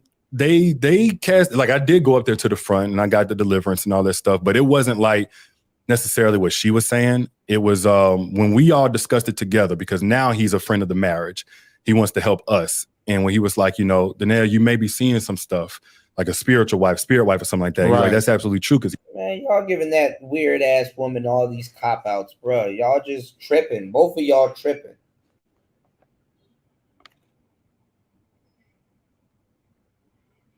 Let me guess, the demon is following you too, Derek Jackson? Like, come on, man. He's out here smashing and dashing or whatever. Right. But some stuff you're getting, you have to be brought up and taught how to interpret it. So Danae was actually, I think anyway, very well-meaning because she wanted to protect her family. At one point in time, she was trying to protect me, praying over right, Vader, chicken wicked. me. Before we separated, I had woke up one day and she had her hand on me and she was praying over me. So it was like sometimes it came from this pompous place of, throwing the book at me and judgmental and so on. But at times it came from a very nurturing and protective place. So he confirmed we both needed deliverance. And even because of her mom's involvement, that she needed deliverance right along with us in order for everything to come back together. And so what happened to where now, what transpired for her to move back from, where was she in Denver? Where was the family She from? was living in Denver. Mm-hmm. And what made her transition and say, okay, let's, reconnect with my husband and let's try to make this work and move back to Atlanta? So that pastor had, this was after my birthday and I've been wilding out and stuck. I'm like, it's over with. Honestly, felt so empty, man. And I cut everything off before I even knew if I would have a chance with her. But at this point, I had started rebelling against God because I'm like, God, July. This was in July. February 4th, I gave my life to Christ in the truck.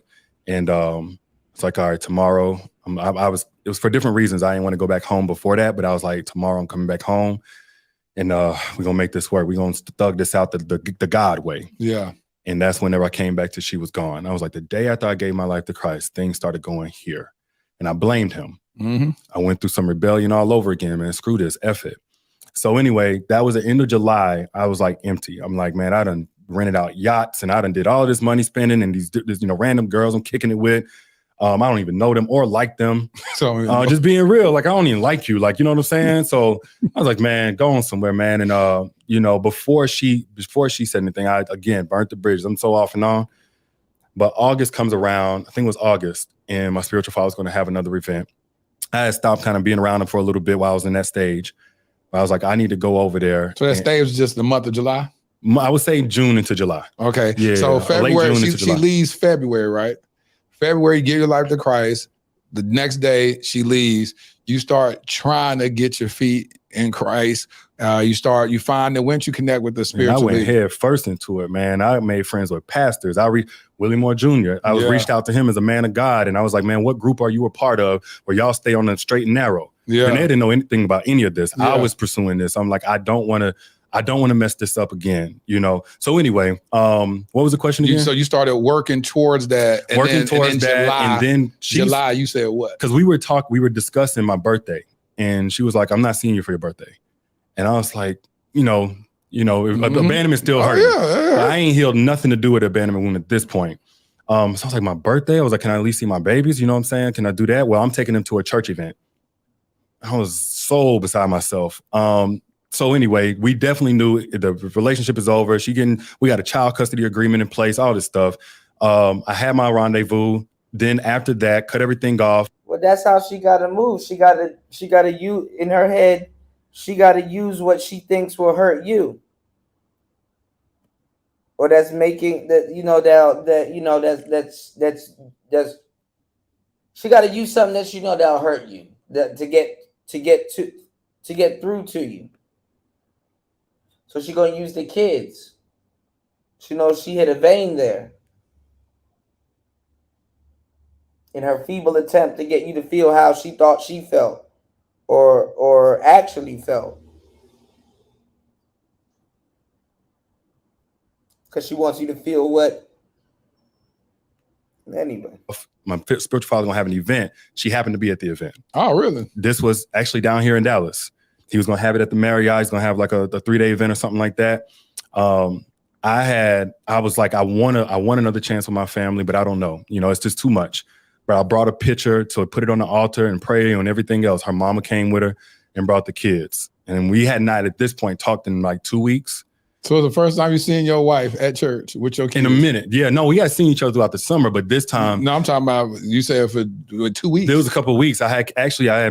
We had discussed me seeing the children because I kept trying to just keep some closeness with them. I went up to Denver to see them. And from that point, she ghosted me. She stopped answering. I was up in Denver for like 5 or 6 days. She wouldn't answer. What if I were to tell you she was dealing with somebody else around that time?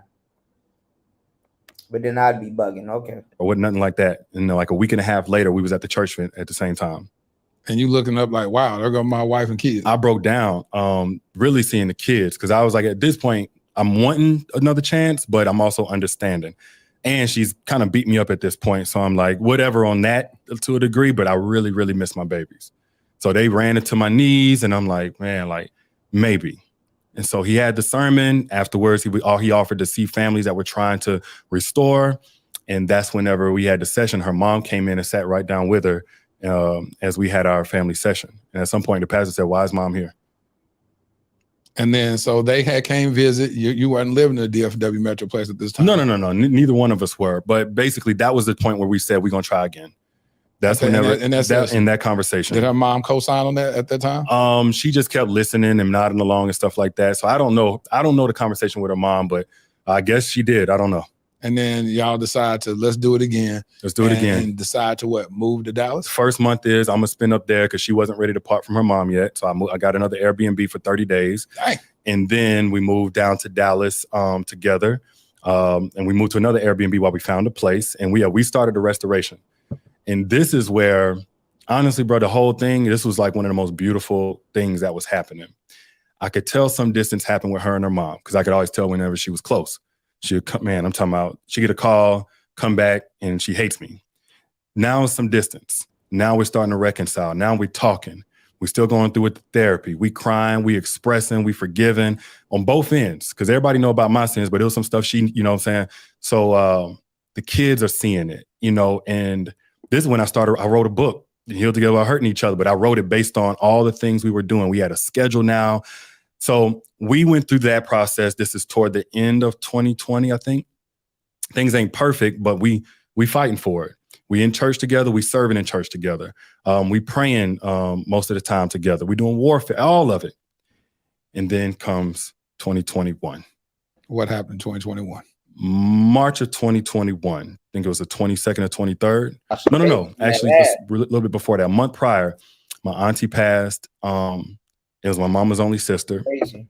And that was really tough for me because she was always the one that was most proud of me outside of my mom. And 2 weeks later, my dad passed. My stepdad passed. And so we went to, at this point, man, I don't take losses well. Deaths or nothing. So I'm messed up. And as we were preparing to go there, maybe a week prior, we found out we were pregnant with our third baby.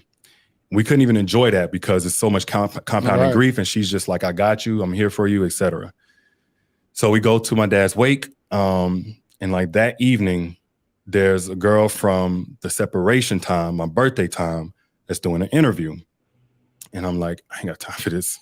I'm just like, man, I ain't got time for this. I done got beat up fighting for this family. I done got beat up in grief. I done got, the financial piece because I had to work to eat. So I kept payroll and I never kept making money. Because at this point, I'm just all family, all Christian walk. So now my finances are starting to look a little funny. And then this. So that night we kind of put it away. My dad's funeral, my phone is blowing up. I had to put on airplane mode, all this stuff. And I'm like, I gotta face them. I gotta face them. Who was the them? Them being the people that supported me, the public. Because, of course, I hadn't talked about this and and here it is. I knew at some point I would talk about it, but I didn't plan to talk about it until our family was stronger. I would say that's pretty darn impressive that out of all the dirt you did, it took that long for somebody to say something? Yeah, I think it has something to do with, this may have been the first time I cut people off the way she wanted me to cut them off, as opposed to really friendly. And that's what she also said. She said, cut them off and then get a new phone. That was the other Not only, it was get a new phone, get a new place, throw out, a whole lot of move to a whole other city, yeah. $60,000, $70,000 worth of furniture, sculptures, paintings, clothes. You talking about do what? Get rid of it? Throw it away. I wish I knew you. Don't sell it. Don't give it away. Gosh, I wish I knew you. But what you talking about? You just throw it away. I know you gave it to some people. It was one or two things I gave away. Because when my family found out I was going to throw away all this expensive stuff and sculptures and stuff, they was like, no, we're coming up there. But most of it, no, I literally had to show her I was cutting through my custom paintings. Because she's talking about the spiritual stuff. She had been hitting me with all of that stuff. But I was And you really tore that stuff up? I did. You talking about your clothes and everything? It was a show of good faith. Because even though I didn't agree with her, but I was like, you've seen enough actions of me trying to do it my way. And it ended us up in this situation. Last thing I'm going to do is still assert myself as the authority on how this needs to make you comfortable. So if she's saying it's triggering her, I was like, I'll give it up. So your family came and got something? Some of my family came up there. It was like, nope, we taking this, we taking that. This was actually, in the separation. So she wasn't there. And they was like, nope, they found out and throw all this stuff, TVs and everything. Man, so we fast forward to 2020, like again, compounded grief. And then I'm like, I want to face them. At first, she was really, really pissed, but supportive still. She was like, we knew this was going to come. I'm 10 toes. You know what I'm saying? I got you, And then we come. So hold on. So I get that. You really want your marriage to work then, huh? Man. I never would think that. And that's why I said you got to wait. Can't pass judgment on people. I literally assumed that you were stuck in a marriage. You were getting along just to get along, but your heart was really wanting to be in these streets and smash all these women. No. You're saying that what I'm getting from you ain't even saying this, but what I'm getting from you is that, no, I really want the marriage to work. It just so happened that I was doing this stuff behind the scenes when I felt neglected and felt this type of stuff. You really want to be married? Absolutely. I wanted my family. I wanted to be married, but I wanted us to stay cohesive. That was the biggest thing on my mind. Stay in the house. So answer this real quick. So be married or want your family? Meaning, would it be okay to have this perfect hybrid of a relationship? Hey, Danae, I have a propensity to smash chicks on the side. Can you be okay with that? I'm gonna give you this soft life, give you this wonderful life you live in. I love my family. I'm gonna be here for my kids. Hey, I love them. I got 3 kids now. This is amazing. But just let me go out here and smash some people from time to time. Would that be the perfect world for you? No, that'd be hell. Why? Because it was hell when I was doing it behind her back. I wasn't happy. I was coping. She actually offered up for me to be with other women. And I think this may have been after she saw something on my phone but hadn't told me. But she said, what if I just allow you to have other women? And I was like, I thought it was an opportunity to talk. I'm like, no, I don't want other women. I want things to work between us. And even as I'm looking back at it, really, bro, it still shouldn't have come to that because I was reacting.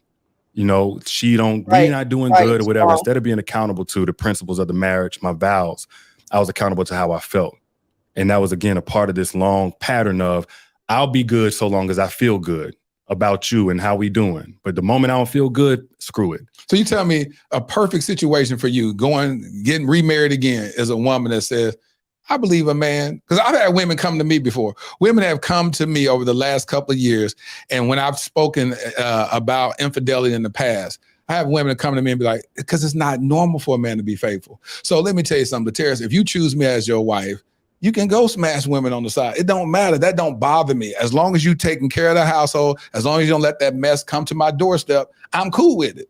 But the reason why I personally can't do that is because I think you're speaking to I know you're speaking to the lowest version of me, that because of my faith and my relationship with Christ, I can't operate like that. But then a lot of times men will say, well, look at the men in the Bible or whatever. I understand that. We're not in that time. I know they had multiple wives. They had all this type of stuff. That's when people argue polyamory and polygamous. But I was like, that's not me. I know, like you're about to say, or what you touched on, what that did to my soul. It grieves my soul. So my question to you is, why couldn't you just do that with your next wife if you decide to get married again? The variety of vagina never pulled me. It wasn't like it was more so physical. It was emotional. I was soothing whenever I slept around. That I had when basically like this. Okay, so when the times where I was faithful, like I might spend 6 months here, 8 months here, whatever, 3 months. When I was happy, I curved girls that most guys would do anything to get next to. But it was when I was unhappy for an extended amount of time, I would at least open the door to have conversations and start there. And then it would go all the way there. A perfect world for me, man, because I don't mind the same vagina over and over again. When I'm in love, it feel new to me every single time. I was fine physically. And I mean, this is why we stay connected in that way. There wasn't a complaint there. Right. And I want to. This man has one-nighters with the woman that he's married to, but can't get the cooperation that he really wants from that one woman, and basically using it as a catalyst to say, oh, this is why I'm sleeping around and doing what I'm doing. Come on, man. Be respectful to her as a woman because, you know, she's not my person anymore and I'm, you know, somebody else's wife eventually. But that wasn't my complaint. My complaint was how cold it felt. And honestly, I used to say it, I felt more lonely and single than when I was single. In the relationship, just that rejection, that was just the way that she coped and did her own thing. But that was the part I really wanted. In a perfect world, I didn't feel that. Now, in a realistic world, as a man, I should have had better coping strategies as opposed to coping with women or anything that was going to compromise my vows. I should have been equipped and prepared more to deal with that or to leave if I was just so unhappy.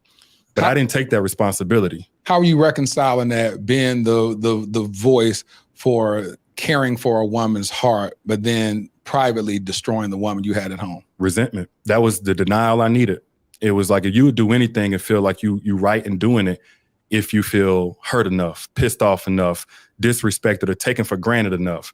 These are a lot of the things that I was saying to her, like, man, you taking me for granted. And nothing to do with nothing physical or superficial. It was like how much I'm sacrificing for you, da-da-da-da. But one thing I didn't understand, man, is she wasn't experiencing that. Right, Tony? It was like, it's kind of like if you ever been down on yourself, like, man, life is so bad because you got into it with whoever. But then you got to really think like, nah, man, my kids is good. My roof is over my head. I got blood in I'm alive. So it's like objectively some things are true, but you're not experiencing it based on what you done focused on. And what I didn't learn until way later was that she never experienced all of these things that was on my mind that I was personalizing that she didn't appreciate. So in a perfect world, man, like it's just one woman, that's what I want. And the last couple of years of the marriage, that's what I stuck to, no matter how I felt. And I know and apparently the world feels differently. So you saying, right, when you say the last years, we'll get to there. So you get this lady, she does this interview. What did she say in this interview?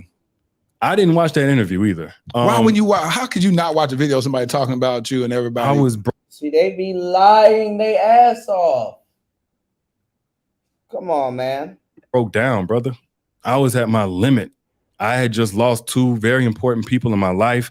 I already had jacked up my family and we were trying to get it back together. I got a baby on the way. The finances is tricky because I can't even work consistently.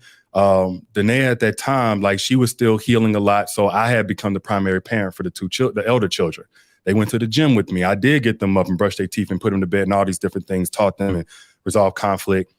And so there's so much pressure on me just as a man. And then throughout that process, because I was the wrongdoer, all of my feelings were obsolete. And now it was okay. Like, screw how you feel. Yeah. You hurt her. And so I felt, even more invisible. This goes back to the first counseling session we did, feeling invisible, to childhood. It's like, man, I'm repetitively feeling alone. So as we coming back, and I know they done did, I was like, I can't think straight. We get back, and I know I'm gonna face my audience instead of, being further more cowardly than I already had been. Because no matter what, I want to walk according to what I think is the right thing to do. I faced them that night, but I only talked to what I did in the separation. I didn't tell them I had cheated in the marriage as well. So I was like, again, I want to do this. I want to do this again. And I offered for her to have a voice if she wanted to. Part of our counseling was her having a voice. She wanted more of a voice. She said, yeah. And then that's when we did the video. In the video, how do you feel about how she represented herself in that video? Well, because you remember you're the face of this brand.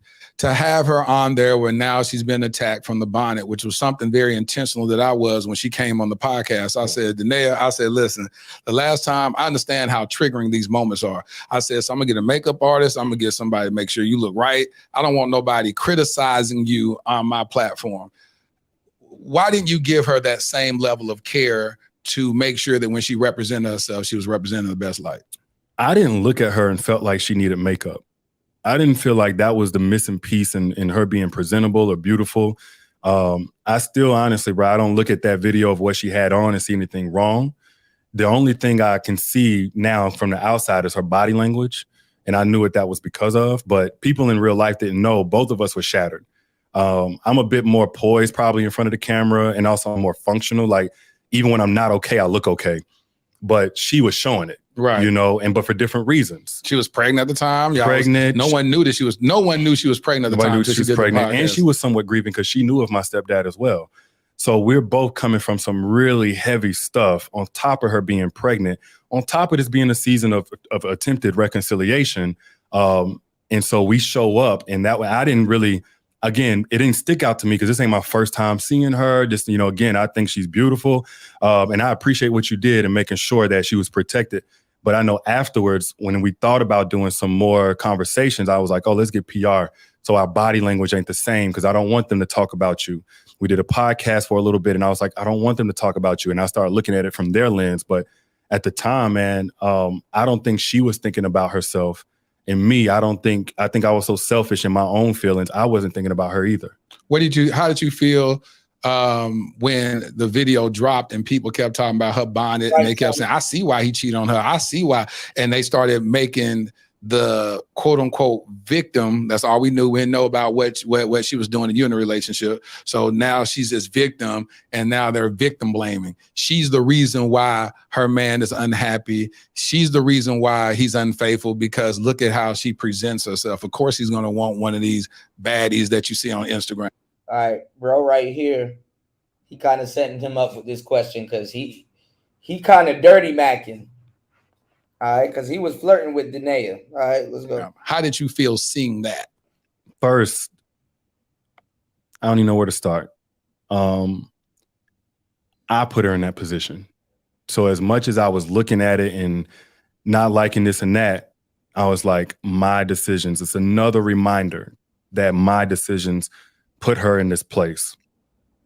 Secondly, I think I just felt helpless because typically I'm the one that stands for people who get crucified wrongly, and especially women, but really anybody. I've stood for men too, but here I'm obsolete because I'm the one that caused it.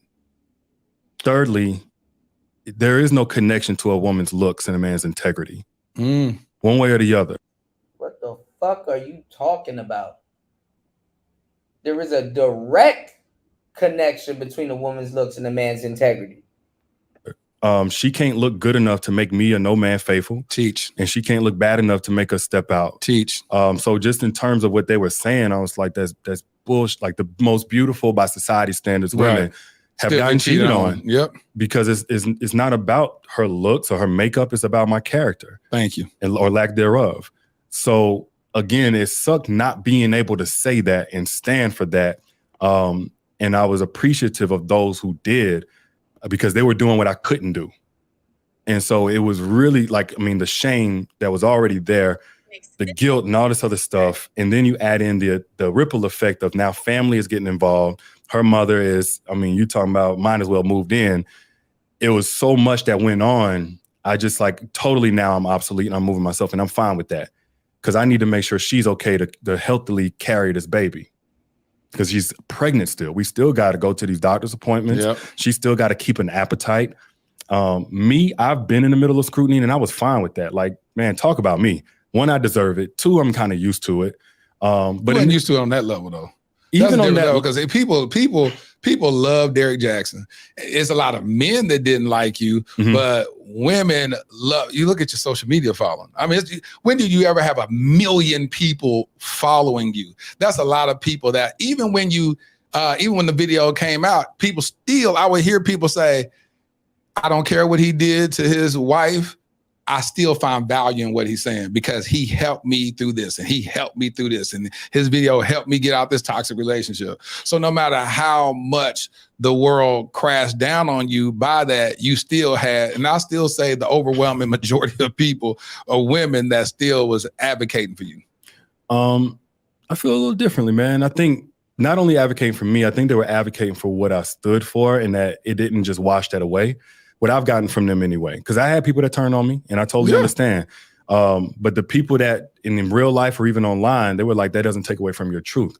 But for me, again, I had rumors go viral about me before. People just don't remember because I wasn't as big, but I've seen tens of thousands of people unfollow me before because they thought the nail was white and I didn't date black women. So I already kind of knew, but I also think I just was too numb to that. Now, this is the first time that scrutiny is coming to somebody I love, somebody close to me, because of me. Right. So that was my whole attention went to, this is a new experience for me in that regard, that she's not built like that. Right. You know, she ain't used to this and she wasn't supposed to ever have to get used to it. So what was going on in my mind is just the lowest feeling you could probably imagine. Even with trying to tune out social media and everything else, her coworkers, her mama, her whatever, had to see her relive this trauma. And people making talking points because people kind of forget we both human. Yeah. You know, and they could forget I'm human, but I'm like this girl that y'all go from protect black women to, ooh, look at her bonnet. That point. And music videos and stuff like, I mean, it's so insensitive. I'm wishing I could say something, but I'm still the cause of it all. So it's guilt, shame, helplessness, fury, anger. Some people that I thought were at least somewhat friends making jokes about it. And it gave me a perspective, man, that like on some level, my platform had probably done the same thing. You know, when I talked about people and, you know, especially holding them accountable, I always thought I did it with a level of ethics. And, you know, I'm trying to at least be constructive here. But ultimately, I was making a lot of people's wives relive their own trauma. And if anybody's listening, you know, I was wrong for that. I want whoever I've ever talked about to understand that that was wrong of me. But that gave me a perspective I never had before because I saw her trying to shut it out, but her phone blowing up. Yeah. You know, friends and stuff is concerned. Is she okay? And understandably, but it was overwhelming. When you look at what made you record the video, I know you said some of your followers sent the video to you about analyzing yourself, which I thought that was, when you look at that and you hear somebody talking in third person about themselves, they consider that textbook narcissism. Mm-hmm. What in the world would possess you to do a reaction video to yourself? Horrible decision making. I was like, why would you do that? Horrible thought process. So for me, whatever I'm going through, my MO has been to just work through it, get up and go do something. But at that point, I'm the biggest conversation. And I was like, this is not something I stand by. But I was like, how am I going to talk about everybody else, but I don't want to talk about me?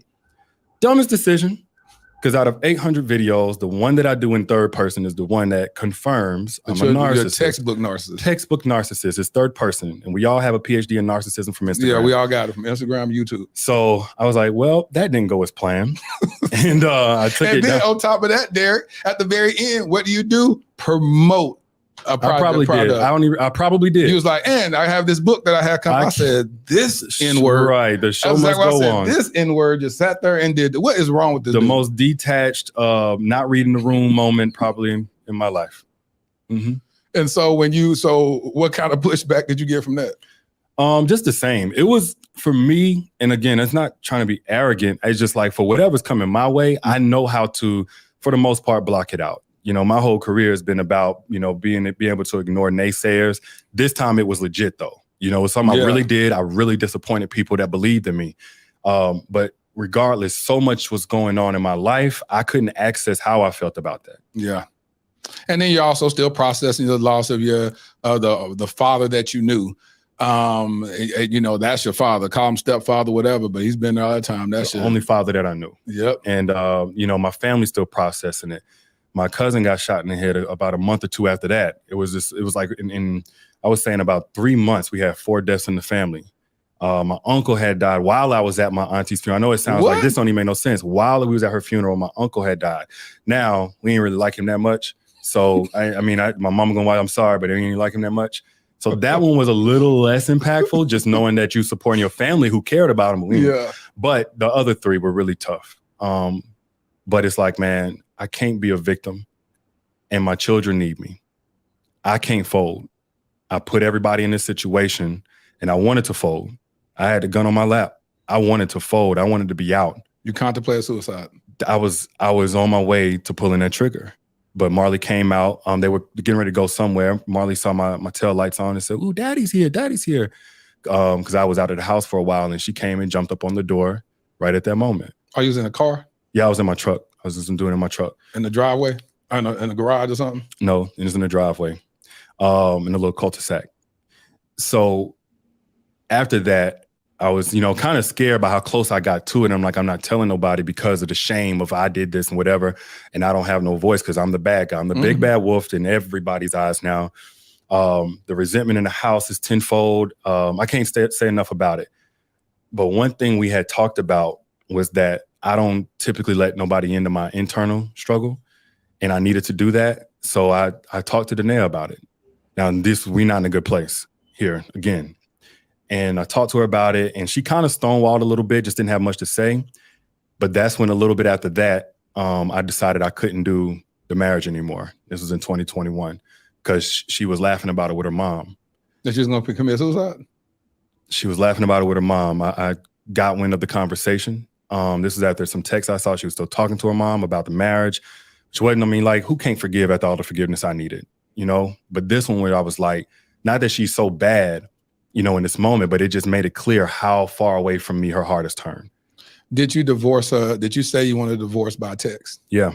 At that time, and anytime we tried to talk, especially if it involved her mama, she either ended up yelling or she stonewalled, like blank face until I got done talking and had nothing to say.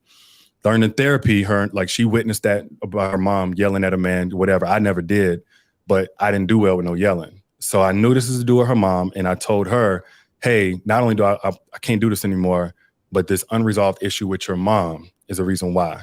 I don't know if she mentioned that or not, but a lot of people don't know. It had nothing to do with infidelity as far as why I decided I needed to leave.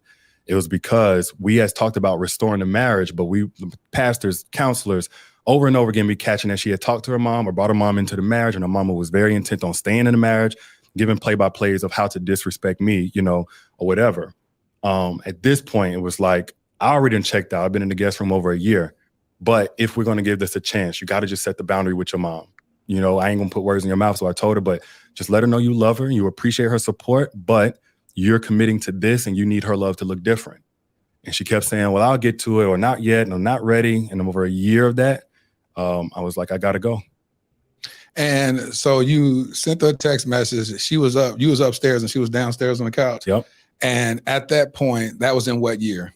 2021? This is 2022 now. I skipped the whole lot, but 2022 now. 2022, you send that. When you said, hey, I'm about to divorce said woman, divorce your wife, how soon did you start entertaining the woman that we see you boot up with on social media? Boot up. Yeah. Pinky. What's her name? Okay. I didn't know Pinky until about 2 months after. 2 months after? Yeah, I didn't entertain anybody. Until I had filed and moved out, I didn't entertain a single woman. I know people think that I did because they saw the picture simultaneously with my announcement to be out. But because, again, I'm private, I didn't want to even announce the divorce. I didn't see any use in it. I'm like, why bring people in after all it's already been caused? But then when I went down to Miami, I had been moved out now, and she had already did the video praying against folks, that kind of thing. I was like, so this is me and my experience, not saying she was bad or whatever, but for me, that was a living hell. Being rejected to that degree, being reminded of all the wrong I've done to that degree. Over a year in the guest room. But even though I did a lot of healing in that time, it was tough to feel so disgusting to a person that you still care about. And so whenever I got out of the house, I was like, I need to be surrounded by friends, family, and love. So other friends and family down there in Miami, but the young lady was going to be there as well. And yeah, man, we just enjoyed Art Basel, and that's people taking pictures. And honestly, I didn't care because I was like, y'all don't know my life. I don't want to live under the shadow of what people could think. even though looking at it is kind of careless. Yeah, you like, I'm with a whole woman. At least make an announcement. At least in the public eye, yeah, for sure. Make an announcement. Me and my wife respect our privacy. We have decided to dissolve our marriage. And then whatever they see you at that point on, yeah, it is what it is. At that point, it was, again, this ain't no excuse, man. I'm just living and learning in real time. Of course. There's some grief there with the kids because we also getting ready to go into Christmas, the first one without the children. And then also actually divorcing is still painful. Even if you grew apart, you don't love the person no more It's romantically. No matter how you look at it, it's a death. It's been over a year since I started that detachment, but I still was feeling some of it. But ultimately, I was trying to be rebuilt up. I didn't went around feeling like the world's greatest big bad wolf. I wanted to be around people that loved me and cared about me. And yes, some of that included feminine energy that just at least liked me as a human. Right.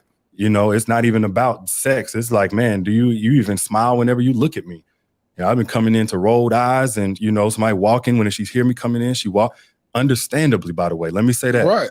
There's a lot of built-in failure, a lot of mismanagement of our heart, mismanagement of all that. And then disappointment, trauma, reiterating the trauma. And, you know, so many different things going on. Probably some stuff apart from me that ain't got nothing to do with me as well.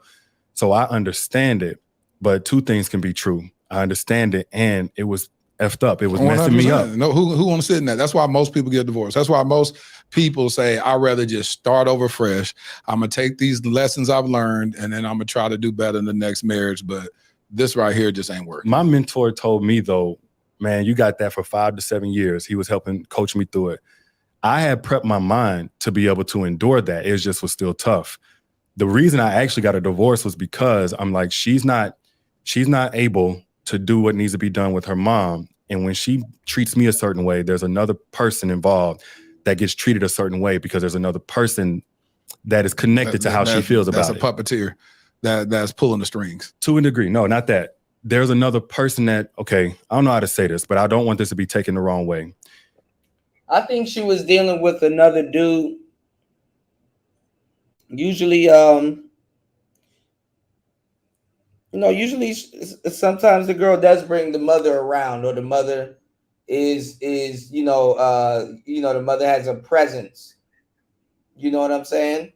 The mother makes a presence like, hey, you're doing this with my daughter.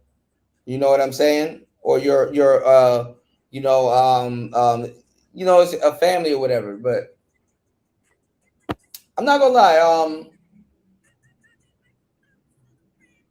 sometimes the mother will know that the daughter's messing with a new guy or whatever or whatnot, and or somebody else, between them. And if they fall out, she just disappears. She's not gonna talk to the husband. She's not gonna,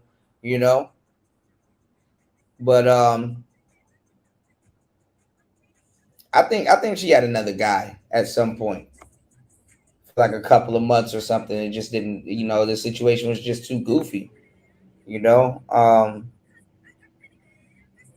Women be dating in all kinds of crazy, uncontrolled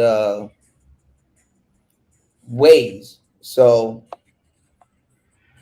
I don't know. Both of them on some bullshit, though, to tell you the truth, for sure. So our eldest daughter, she may have spoken on this. It's darker than the other two.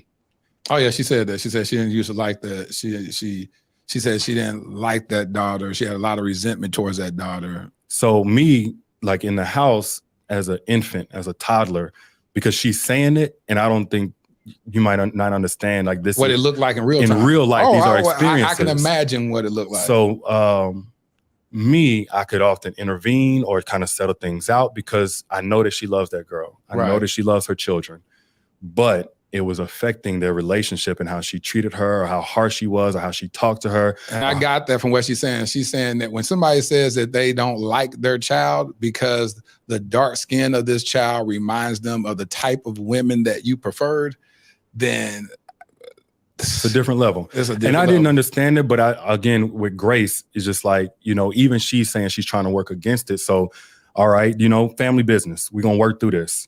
But I'm the one that saw the 2-year-old go for affection to their mommy and get turned away, while the other two light skin, or the other one light skin at that time, child gets all the love and affection, and the dark skin child to see that.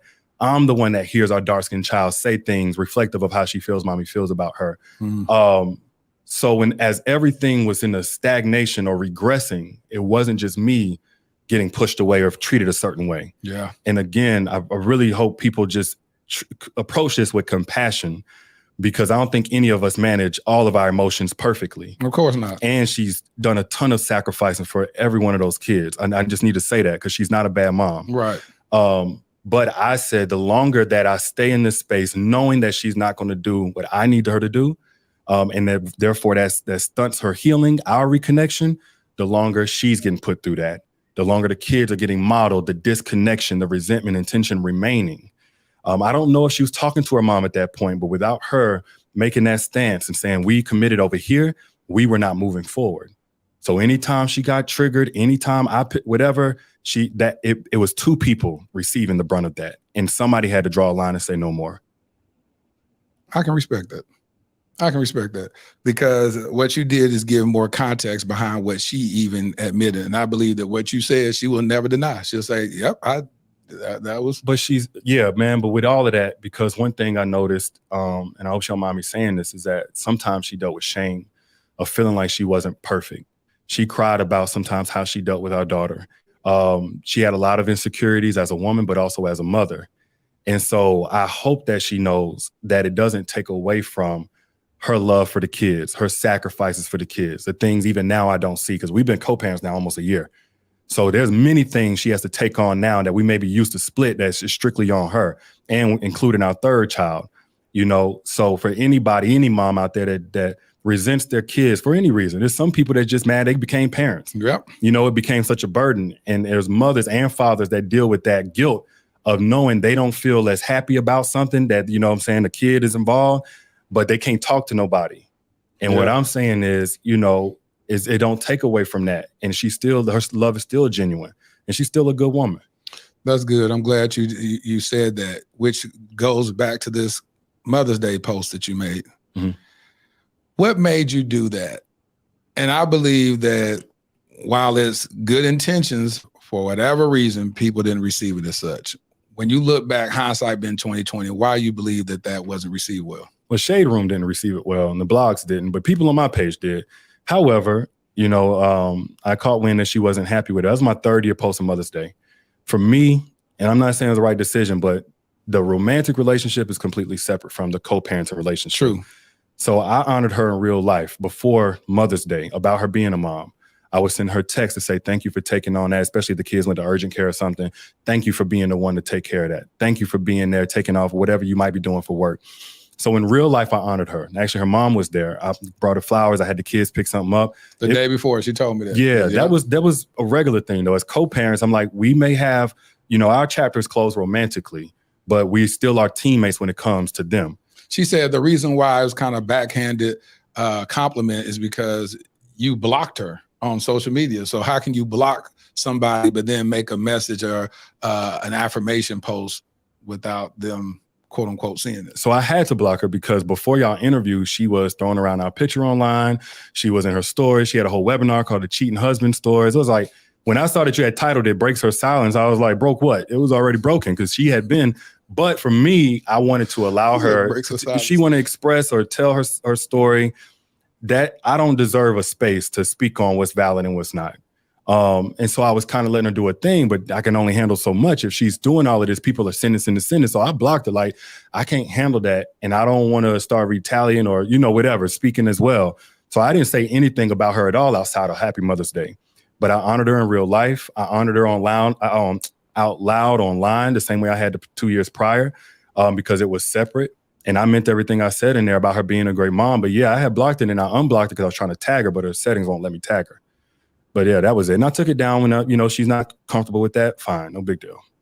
Yeah, and be honest with you, I wasn't following her around to know what she was saying about you. And all sincerity, like which I told her, which I had to do a pre-interview, I questioned her mental stability So I didn't want to bring on the podcast and explore it. I was like, something is off with her. So then when people kept saying, you need to talk to her, then I talked to her on the phone and I was like, oh, she really cool. She really cool. Well, all right, well, come on. Because if she was dealing with any type of mental illness and that type of stuff, I didn't want to exploit that. Yeah. And so when I was talking to her, I said, oh, she funny. She cracking jokes. Because even when she would talk about the infidelity, she'll be joking about it, which made me feel like she was so far removed that she was healed from it. Because I would say, if you can laugh about something, and she was like, yeah, they'll pass me the hallway. Yeah, I was one of the girls. So I like it when people get to the place where they can laugh at some of their dumb decisions and be able to acknowledge what was right, what was wrong, and talk about her own faults in it or whatnot. And so that's what made me say, all right, come on, Dear Future Wifey podcast and have this conversation. Yeah, she ain't crazy. She's different. And she's like an awkward Black girl. Yeah. And then also I hope everybody understands she's been, and I had to understand this myself, she's been brought to some limits that, I wouldn't wish most people would fold somehow. Yep. So there's no blueprint on how to handle this. When she first met me, I was a college football player and I loved to write poetry, but that was it. And now I've become this kind of sort of household name, especially in the Black community. Her friends, family, coworkers, cousins, they posted about me and wanted to do it. Like, she's gotten kind of thrust into something I don't know if either of us knew was going to happen. Right. Nor did I think she really would have signed up for. So no, there's no blueprint in how she's handling everything. There are certain things she's done I still think is kind of crazy. I mean, just keeping a G with you. Whenever she said God took over her body and told the demon in me that I was going to die and go broke, I was like, that is bizarre. I'm not safe here. But the girl ain't crazy. What do you think about when she made the post that you was talking about people who speak negative about you, that God was going to kill their kids and everything else? I was confused because she wouldn't talk to me still. Because she was acting like y'all was Team Jackson. We was not Team Jackson. And I was like, huh? Like, because anytime trying to just have a cordial conversation, she wasn't interested. And I was like, okay, well, this is her boundary now that I've, moved out the house or whatever. But then when I saw that, I was like, you would think we were still married and she got my back or whatever. And how I've kind of made sense of it now is maybe it was just kind of a little bit of both. Maybe it is, I don't rock with you or whatever, but maybe she was treating it as because we're legally still married, or maybe she had some hope or something like that. She's not going to just cover me in prayer. She's going to cover herself in prayer, but me as well. And that's warfare prayer, man. Like, I understood it. And that's light compared to what I've gotten in real life. That was PG. That was safe. That was Barney. Well, it offended a whole lot of people. Because he was talking about killing their kids and God's going to do it. So I said, I know God loves you. What I looked at it, when I saw it, I was like, I know God loves you, Danae, and God loves Derek, and y'all all his kids. But I promise you, if he didn't just start killing people for killing his own son, he sure ain't going to kill him for talking bad about you and Derek. But she learning, man. She, you want a war in the spirit. Yeah. You want to speak against those things that are trying to operate against God's plan for your life. But I think that, like, she's just still sharpening that. But right. she meant well. That's all. And so y'all still going through a divorce now? Is the divorce final? No, we moving it along as fast as we can, but it's still a process. And no, so legally we are still married. And do you desire to get married again? Absolutely. Why? Because I don't think your past has to dictate your future. I don't think. Boy, he learning right now that dating in 2023, it's a hassle. It's a hassle. He should be scooped up off the market, if you think about it. But here we go. Just because you failed at something, maybe you were the one that sabotaged and jacked it up like me, or maybe you just you got done wrong and you endured it. But I don't think we have to look at how things went in the past at any point and say, never again will we ever have a chance. I still value marriage. I still value family. I understand some things now I didn't before. Not only understand, I've prepared differently, and I'm preparing going into it again. But when the time comes, I ain't in no hurry. Right. But I want to make sure when God aligns my person, she gets the best of me, and we don't repeat the same issues as the past. When you do you look at yourself as being single now, even though you're legally married? Yeah. And so you move like a single man. To a large degree, I'm moving like a single man who's focused on his children and his healing and personal growth. So, I may spend time with people I wouldn't normally spend if I was in a marriage, but I'm not developing anything towards nothing. I got my focus really on my kids because, like, again, we've been co-parents for the last almost year, and it's them who didn't choose to be a part of any of this. Anything you want to leave the audience with? What would you like to say? What's on the heart of Derrick Jackson? And what would you like to say? Whether it's to, matter of fact, I don't even want you speaking to the women. I want you to speak to the brothers that may be in the same situation as you've been in, feel like, you know, they've tried, they've mismanaged their marriage, cheated, whatever. What would you say to those brothers that, as they always say, well, he can't tell me nothing, when we've been in them shoes before? First off, you're not alone. You're not alone in how you cope. You're not alone in what you struggle in. You're not alone in that guilt and shame. You're not alone in feeling unheard and unseen and like you don't matter. You're not alone in feeling like, you know, you're just about being a good behavior and everybody wants you to do right. Nobody care if you're okay. You're not alone in feeling like, you know, your woman can use her intuition to see if you're cheating, but she ain't using that same intuition to see if you're at peace and if you're happy. There are other men who feel the same way. Oh, he looking at the camera. He mean this shit, y'all. He mean this shit, y'all. Way. I felt the same way. And let me also say, it's not always somebody else's fault. I don't even believe in relationship problems as much as I used to. I believe we have internal problems that we bring into a relationship. So for everything that you feeling, even though you're not alone, your wife, your girl, she ain't the enemy either. She ain't the cause either. And if you're like me and you're reactive, you're apart from your masculine role. We're supposed to be the standard. Femininity is supposed to be the responsive agent. So what that means is, instead of getting in a relationship thinking, boy, ain't nobody listening to this bullshit. Your side chick ain't listening to this bullshit. We ain't listening to. Stop it. like me, I'm speaking from where I feel like I really dropped the ball. Raj, what's wrong with this man, man? What is wrong with this man? So hopefully you don't. Look at his shoes, bro. You knew something wrong with them. Instead of feeling like, well, as long as she do me right and pour into my cup and so on and so forth, I'm gonna do right. That's a recipe for disaster, man. Of course, you don't want to do a good woman wrong, but it should be about you being a good man to your standards, your principles, regardless of that woman's behavior. And if she's not good enough to do right by, probably best to go ahead and let her go. That's not me preaching. That's me hopefully trying to reach somebody, you know, who still has a family, and you have the opportunity to keep that intact, or you have the opportunity to keep it from suffering such humiliation and such damage before, you know, it eventually fizzles out. And honestly, I will speak to women as well as men. No matter what decisions you've made, if you've been the villain like me or the victim like I have at times as well, don't let that define your ambition going forward. You may have messed up, but you still have value to offer this world, and you got. He talking to himself right now. He's been talking to himself for a minute.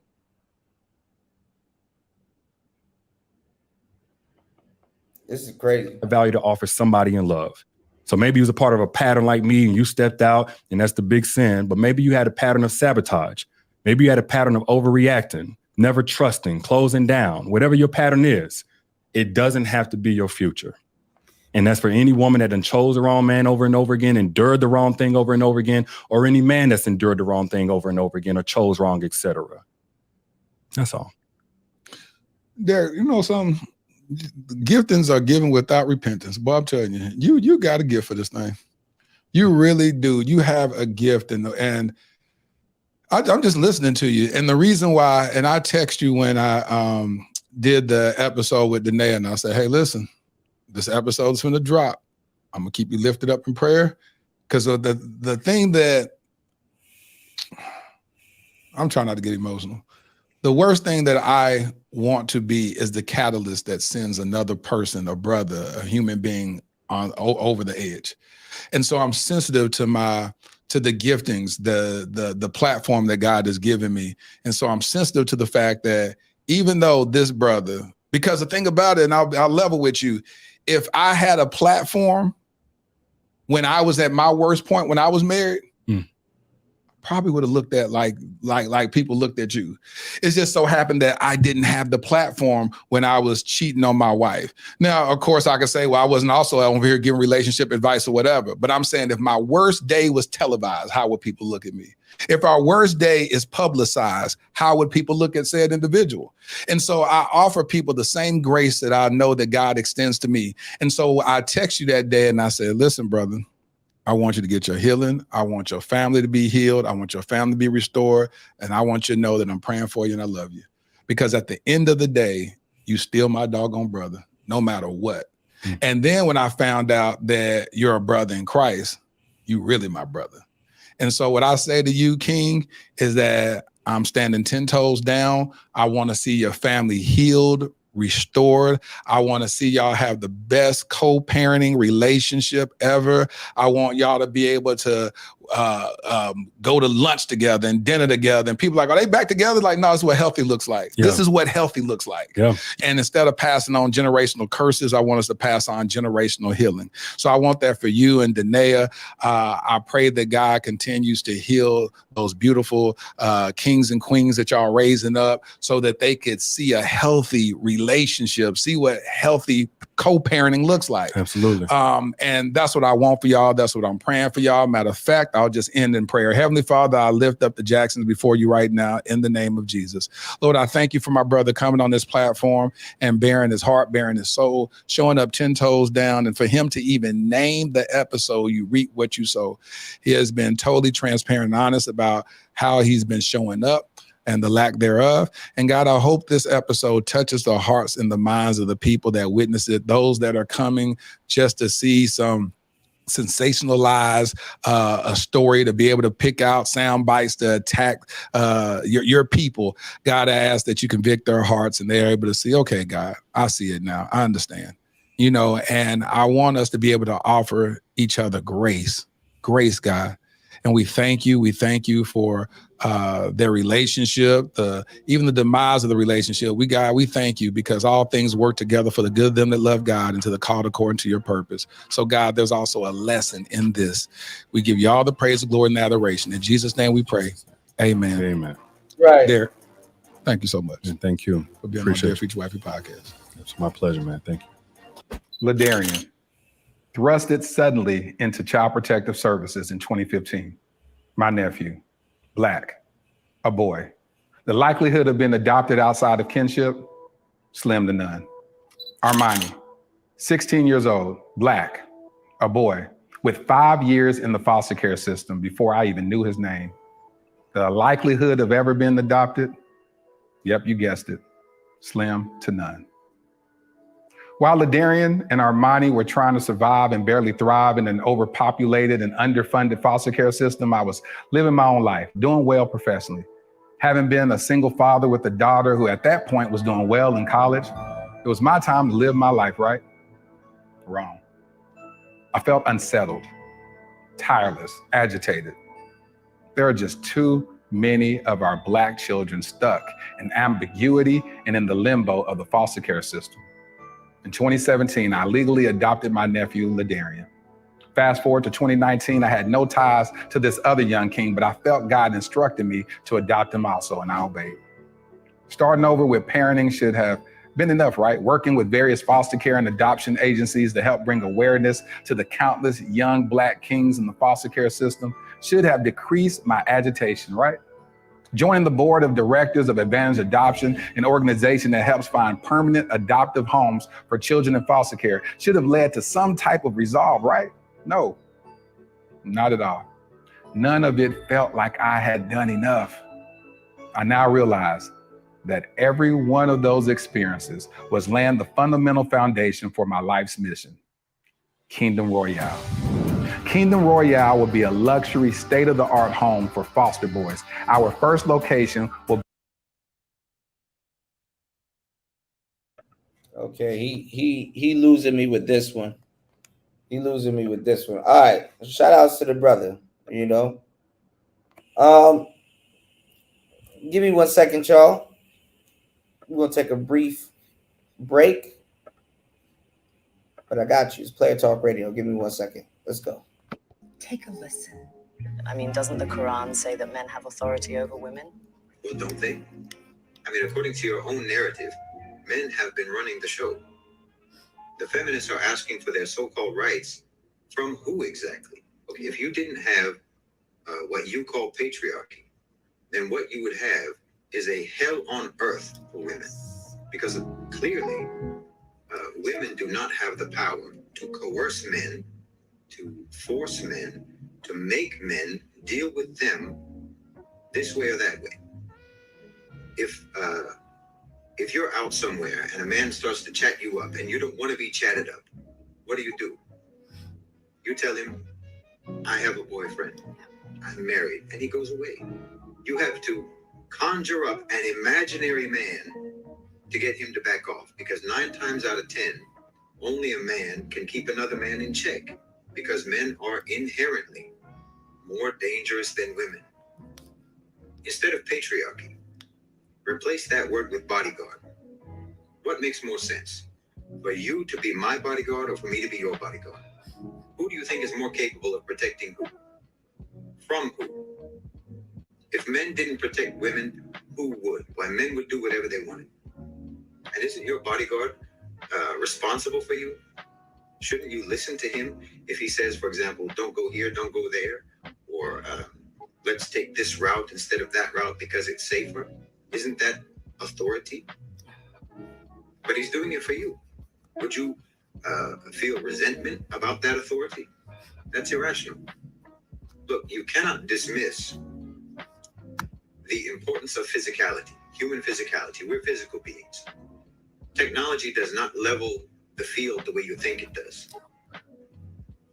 And if you were walking in the street by yourself late at night and you see a man coming towards you, which one of the two of you is more likely to be afraid? Who's going to be scared of who? But see, you in the West have confused this. The feminists have confused this. The power imbalance, that literal physical power imbalance, that imbalance in the ability to coerce and exert force and to be violent, is just a fact and a reality of the power imbalance between men and women. But your culture is in love with power. It's in love with force. It's in love with violence. So to you, whoever has the greater capacity for violence, whoever has the greater capacity for being dangerous, then that person is better. The one who can exert his will is better. Whoever has the power to force people to do something is better. And whoever is weaker is less. It's because you admire power so much, and you admire force, and you admire the ability to coerce, that you find yourself resenting that men have authority over women, or the idea, the concept of men having authority over women, because you think it's unfair. You think that women are being deprived. But remove that authority and see how deprived you will be. Remove that authority and you will be in danger. You will be deprived of your safety. You'll be deprived of your security, your freedom, and maybe your life. You invent the concept, this concept of equality, and treat it as sacred, and you believe in it religiously, with religious devotion, and you demand that everyone believes in it, and no one can dare doubt the reality and the holy truth of the concept of equality, even though all evidence that you are exposed to on a daily basis disproves that concept. So you'll make fun of us and you'll look down on us and you'll insult our intelligence for believing in something that you say we don't have any proof for. Meanwhile, you're believing in something for which all of the proof that exists disproves it. You see how incoherent your thinking process is?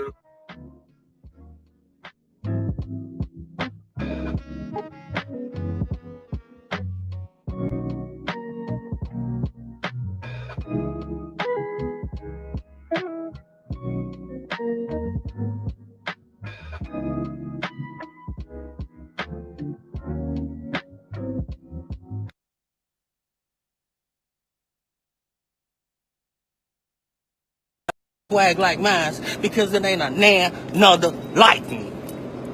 Huh? Since the day of my birth until I leave God's green earth, it ain't gonna be a another like me. they can duplicate, they can replicate, they can make carbon copies. A motherfucker could do me better than me if we swap bodies. Cause it ain't a nan nor the like. Bitch, I drop dick on the bitch. I drop a dick on the bitch. I drop a dick on the bitch. What? Oh shit.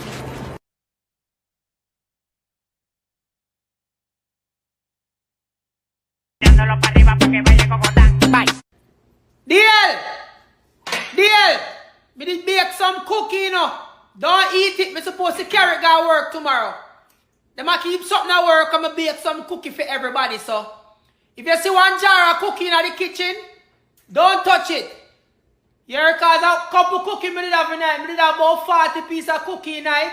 And me supposed to carry all of them to work. And me count them. Now, if you take 2, that's not bad. But please make sure say you don't eat up the cookie when me supposed to carry to work. As a matter of fact, take it up for me and put it down in my bag, side of the door for me carry to work tomorrow morning so me no left it. Yes, so just pack it up and put it down. Me tired, me couldn't bother to move it. I hope you not feel entitled to the cookie them. So tomorrow morning, when me wake up, me supposed to see me 40 cookie them ready for carry to work.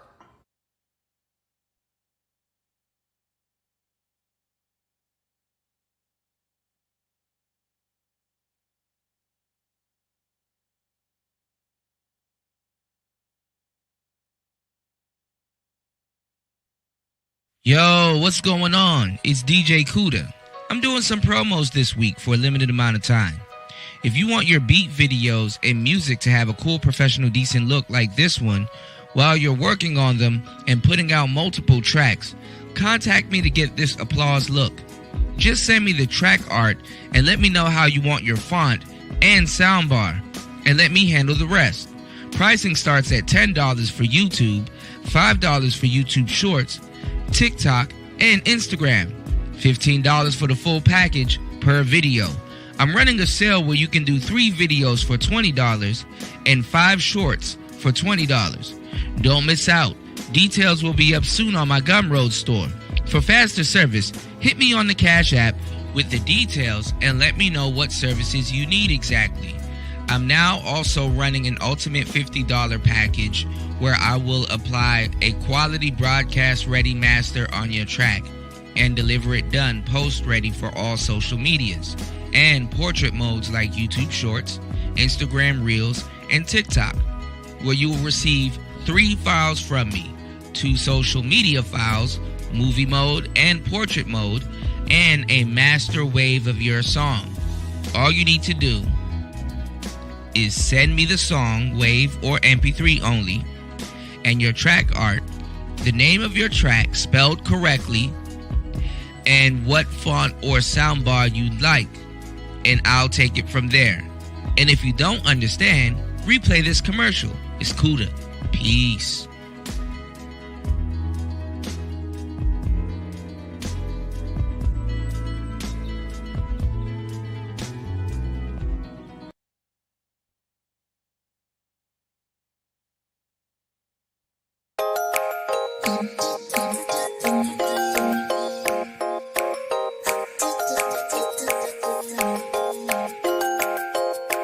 She uses people for fame, to get ahead in the game.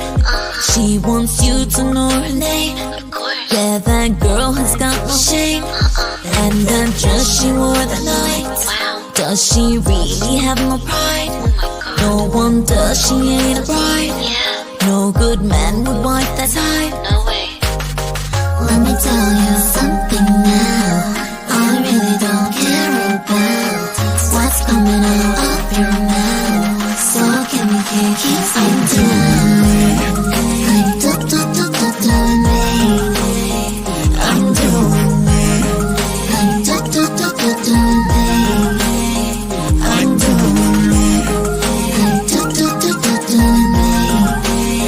I'm doing it. I'm doing it. break hearts. And she in that pushing star. Please don't let her pull your card. Your whole deck will fall apart. Chilling with the stars, but she a star. Yeah, all by herself. Eat the cookie jar and the work. It speak for itself. She got a cake and ate it too. Hit us out so much you might think she hated you. So if you want, the girl keep waiting. She doing herself like Shorty is masturbating. Let me tell you something now. I really don't care about what's coming out of your mouth. So can we keep on down? I'm doing me. I'm doing me.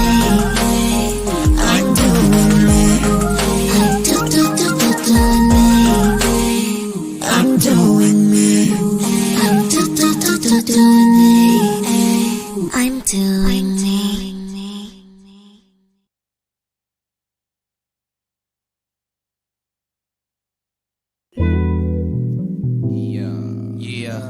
In a little bit. She said I like it. She said I like it. She said I like it. What she said? She said I. Jerry, I see you. What up? She said I like it when you call me in the morning. Keeps me on my feet just like this week. That's when I wake up, and I like it when I feel good habits forming. That's just what I need, cause I've agreed to get this paper. She said I like it when you call me in the morning. Keeps me on my feet just like this week. That's when I wake up, and I like it when I feel good habits forming. That's just what I need, cause I've agreed to get this paper. Get up, get ready to go. Working from 10 to 4. Entrepreneur mode. I just be trying to go pro. She look like Lotto on foes. I'm putting it on the flows. I'm trying to make something shake. Wake up, then I bake. I'm trying to cook up a cake. Yeah, she let me swing her door. Yeah, she let me swing her doors. Yeah, I hit that hoe in her Jeep. Yeah, I keep that hoe with a Jeep. Yeah, she be my little Bo Peep. Yeah, I'm losing sheep cause I don't sleep. I'm losing sleep cause I'm not sheep. I feel like Young Dolph, I just preach. I swear to G, this is not a reach. Been up and down on the interstate. Now it's fine trying to end in the place. You are not real, boy, you been a fake. I'm just outside trying to make a play. Put her in a place like real estate. If I'm on this bitch, just know I ate. I feel like Kanye, I'm always late. I like it when you call me in the morning. Keeps me on my feet just like this week. That's when I wake up, and I like it when I feel good habits forming. That's just what I need, cause I've agreed to get this paper. She said I like it when you call me in the morning. Keeps me on my feet just like this week. That's when I wake up, and I like it when I feel good habits forming. That's just what I need, cause I've agreed to get this paper. Get ready to go. Get up. Get up, get ready to go. Get up. Get up, get ready to go.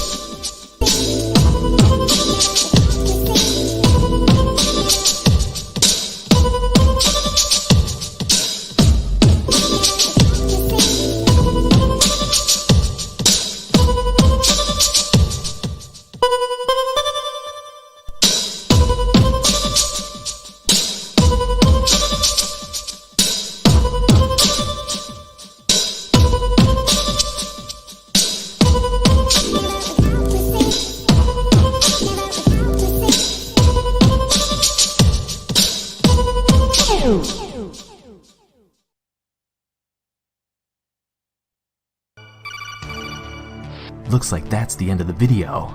If you learned something new, be sure to hit that like button. Yeah.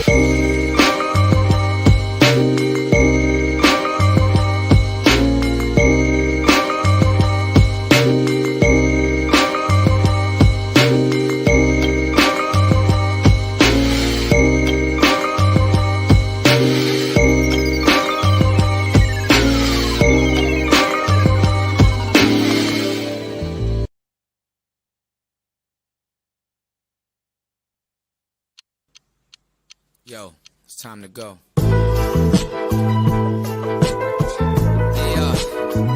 Okay, yo.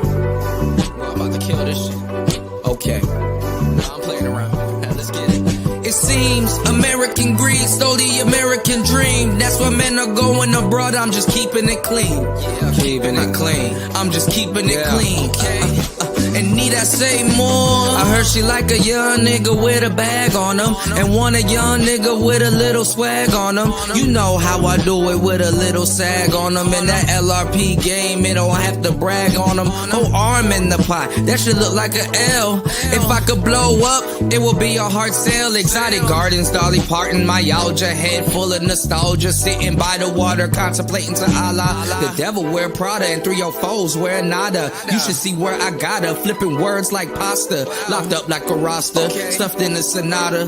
Remember being home and being a top shotter, and I did the math. Scale came from Euclidia, did it with no Nvidia. Cuda somewhere in India, used to be in Virginia, and still want a Geneva. You should know the basic problems with automatopoeia. It seems American greed stole the American dream. That's why men are going abroad. I'm just keeping it clean. I'm just keeping it clean.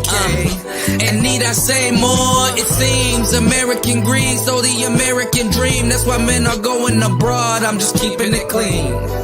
Yeah, hey, oh. This some game worth paying for. I heard she like a young nigga with a bag on him, and want a young nigga with a little swag on him. And you know how I do it with a little sag on him. And that LRP game, it don't have to brag on them. Niggas turning backs when they really think you need them. Now I'm in the casino gambling with my freedom. It's biblically accurate that I'm that nigga, scientifically proven true. I don't know about you. Who cares about such and such? Why women get mad when they know when I tell them that they doing too much? Yeah, I'm trained to get it in jungles with amphibians. My scale is Euclidean on panels with obsidian. Some travel like a vice lord to get exotic Keishas. Don't get alopecia, looking to get those features. I'm somewhat like a teacher, hoping my lyrics will reach you.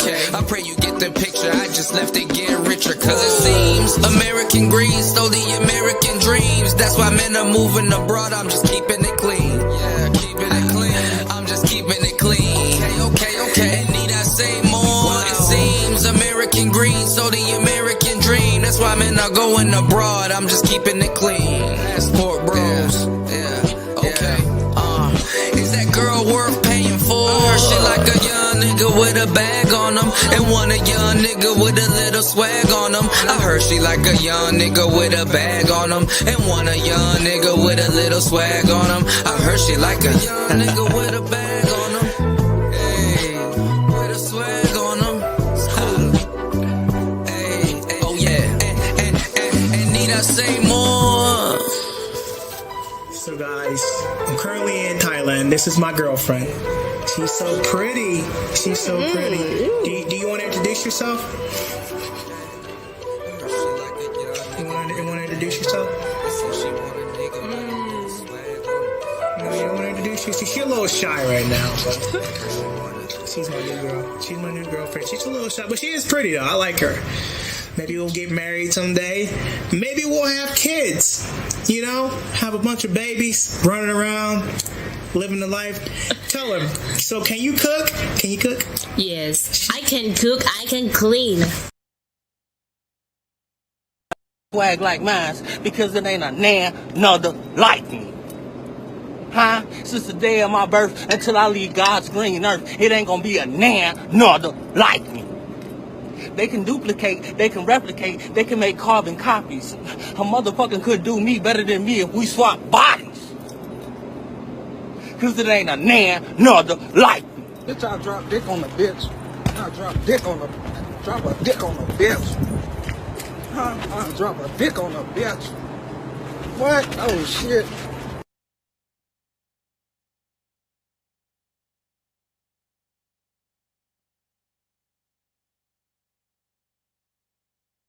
First of all, I come from a long line of tricks and hoes. Yes, what's the eyebrow thing? I come from a long line of hoes. I'm not the first one, maybe in this generation, but it go all the way back to slavery time. And before then, with the Egyptians and the Moors, a long line of selling pussy. I'm not the first one. My auntie, my mama don't like me saying her name in my interviews. Grandmama, great-grandmama, great-great-great-grandmama. So was any of them in a $40 line? $40.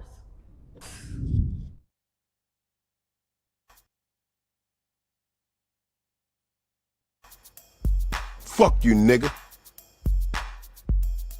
You think you hard? Wanna talk shit? Pick up the phone, bitch. This the real shit right here. Shut the fuck up, you nitwit. You talking shit upon my shit, homeboy? You just a little punk ass, bitch. Fuck that. Thousands of niggas is waiting for your motherfucking call, and they all talking shit up on that ass right now. Big niggas. Thick niggas. Curvaceous niggas. Affectionate niggas. Mwah, nigga. You want that true nigga shit? Let's call the line off top. 1213-373-4253. Only $4.99 a minute. These niggas is desperate. You call me fucker? Man, shut the fuck up, you tropical snake. 80s niggas. 90s niggas. Sleepy ass niggas. Nigga. Broke niggas. Baroque niggas. Parmesan niggas. Mystery niggas reveal niggas. Fake niggas. Famous niggas. I'm alive, fool! Sensitive niggas. Yeah, motherfucker. I'll fuck you up. And once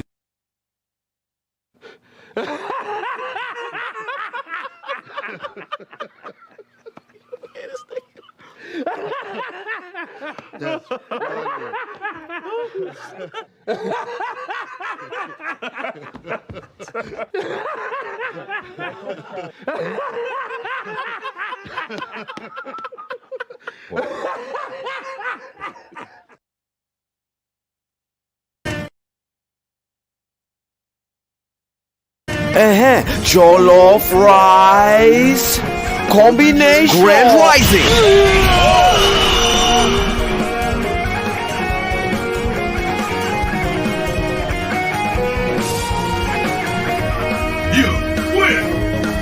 You know, while you've been sipping on that satanic nectar you call bottled water, I've been decalcifying my pineal gland with triple ionic distilled counter reverse osmosis diffused alkaline Kangen water, which can be yours for 2 easy payments of $49.99 per ounce. Call now to get what on earth he just said. Also, Hillary Clinton is a clone.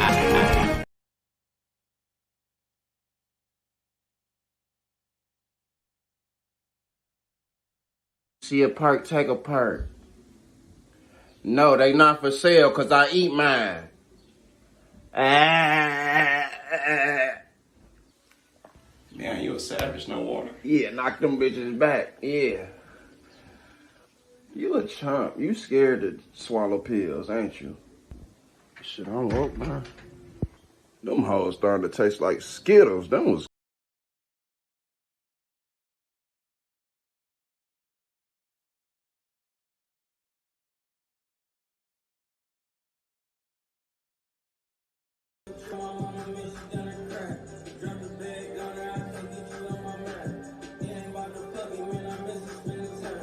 shit, I really could just eat this shit on the floor right here. Boy, you fried. Hey, hand me my perks so I can crunch some perks up in here. Is he in here, bro? Dog!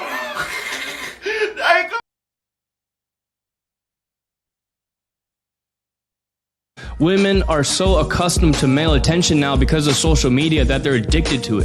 The attention and love of one man is no longer enough. She needs it from multiple sources. She needs to know that he wants me, and he wants me, not just him. So now you have all these women shaming men for not being enough. Like, he's not enough, he's not enough. Well, of course he is, because you're addicted to so much attention. It's dopamine to them. It's a fucking drug. And women are shaming men for all this instead of taking the self-accountability to realize that they fucked up their tolerance to intimacy. That no man is ever enough now because they've been with so many types of men. They don't understand that men aren't perfect and never will be. And that's where love actually comes from, is you start to love unconditionally and you stop looking for a perfect partner. And women are stuck in this delusional fantasy where they think they're gonna find these Prince Charming, well put together men who are a blend of a lover boy and an asshole. A man who's romantic but also an asshole. It's like, those type of men aren't really out there, and these women just want to pretend like they're gonna find these type of guys instead of realizing that they have desensitized themselves to love, to intimacy.